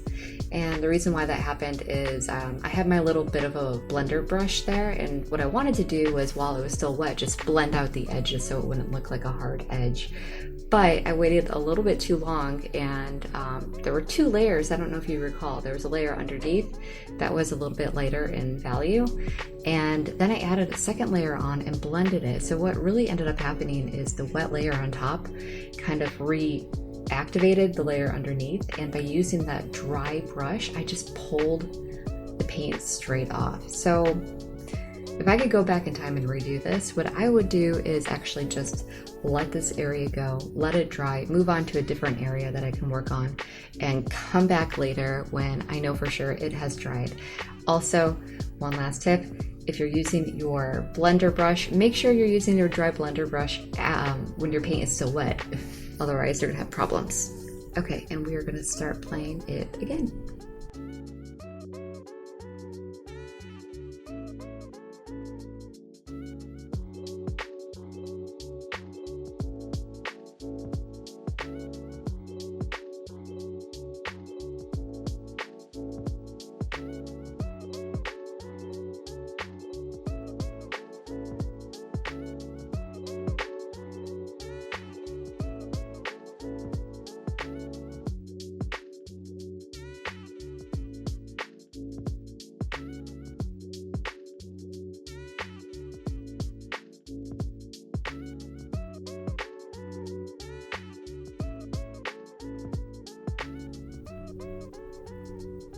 There I am back at that place again. It worked out, I think, but I could have probably waited a little bit longer for that to dry. I don't know why I was so determined to get that in.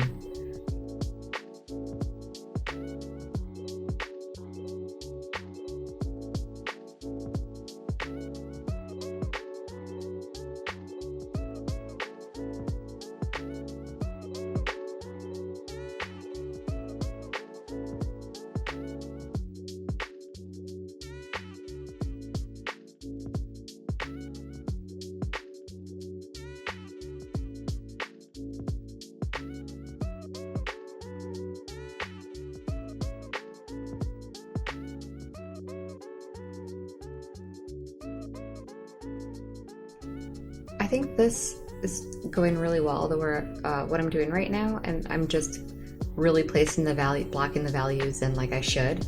I have a problem with getting distracted by certain areas that are really interesting and fun to work on, but what I'm doing at this very moment is just working my way all the way around the face. Well, so far, I guess we'll see.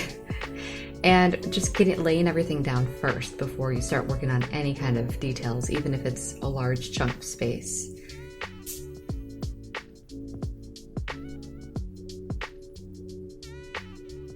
The eyes I'm keeping super loose. I don't need to add any details this first time around. That can all be added later.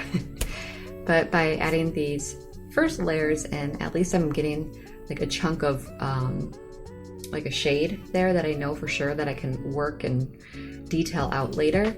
But by keeping all the layers kind of on the same level, then we're not going to have things that need to be oiled out or like glossed out later. Glazed out later.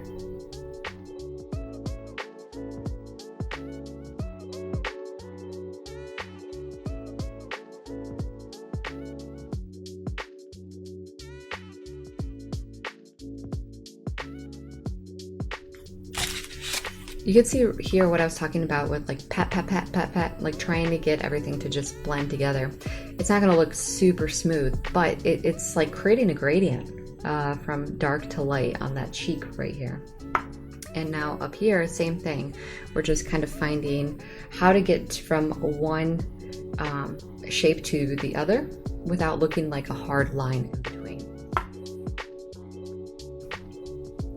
If you're not too sure how to get those lines like properly, just make sure you're using some glazing liquid and it will help you all the way through. Okay, we're going to move on to our next video.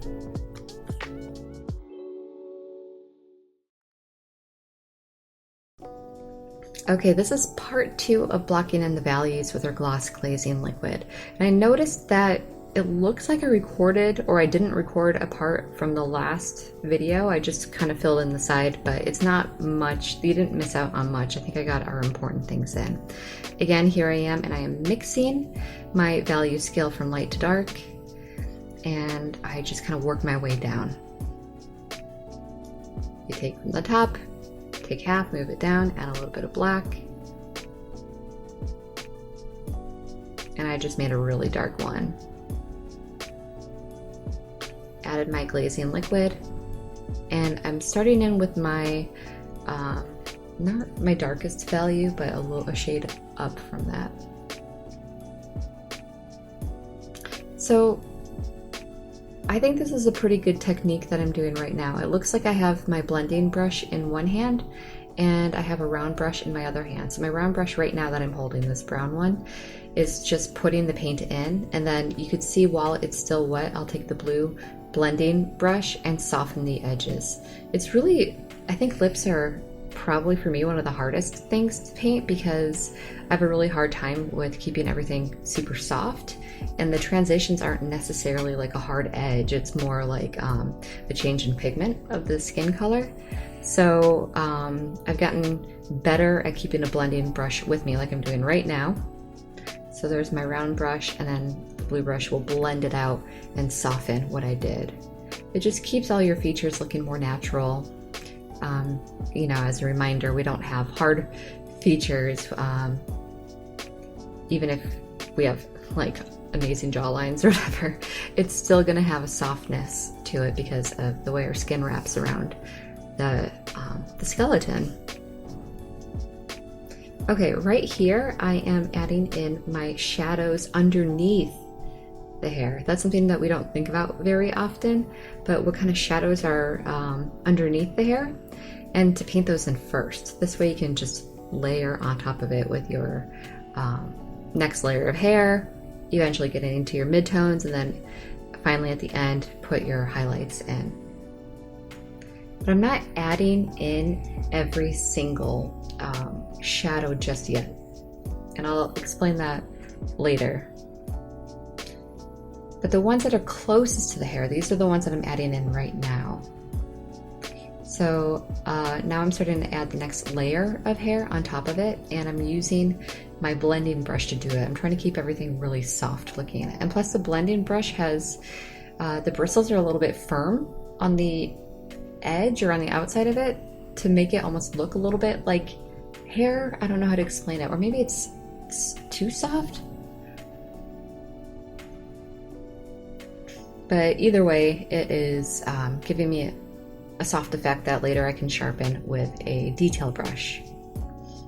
And I'm doing the same thing. So I guess that's what I mean. It's the blending brush is going to be very soft, and the detail brush is going to give you hard lines. So I'm kind of going in between the blending brush. This one right now appears to be I have a liner brush, and I have it's so hard to see from the angle. I think, okay, so that's a round brush. So I'm using a round brush, a liner brush, and a mop brush. So all those kind of come to a point, but the liner brush is very thin and long. The round brush is shorter, but it comes to a point. And the mop brush is just very soft and like fluffy in a way.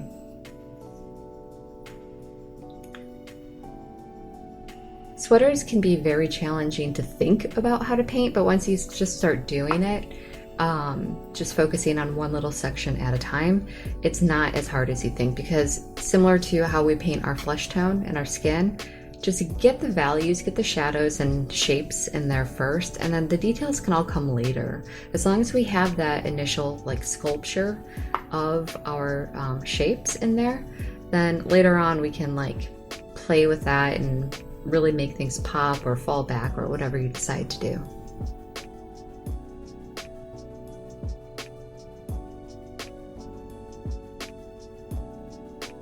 And if you're creating these little dots like I'm doing, try to curve it a little bit more than I am to make sure it's really following the shape of the sweater. looks like I'm kind of getting a little bit lazy here, so it's not looking as rounded. Although that might just be the way that, I'll have to take a look at the picture and see.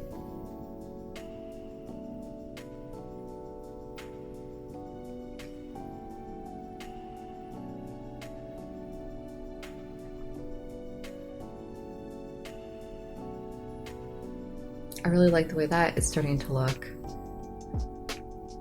Just a little bit of dot, white or light value dots popping out against the dark really gives it a really interesting effect. It does make it look more like that wool. But I do think, and maybe that's what I'm thinking about at this moment, yeah, is I think those dots could be softened out a little bit, not so hard.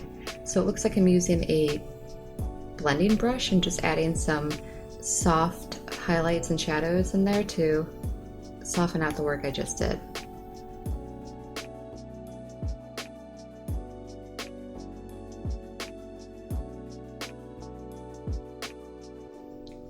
And because they are so young, it's really like, I would almost say you would want to avoid detail brushes and liner brushes completely until, well, either in the very beginning or in the very end when you're kind of doing like hair, fine hairs and eyelashes and things that you do want to be kind of crisp. But again, not every hair has to be crisp, otherwise it looks like, ugh, you have like too much hairspray.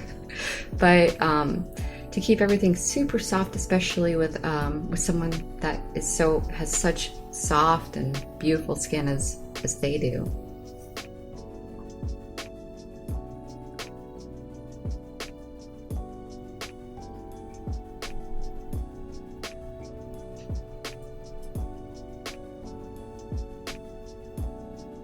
I'm really starting to go in dark. I'm not putting the dark hair values everywhere, as you can see. I'm kind of trying to avoid the areas where I know the highlights are going to be.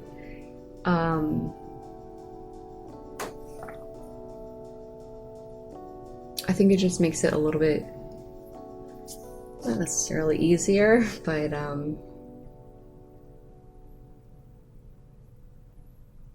well, I guess we'll see.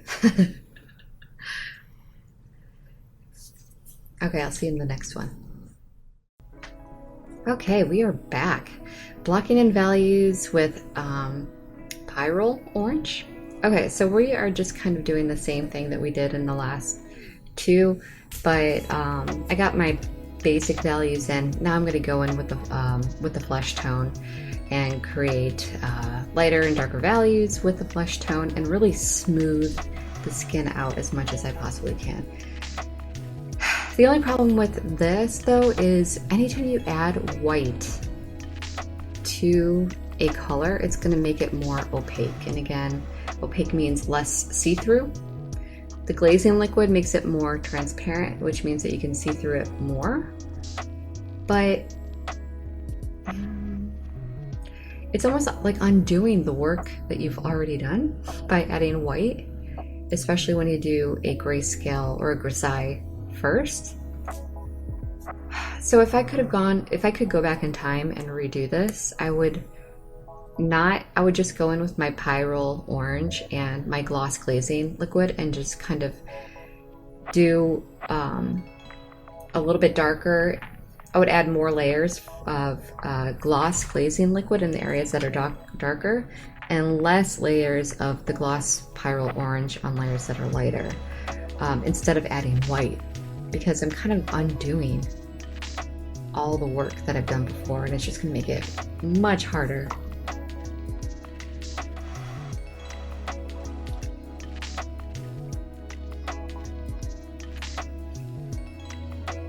Yeah. There we go. There's my first big mistake. That's kind of what I'm talking about. Okay, so oh, I can't watch.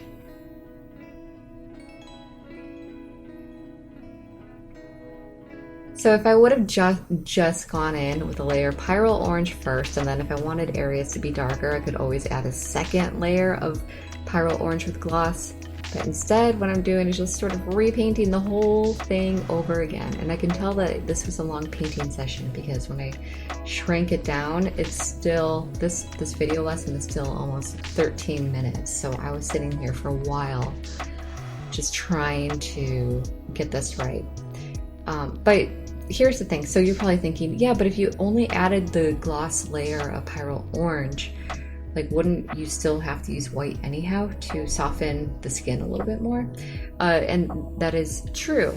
But here's what I'm thinking, is if I only went in with the Pyrrole Orange and thin layers of glaze and kind of just got the base tone color on there, like I've already added my values in. I have my highlights, my midtones, and my shadows. So if I just started this painting session off with only doing the Pyrrole Orange and glazing liquid and kind of just get it in there. And if I wanted to add highlights later, or if I wanted to soften areas, I could always do that later.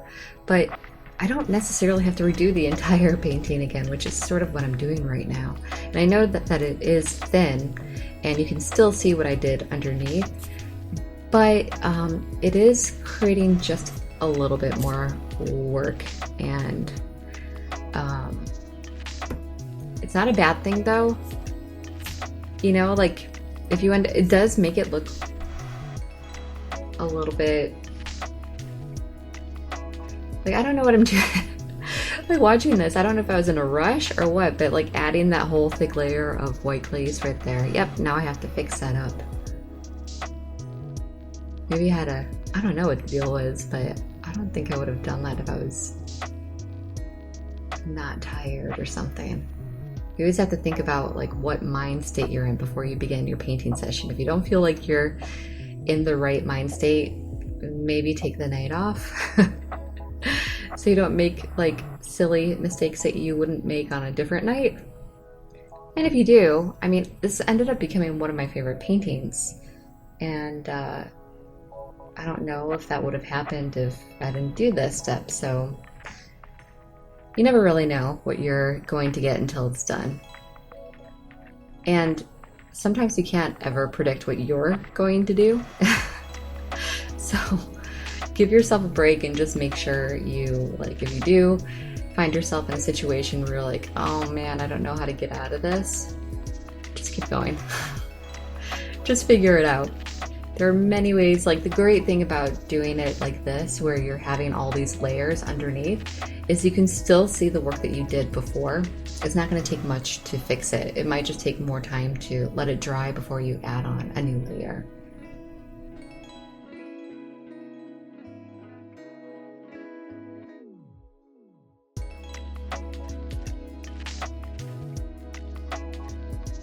And actually, I think it's starting to look good now.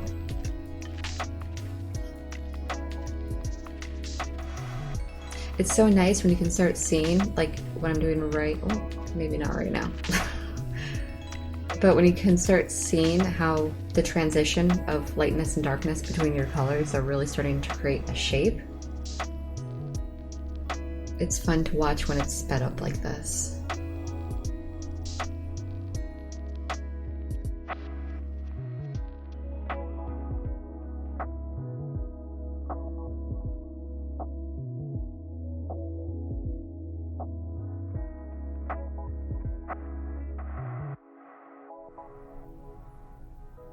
Now for the chin, I don't know what I end up doing here, but I don't really need to add much more, because if you think about it, the chin has more blue tones in it, so I really could just leave the chin as is.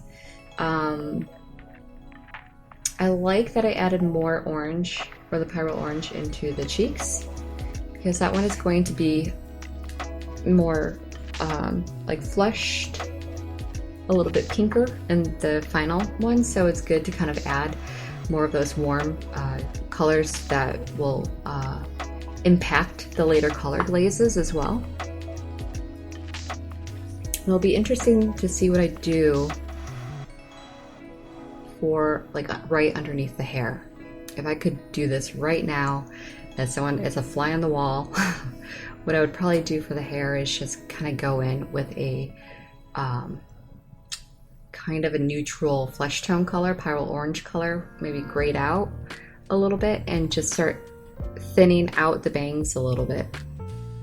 And how I do that is just kind of add in like fake, like you can see the forehead by going in between some of those hairs.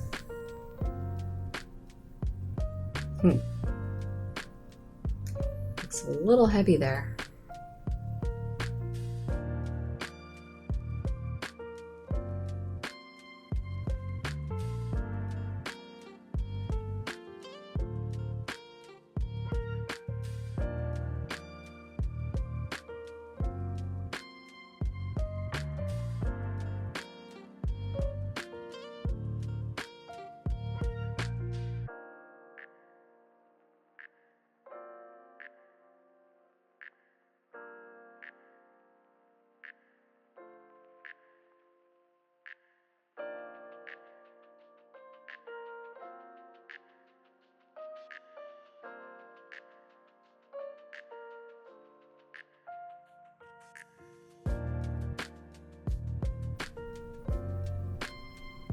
I'm interested to see how this is going to go because I don't know if you remember, but there's a long eyelash shadow and it looks like it's disappeared.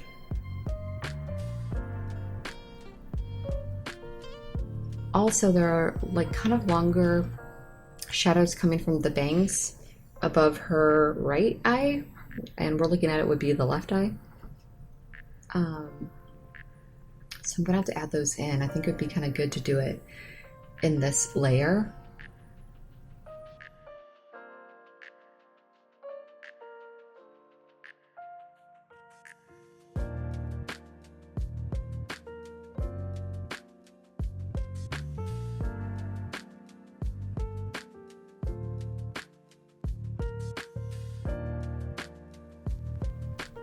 I think this step is actually pretty straightforward. We're just kind of, by adding the second layer with our flesh tone color, our local color actually, just makes it a little bit easier to add in your final color glazes. Makes you feel like you know exactly where you're going to get. You just kind of tweak it here and there.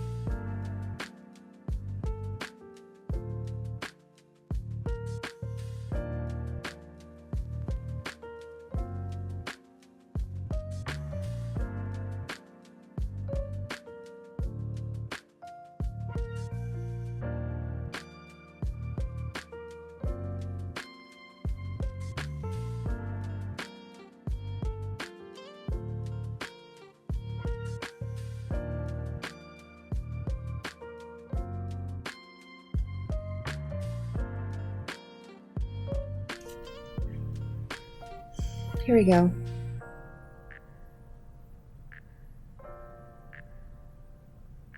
This is going to be really helpful. So what I'm doing... Okay, so what I did was I added my first layer of gloss for where those shadows are coming underneath the hair, because there were some that extended a little bit further and some that were a little bit lighter in color. So by using your flesh tone color, by just a darker value of it, it's actually in turn in the end going to make it appear more soft than if you're just using like a thinned out version of black. But I did use a thinned out version of black underneath the hair because that area was going to be pretty dark underneath. You still want it to be light and soft. But yeah. I created a little bit of a difference by having a dark shadow here and then a softer one over the face, so it didn't look like we just had black lines coming over her skin.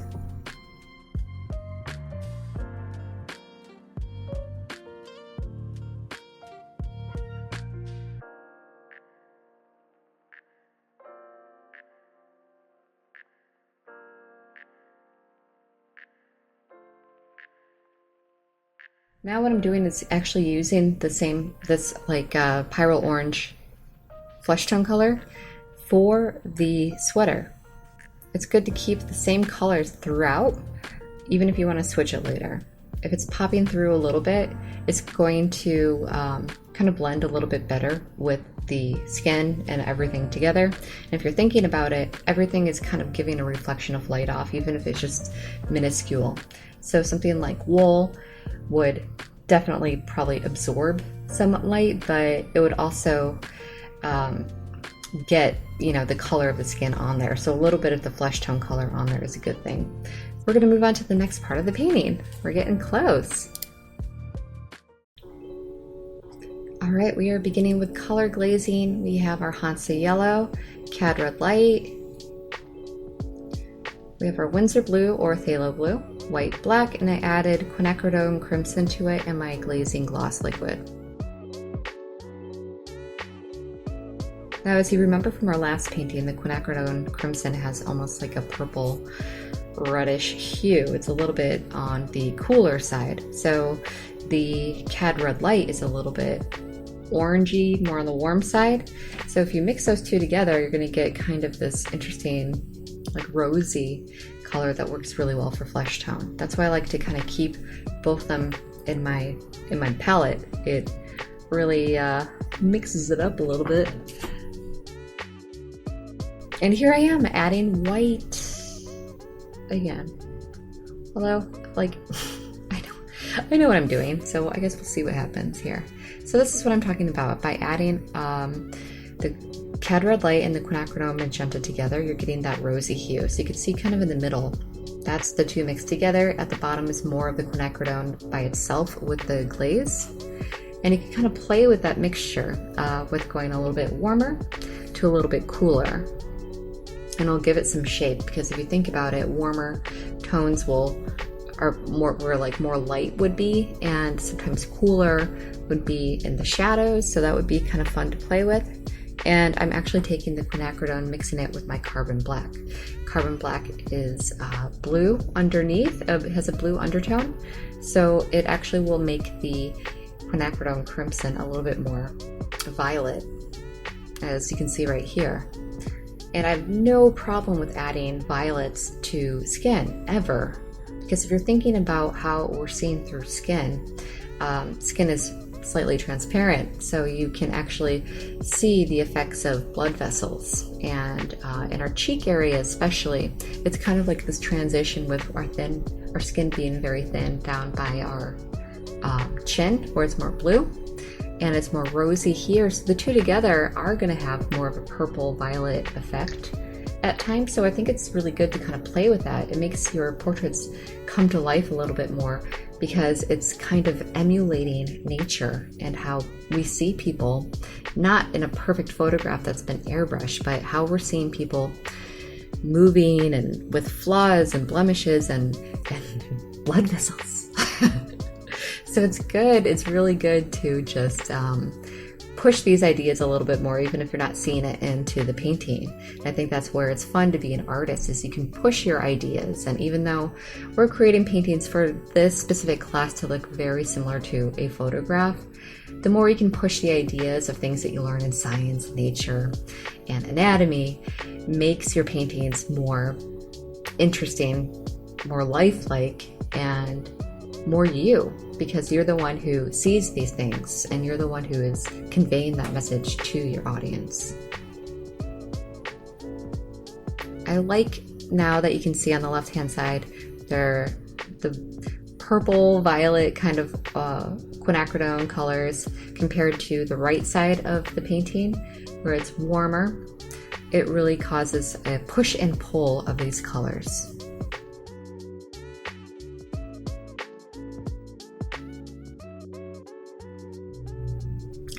And Hansa yellow and the cad red light make really nice oranges, as we know already.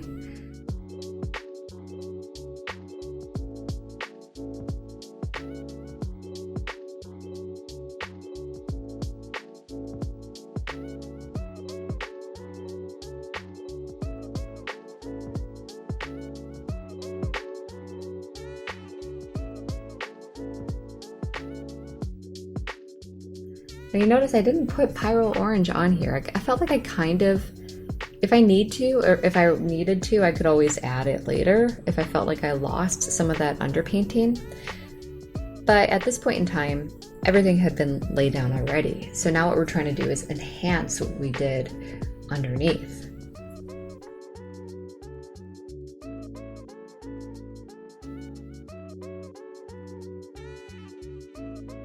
Okay, so we're moving on to sequence our next video. And we are back, color glazing part 2 with gloss glazing liquid, and I am starting off by mixing in some violets, it appears, and a little bit of white. This is a great color for the whites of the eyes.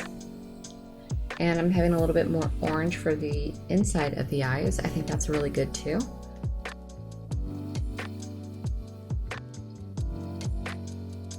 And even again with the push and pull of warmer and cooler colors is going to really make things push and pull.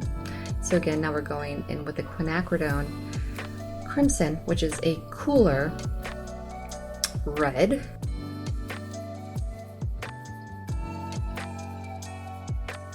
Oh, I see here. So I'm actually using the quinacridone on the shadow side. So I guess we'll see what we do on the other side of the painting, because that one is not in shadow as much.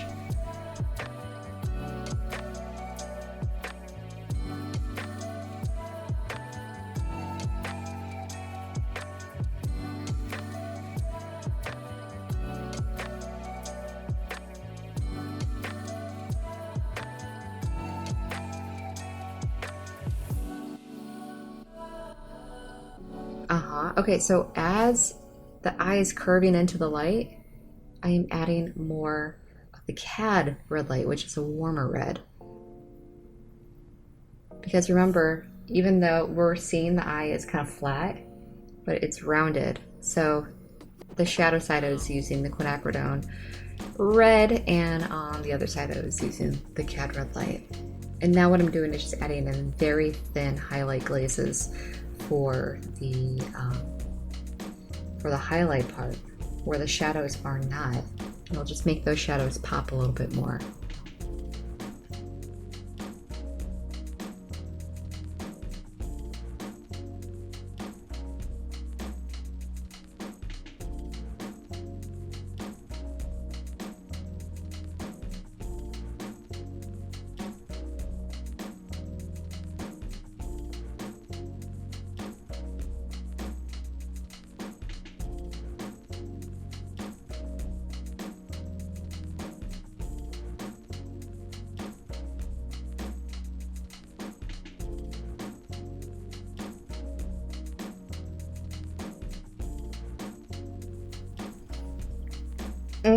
If I went back in time to do this, I would definitely not be working on this part yet. I still have the right eye to work on before adding these details. They're just kind of fun to do.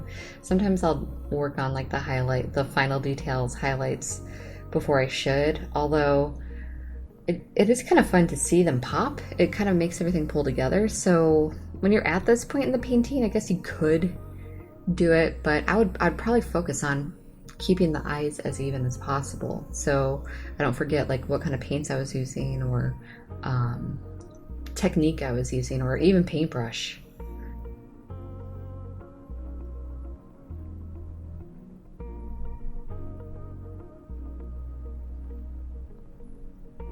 Here we go. I mean, even though I don't necessarily need to do the same technique or use the same colors as the other eye, because this one is more on the highlight side, it is actually just really good to kind of do them at the same time. Well, not, like one after the other. Oh, actually, let me stop real quickly. What I'm doing at the moment is adding in the shadows of the eyelashes that are coming on top of the eye. So I used a glaze of brown or something. It looked like a brown. And the eyelash shadow going through the eye is going the opposite direction of how the actual shadows are going, and that's just the way the light is shining through. That's why you're getting that kind of effect. It's almost like a crisscross. You can see it in your paintings, or I'm sorry, you can see it in your photographs. You just have to know what you're looking for. Okay, so now I'm adding more of this warmer red because it is in the light side and the highlight side. So we're going to see more of those orange hues.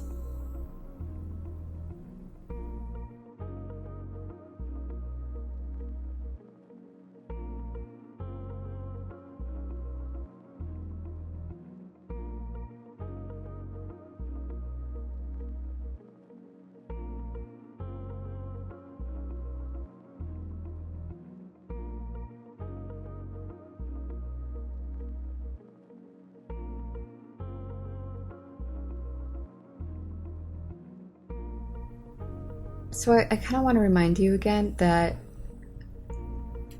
your paintings of skin, especially with younger skin, like theirs, you're not trying to create the illusion that it's so smooth that it looks like a balloon. What we're trying to do is create a smoothness that the eyes can blend together. Because I just want to remind you that we're constantly moving around. We're getting glimpses of people not frozen in time. And even if we were frozen, like playing that game or whatever, you're still breathing, your eyes are blinking, movement is consistent. So we're also not going to be as still as a photograph. And the way we look at people is we're looking at them moving. So by having almost this paint-like texture, it's almost like the Impressionists. You're kind of painting like a moving creature in a way that it's going to capture light in different ways at every single moment of time. You don't necessarily need everything to be too smooth. You want it to be believable. You want it to feel real.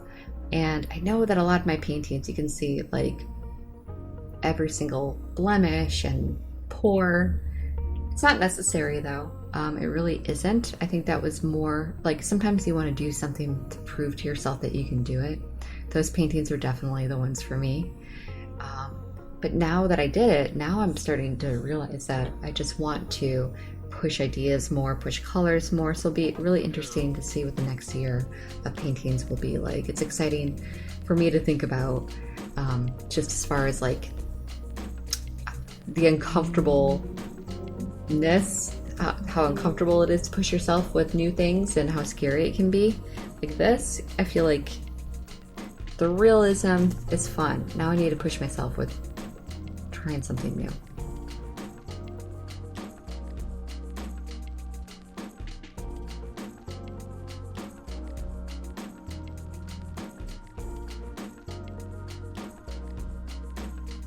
So I'm adding in yellow here. I think that is because the sweater has a yellow hue to it. So it's gonna bounce up some of that color from what you're wearing. If you have anything brighter in hue or saturation even, it's going to have a little bit of a reflection on your skin.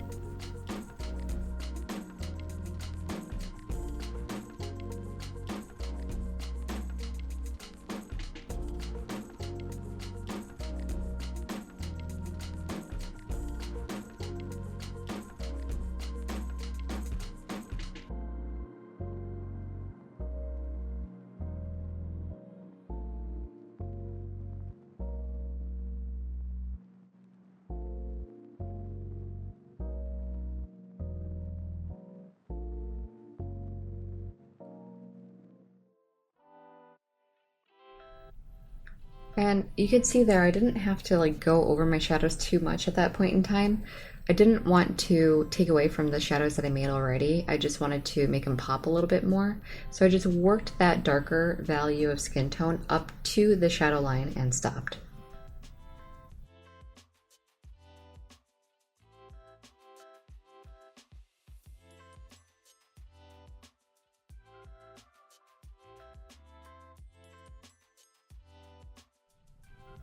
So here comes the fun part, just kind of going around and finding areas that need to be like softened in between your highlights and shadows. Creates more of a roundness. So I'm doing that with the nose at the moment. I'm adding in some lighter values here. It just makes it look less rigid here, but more soft. Again, that spot. I just love adding highlights there, don't I? But it does make it pop a little bit more. You can see it adds a lot of shape instantly. I'm going in and using that same color. It was like a neutral color, a grayish violet. It was almost like a grayed down, a very light valued quinacridone or something. Toned. And now I'm just going in with my blending brush and trying to soften everything. And it didn't soften it completely, but that's okay. A lot of the stuff that we're not able to see either, the stuff that you see when you're really right there up close to your paintings, are like in our own minds while we're painting a huge deal. But if you're looking at it from this perspective, everything kind of blends together. It looks really nice. And we get so hung up on certain things, but even if I stop now, I think I would be really happy with the painting. Well, maybe not right now. Now I added those really harsh highlights.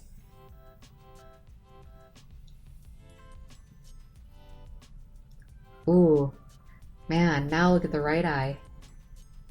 By adding that one little highlight dot, and then also the one on the lash line, it actually made the shadows of the eyelashes pop more.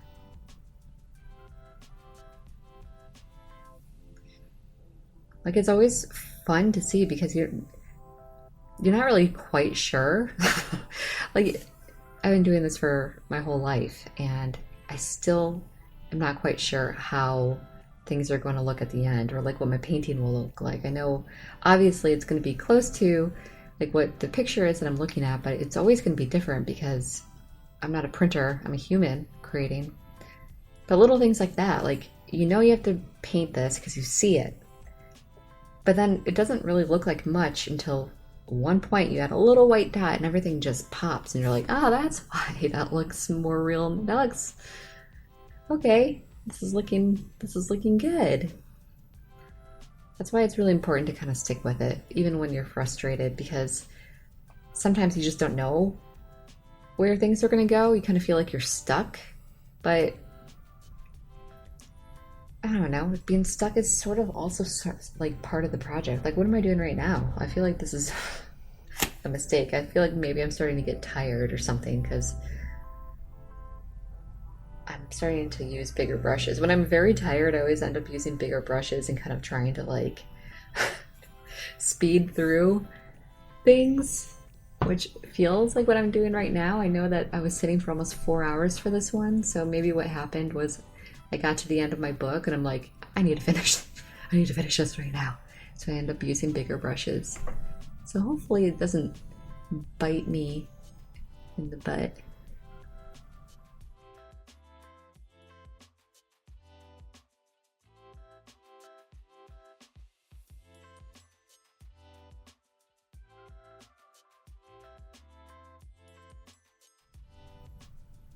I think it looked pretty good. That may have been the best move, like using a flat brush to just really pull those dark layers in. It's funny because when I'm watching these, I kind of don't trust my judgment a lot.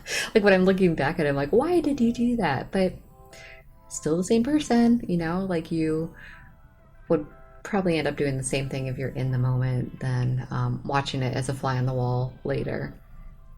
We say hindsight is 20/20, but also like you don't know what it was like being there either. So now it appears that I'm just kind of taking this neutralized yellow. Yeah, so it's nice too because I added the yellow into the straps already. So when you add the blue, everything does kind of look like it was meant to be with each other. You always want to have the colors like everywhere. So even though it's a blue strap, you should have the yellow, you should have the skin tone color into it. And even though it is a yellow sweater, you should have some touches of blue from the strap as well as the skin tone color. You're just kind of using a little, like you're just using less of those colors, but it should still be in there. Because it makes everything feel like it belongs in the same world, as opposed to just painting everything one solid color.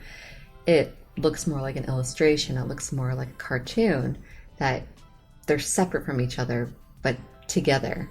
So, but in the real world, we kind of have all the colors in different variations and different tones and blended.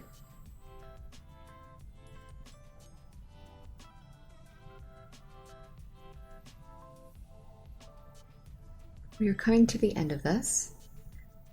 I'm feeling pretty good about it. So I think this is the end of the painting actually. Let me double check. Yeah, we only have one more.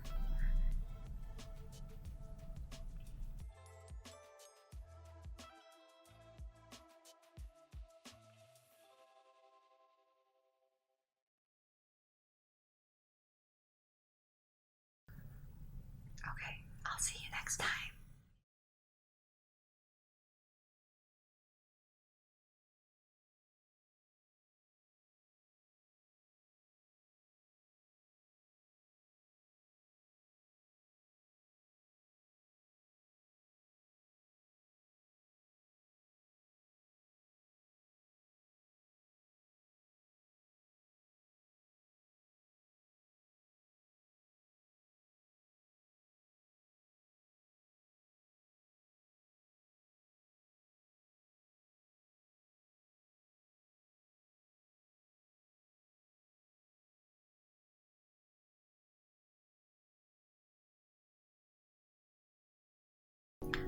All right, this is the final video and it's only 1 minute and 30 seconds and I just wanted to show you, this is the alternative to adding the leveling gel that I used in the other one where it just kind of ruined everything. I'm just taking my liquid, my glazing gloss liquid, and just doing a thin layer on top, and this kind of oils out. It's not like really oiling out, we're not using oil, but it kind of levels everything out, but it's so much thinner. It's more translucent, and it's still going to make everything appear even, more even than if we just left it as is. And you can see some of those colors are starting to pop back out again by doing this, but remember, make sure your painting is completely dry before doing this. Don't make the mistake like I did in portrait number 4, I think it was. Just make sure everything is dry. Alright, and I'm actually so happy with the way this turned out, and I don't know why, but I didn't do the final thing of removing the tape like I did with the other ones. I thought that was so much fun. So we're gonna call it here. Thank you again for joining me in this class, and it has been such a pleasure. I look forward to teaching you again in the future. Take care.